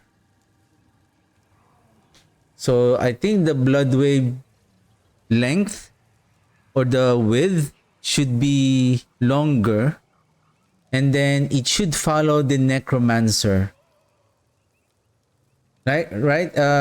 As we have observed, like when we cast the blood wave here, we kill the first pack here, and then we move here. The blood wave, the third and the second and the third wave are still spawning on that area wherein there's no enemies, and the enemies are now here.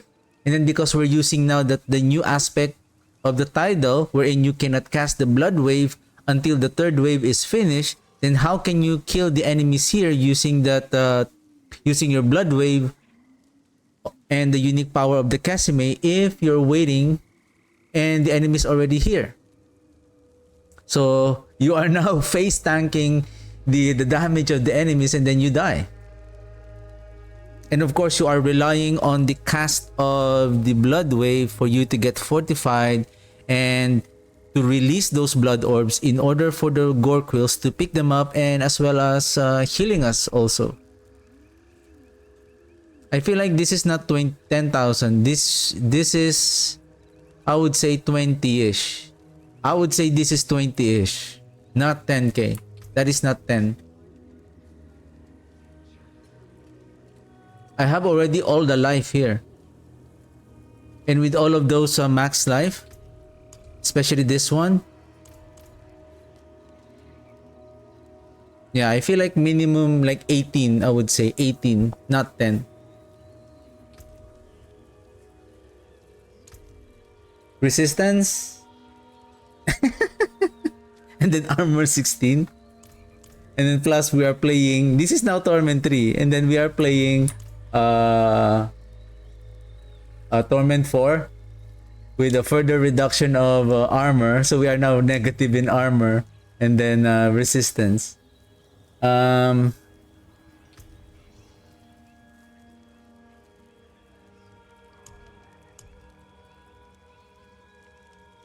yeah, I think the build is okay. That's the only problem with the build, which is the Kessime is the blood wave is spawning on the where it is casted, not on the necromancer. Are these jewels? Oh yeah, these are large chunks of, what are these, rubies and then emeralds. So they removed the NPC here, the seller NPC. So I guess this is the one. They moved the NPC here, added the jeweler here, then the blacksmith is here, then the stash is here, then armor is here. If I save this now, okay, this is now my save. This is my wave slap.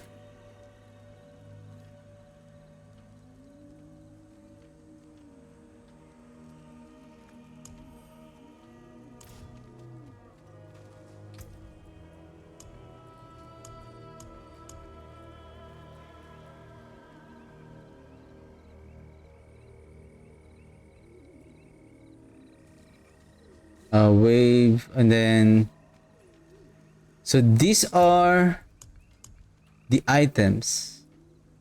So if I'm going to use this one, let me place the other items here. Now if I'm going to swap, load,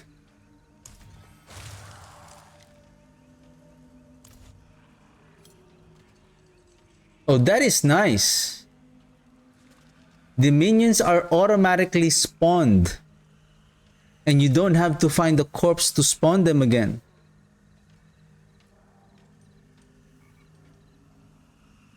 Why it is here?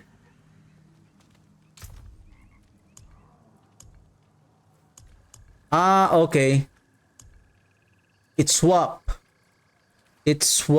where the items are located. So if I place it here, then swap it again, load. Are you sure you want to load this build? Your current build will be lost. Yep.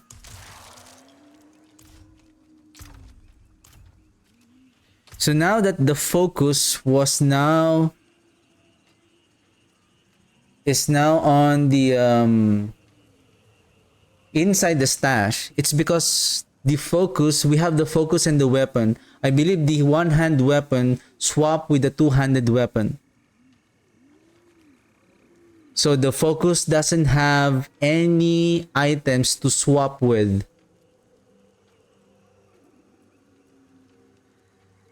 Alright. And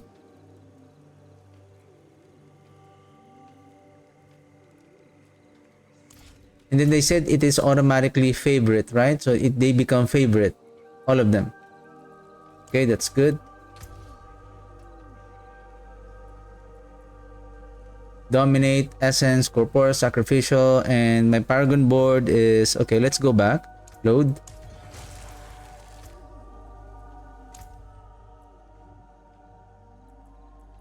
Yep, cult leader board. Hulking. Okay, that's good. That's nice.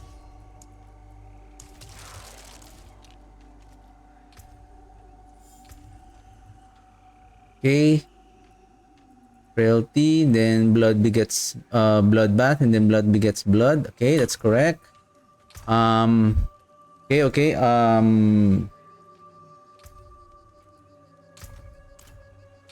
Again, let's bring this back. So that's the thing.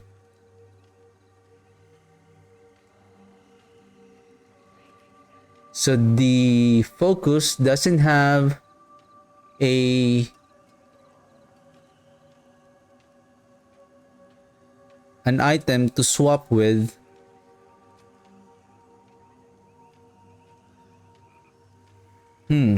Okay.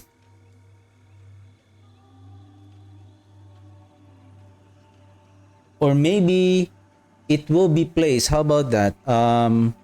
Maybe for the so regarding the armory,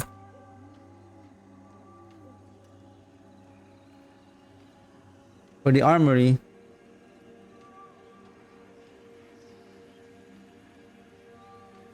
swapping the two-hand weapon for a one-hand with focus or a shield,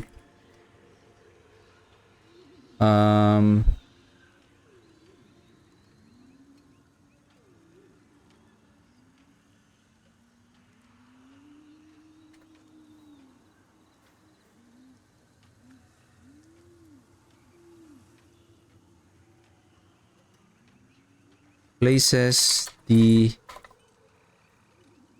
offhand, maybe I'll just say offhand, so for the armory, swapping the two-handed weapon, weapon for a one-hand weapon with offhand, places the offhand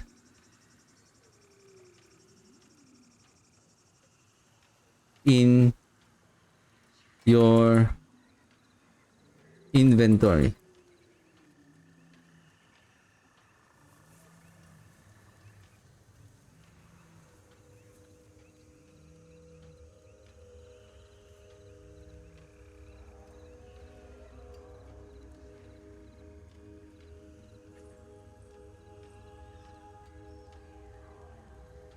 They should be placed on the stash tab where the two-hand weapon was, or where the two-handed weapon is located, or where the two-handed weapon is swapped, or where the two-handed weapon is placed or located. Right? So meaning when we swap the weapons on the armory, so for example, the weapon is here, right? So the weapon is here. So when this one is swapped, so if the inventory is full, if the stash tab is full, then it will move to the next tab, right? If the stash tab is full, then it will be placed where it will be placed on the next available stash tab. So meaning for me, it's for example, it moved here, right? For example, the focus is now here. So in this example, if I'm going to use the blood, the blood, it will still be able to grab the focus and placing, because the two-handed weapon is only swapping with the one-hand weapon, so the priority is the one-hand weapon. So again, this one, load, right? We had the focus.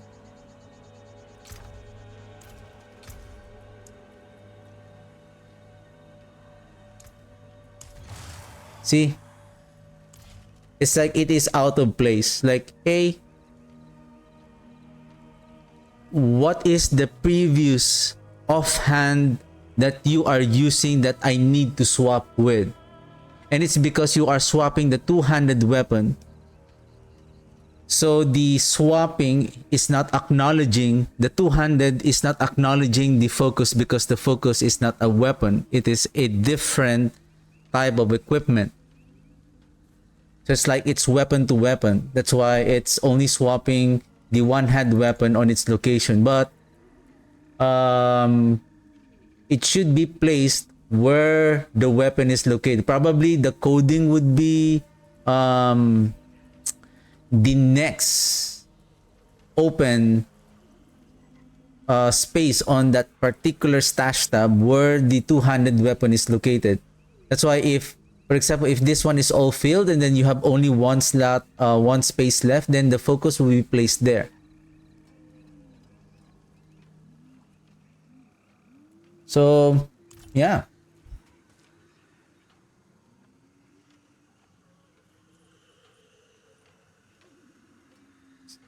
So I hope that I think with regards to the new unique power, I hope they change it to make it more efficient. I think those two new the two new unique pants and their powers are going to be fun, considering that they will change or update their mechanic and the way they interact with our skills. I think it's going to be fun. And especially the Army of the Dead, it requires more duration so that it will be efficient.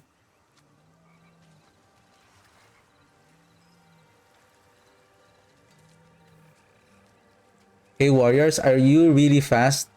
If I go here, probably the minions also need more phase. If I move here, they should move more faster than me, considering that they are always ahead of me. So that's the the game coding of these minions, that they are always ahead of me. But if I move forward, so they're also moving forward. But if I move here right away, they should run as quickly as they can to swap, like to change direction. Like, see, they're getting confused. Like, hey, where are you going? See, oh, I'm here. Oh, I'm here. I'm here. Like they're also getting confused. Like, hey, are you going here or there? And I think they're also changing the movement speed.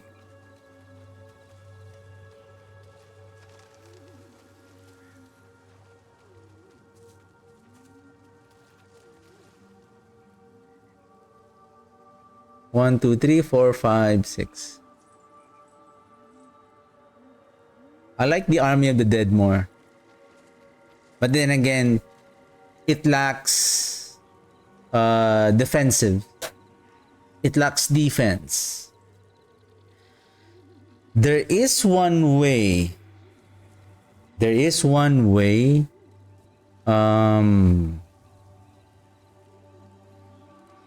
proc Flesh Eater to consume corpse without casting the Raise Skeleton.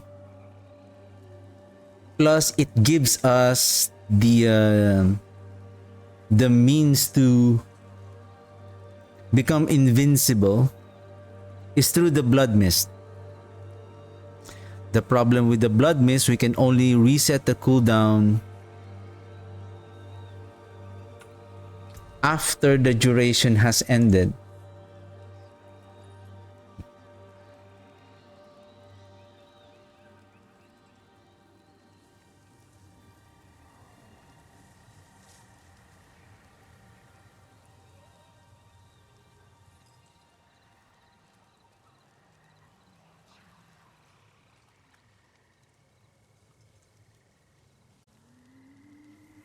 All right, I'm gonna take a short break and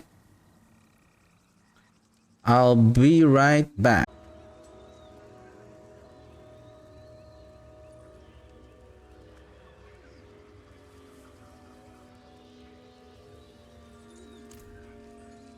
Where's the pants?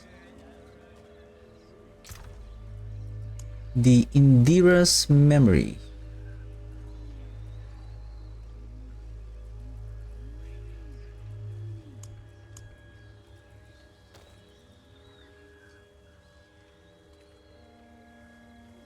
Overpower, damage reduction, maximum life. What else that should be included here? there's no point that you have a damage reduction while injured, right? If you're doing overpowering here.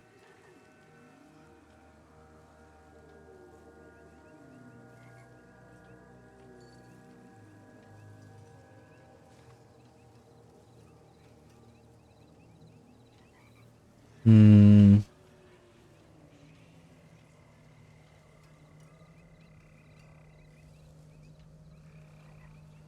Tides of blood.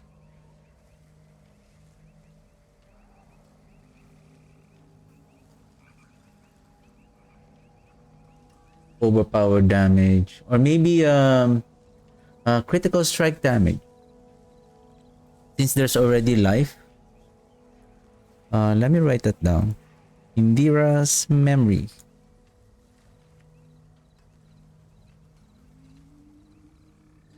Memory should replace damage reduction with maybe crit damage instead.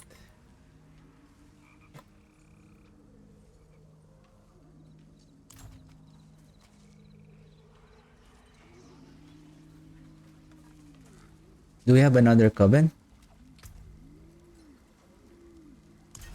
A box of materials. More witchcraft.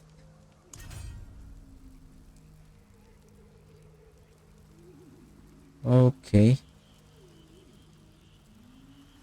Received a new seasonal side quest.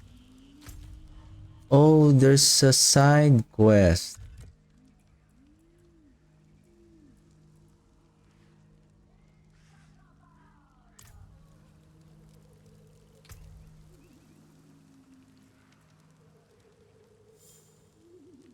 Complete previous side quest.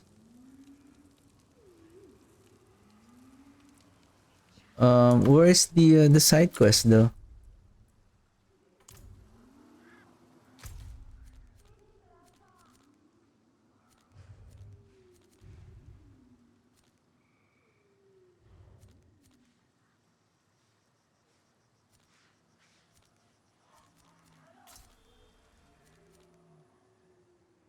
Where's the side quest? Should I go to Galena? Galena?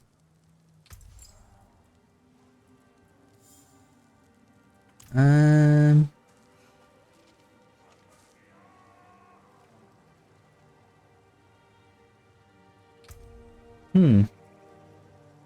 Okay, lesser elements of witchcraft. What?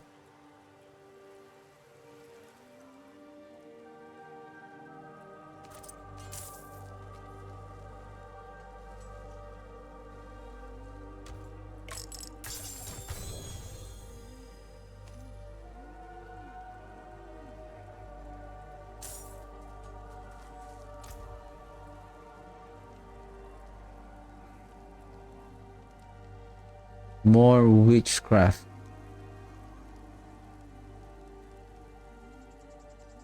Get reputation in the coven by completing whispers.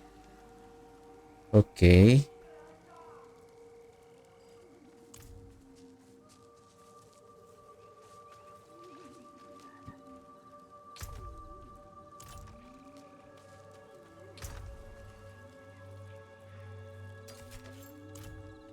That looks worn. I can fix it.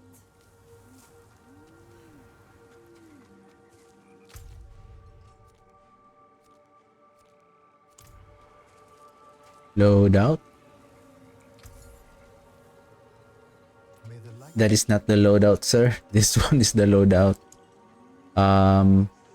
Load.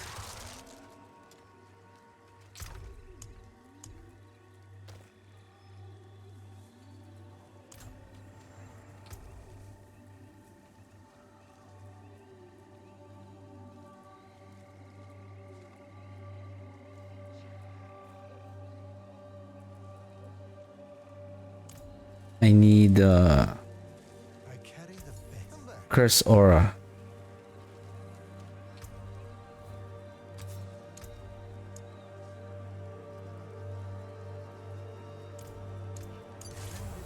Then let's repair.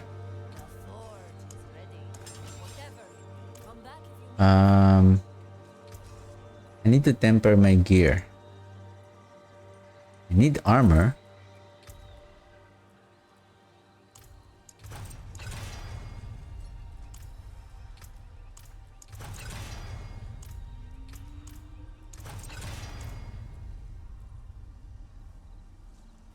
Okay.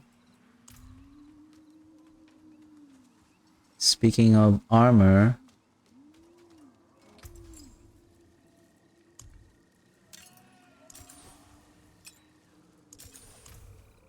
and then what else?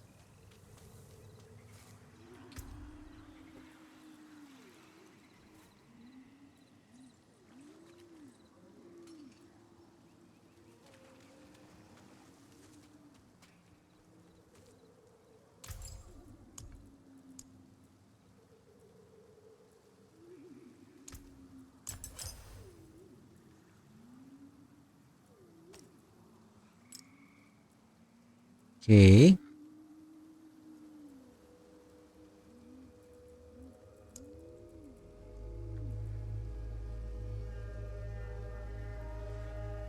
Well, you have 3 or more Eldritch. Gain crit chance. Crit chance. I think I need this one. I need crit chance. Sijuan pack.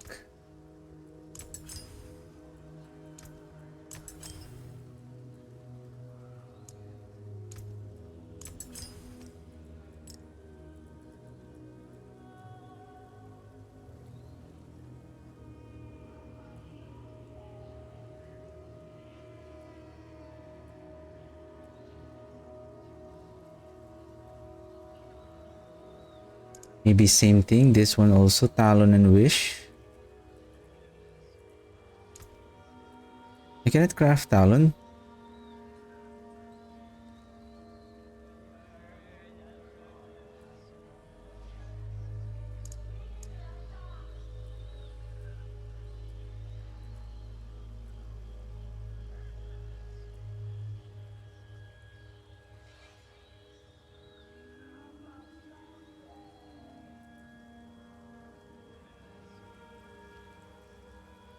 Maybe this one.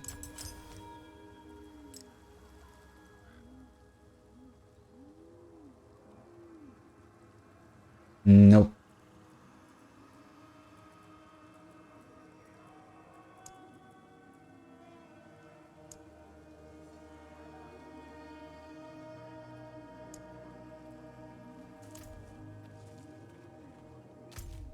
I guess I have to go to Kyobashad. Get some more mats. Seasonal, and then crafting materials. More crafting materials.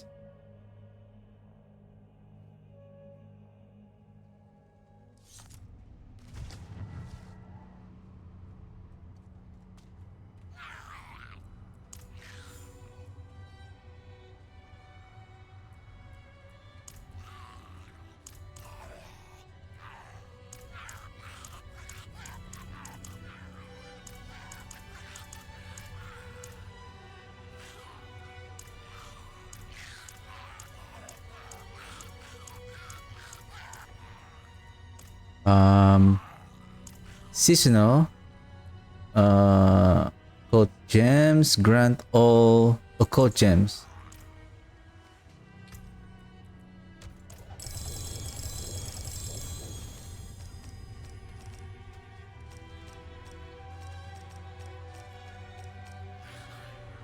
Seasonal grant progression items.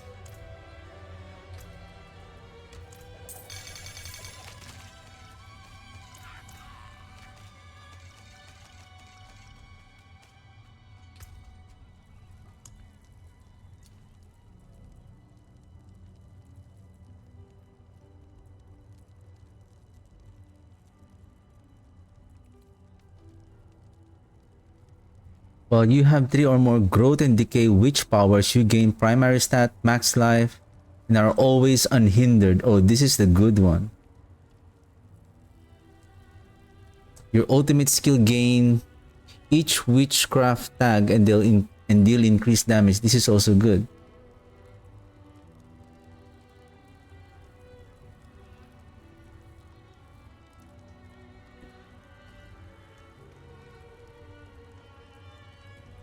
What am I looking for?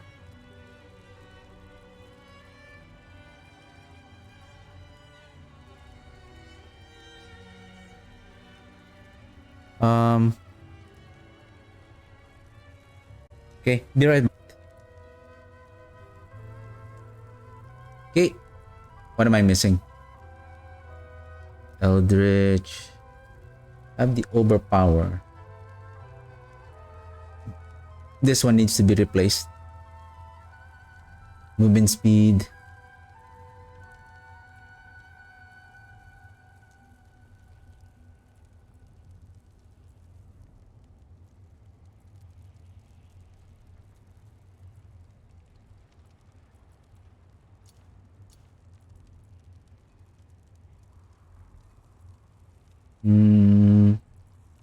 I don't want those unique. I just want to check whether the rare and the magic occult gems are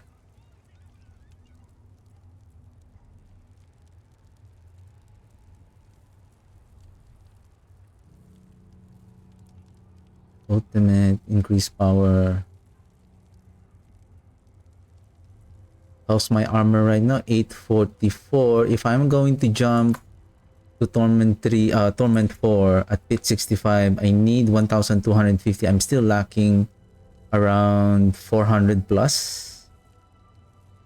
Maybe if I start masterworking this too.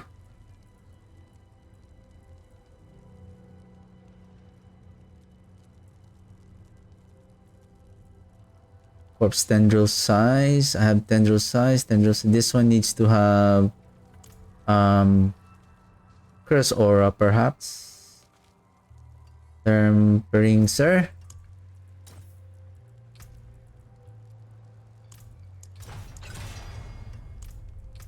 Last one. Size.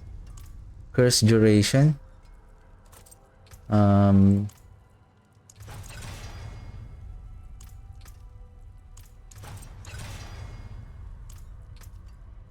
I'm super many of tendril size, sir. Curse size. Okay.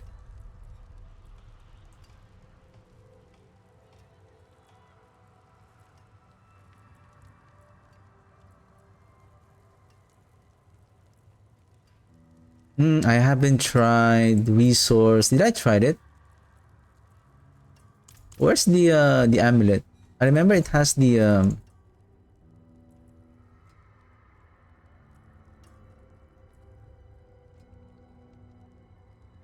Wait a second. Did I accidentally salvage the amulet?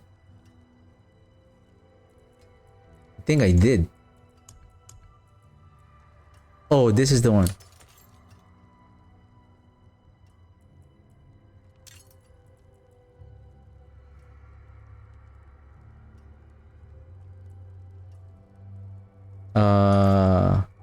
Essence.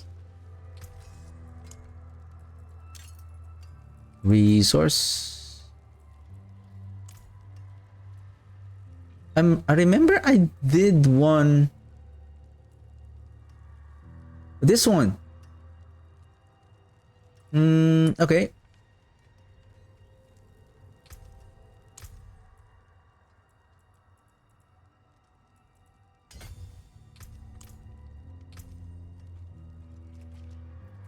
Give me a second. I need Sal and Zan, and then I need where's the jeweler? Jeweler. Jeweler.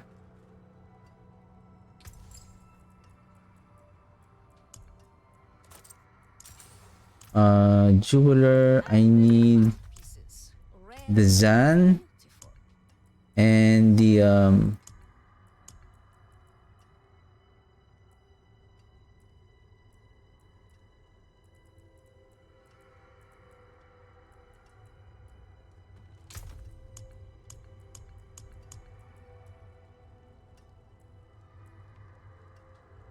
Okay, I need seer.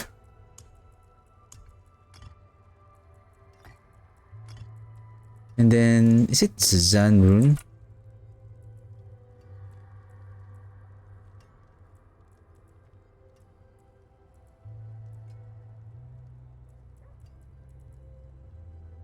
Oh, Zan rune is here.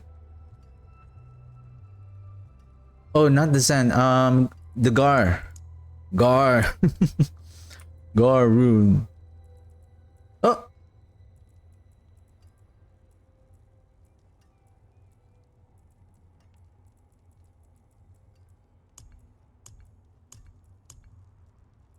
I don't have the Gar rune.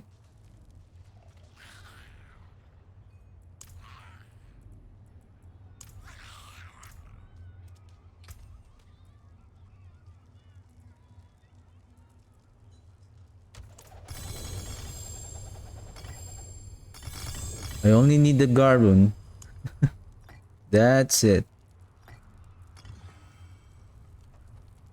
Syrian Gar. Critical strike chance. Okay.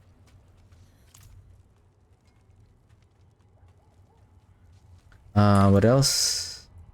I need more armor. So if I'm going to temper that.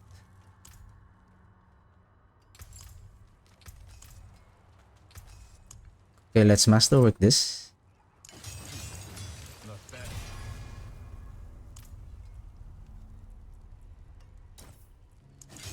Come back if you need work. 885.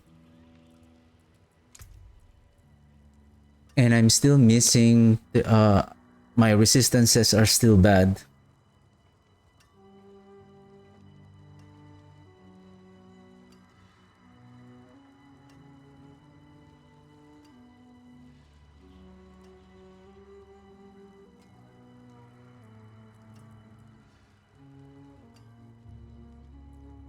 Hey, why do I have this?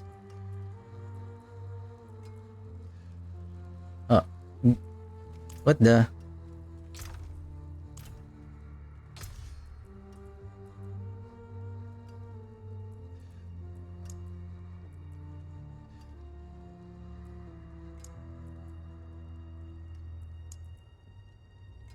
Uh-oh. Why? Okay.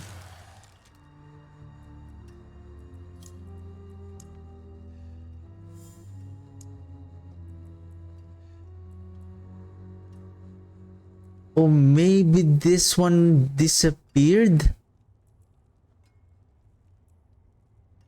Or accidentally salvage it?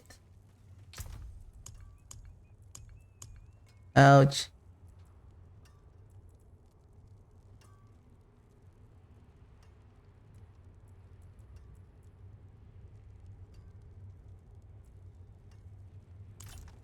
Give me a second. So, load this.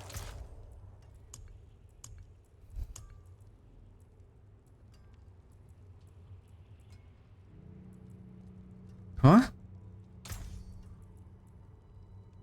Okay.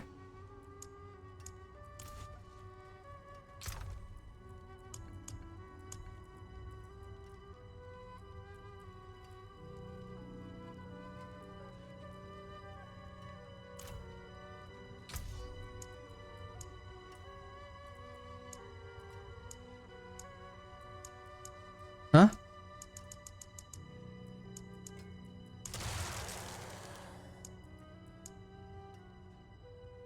Okay. It didn't change.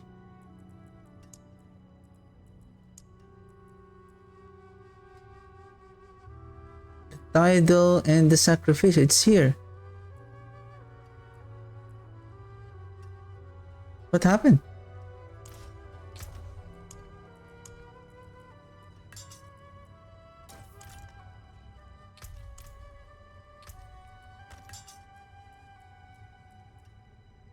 Oh.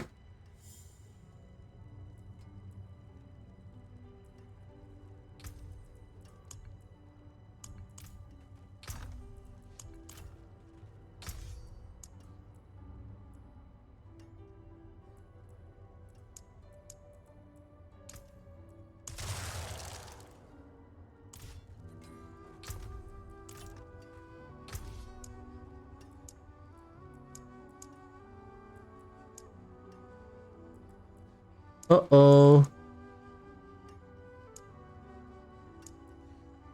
Is that only a glitch? Let's reload and then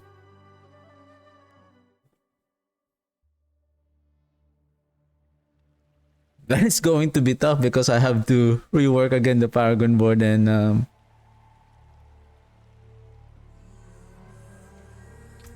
the aspects and everything.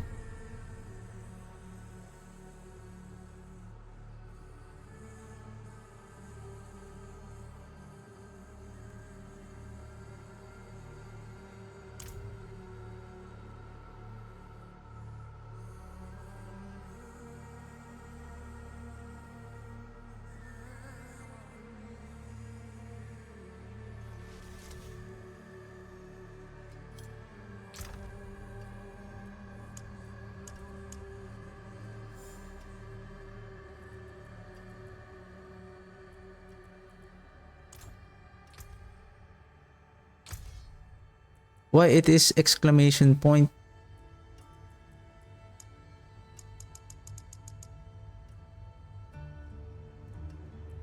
Flesh Eater node locked.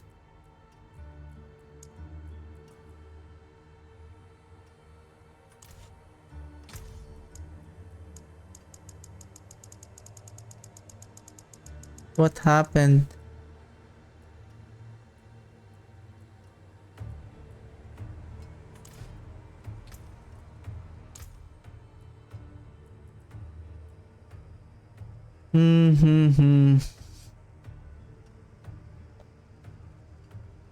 Probably have to check the stream and what happened to the armory. Why?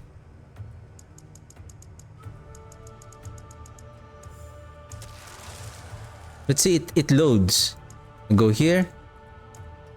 Then it loads. Okay.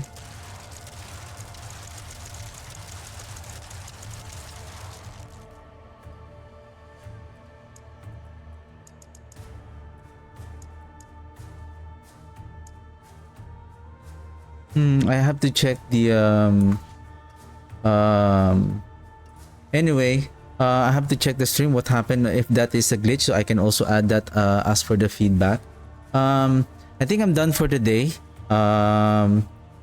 So probably I'm gonna make a video of my PTR review for just for the unique pants and the two unique pants and the Army of the Dead, and probably Monday, if there's still a chance to some probably I don't have any anything to review for the PTR on my end. Probably I'm just gonna play with the Blight build. I'm gonna continue playing and optimize the Blight build, and then Tuesday I won't be able to stream because I'm going to take my GPU to the shop and have it repaired. So hopefully, or by Wednesday, on Tuesday I'm gonna install and update the my PC, and hoping that by Wednesday everything will be much more the stream will be much more smoother now.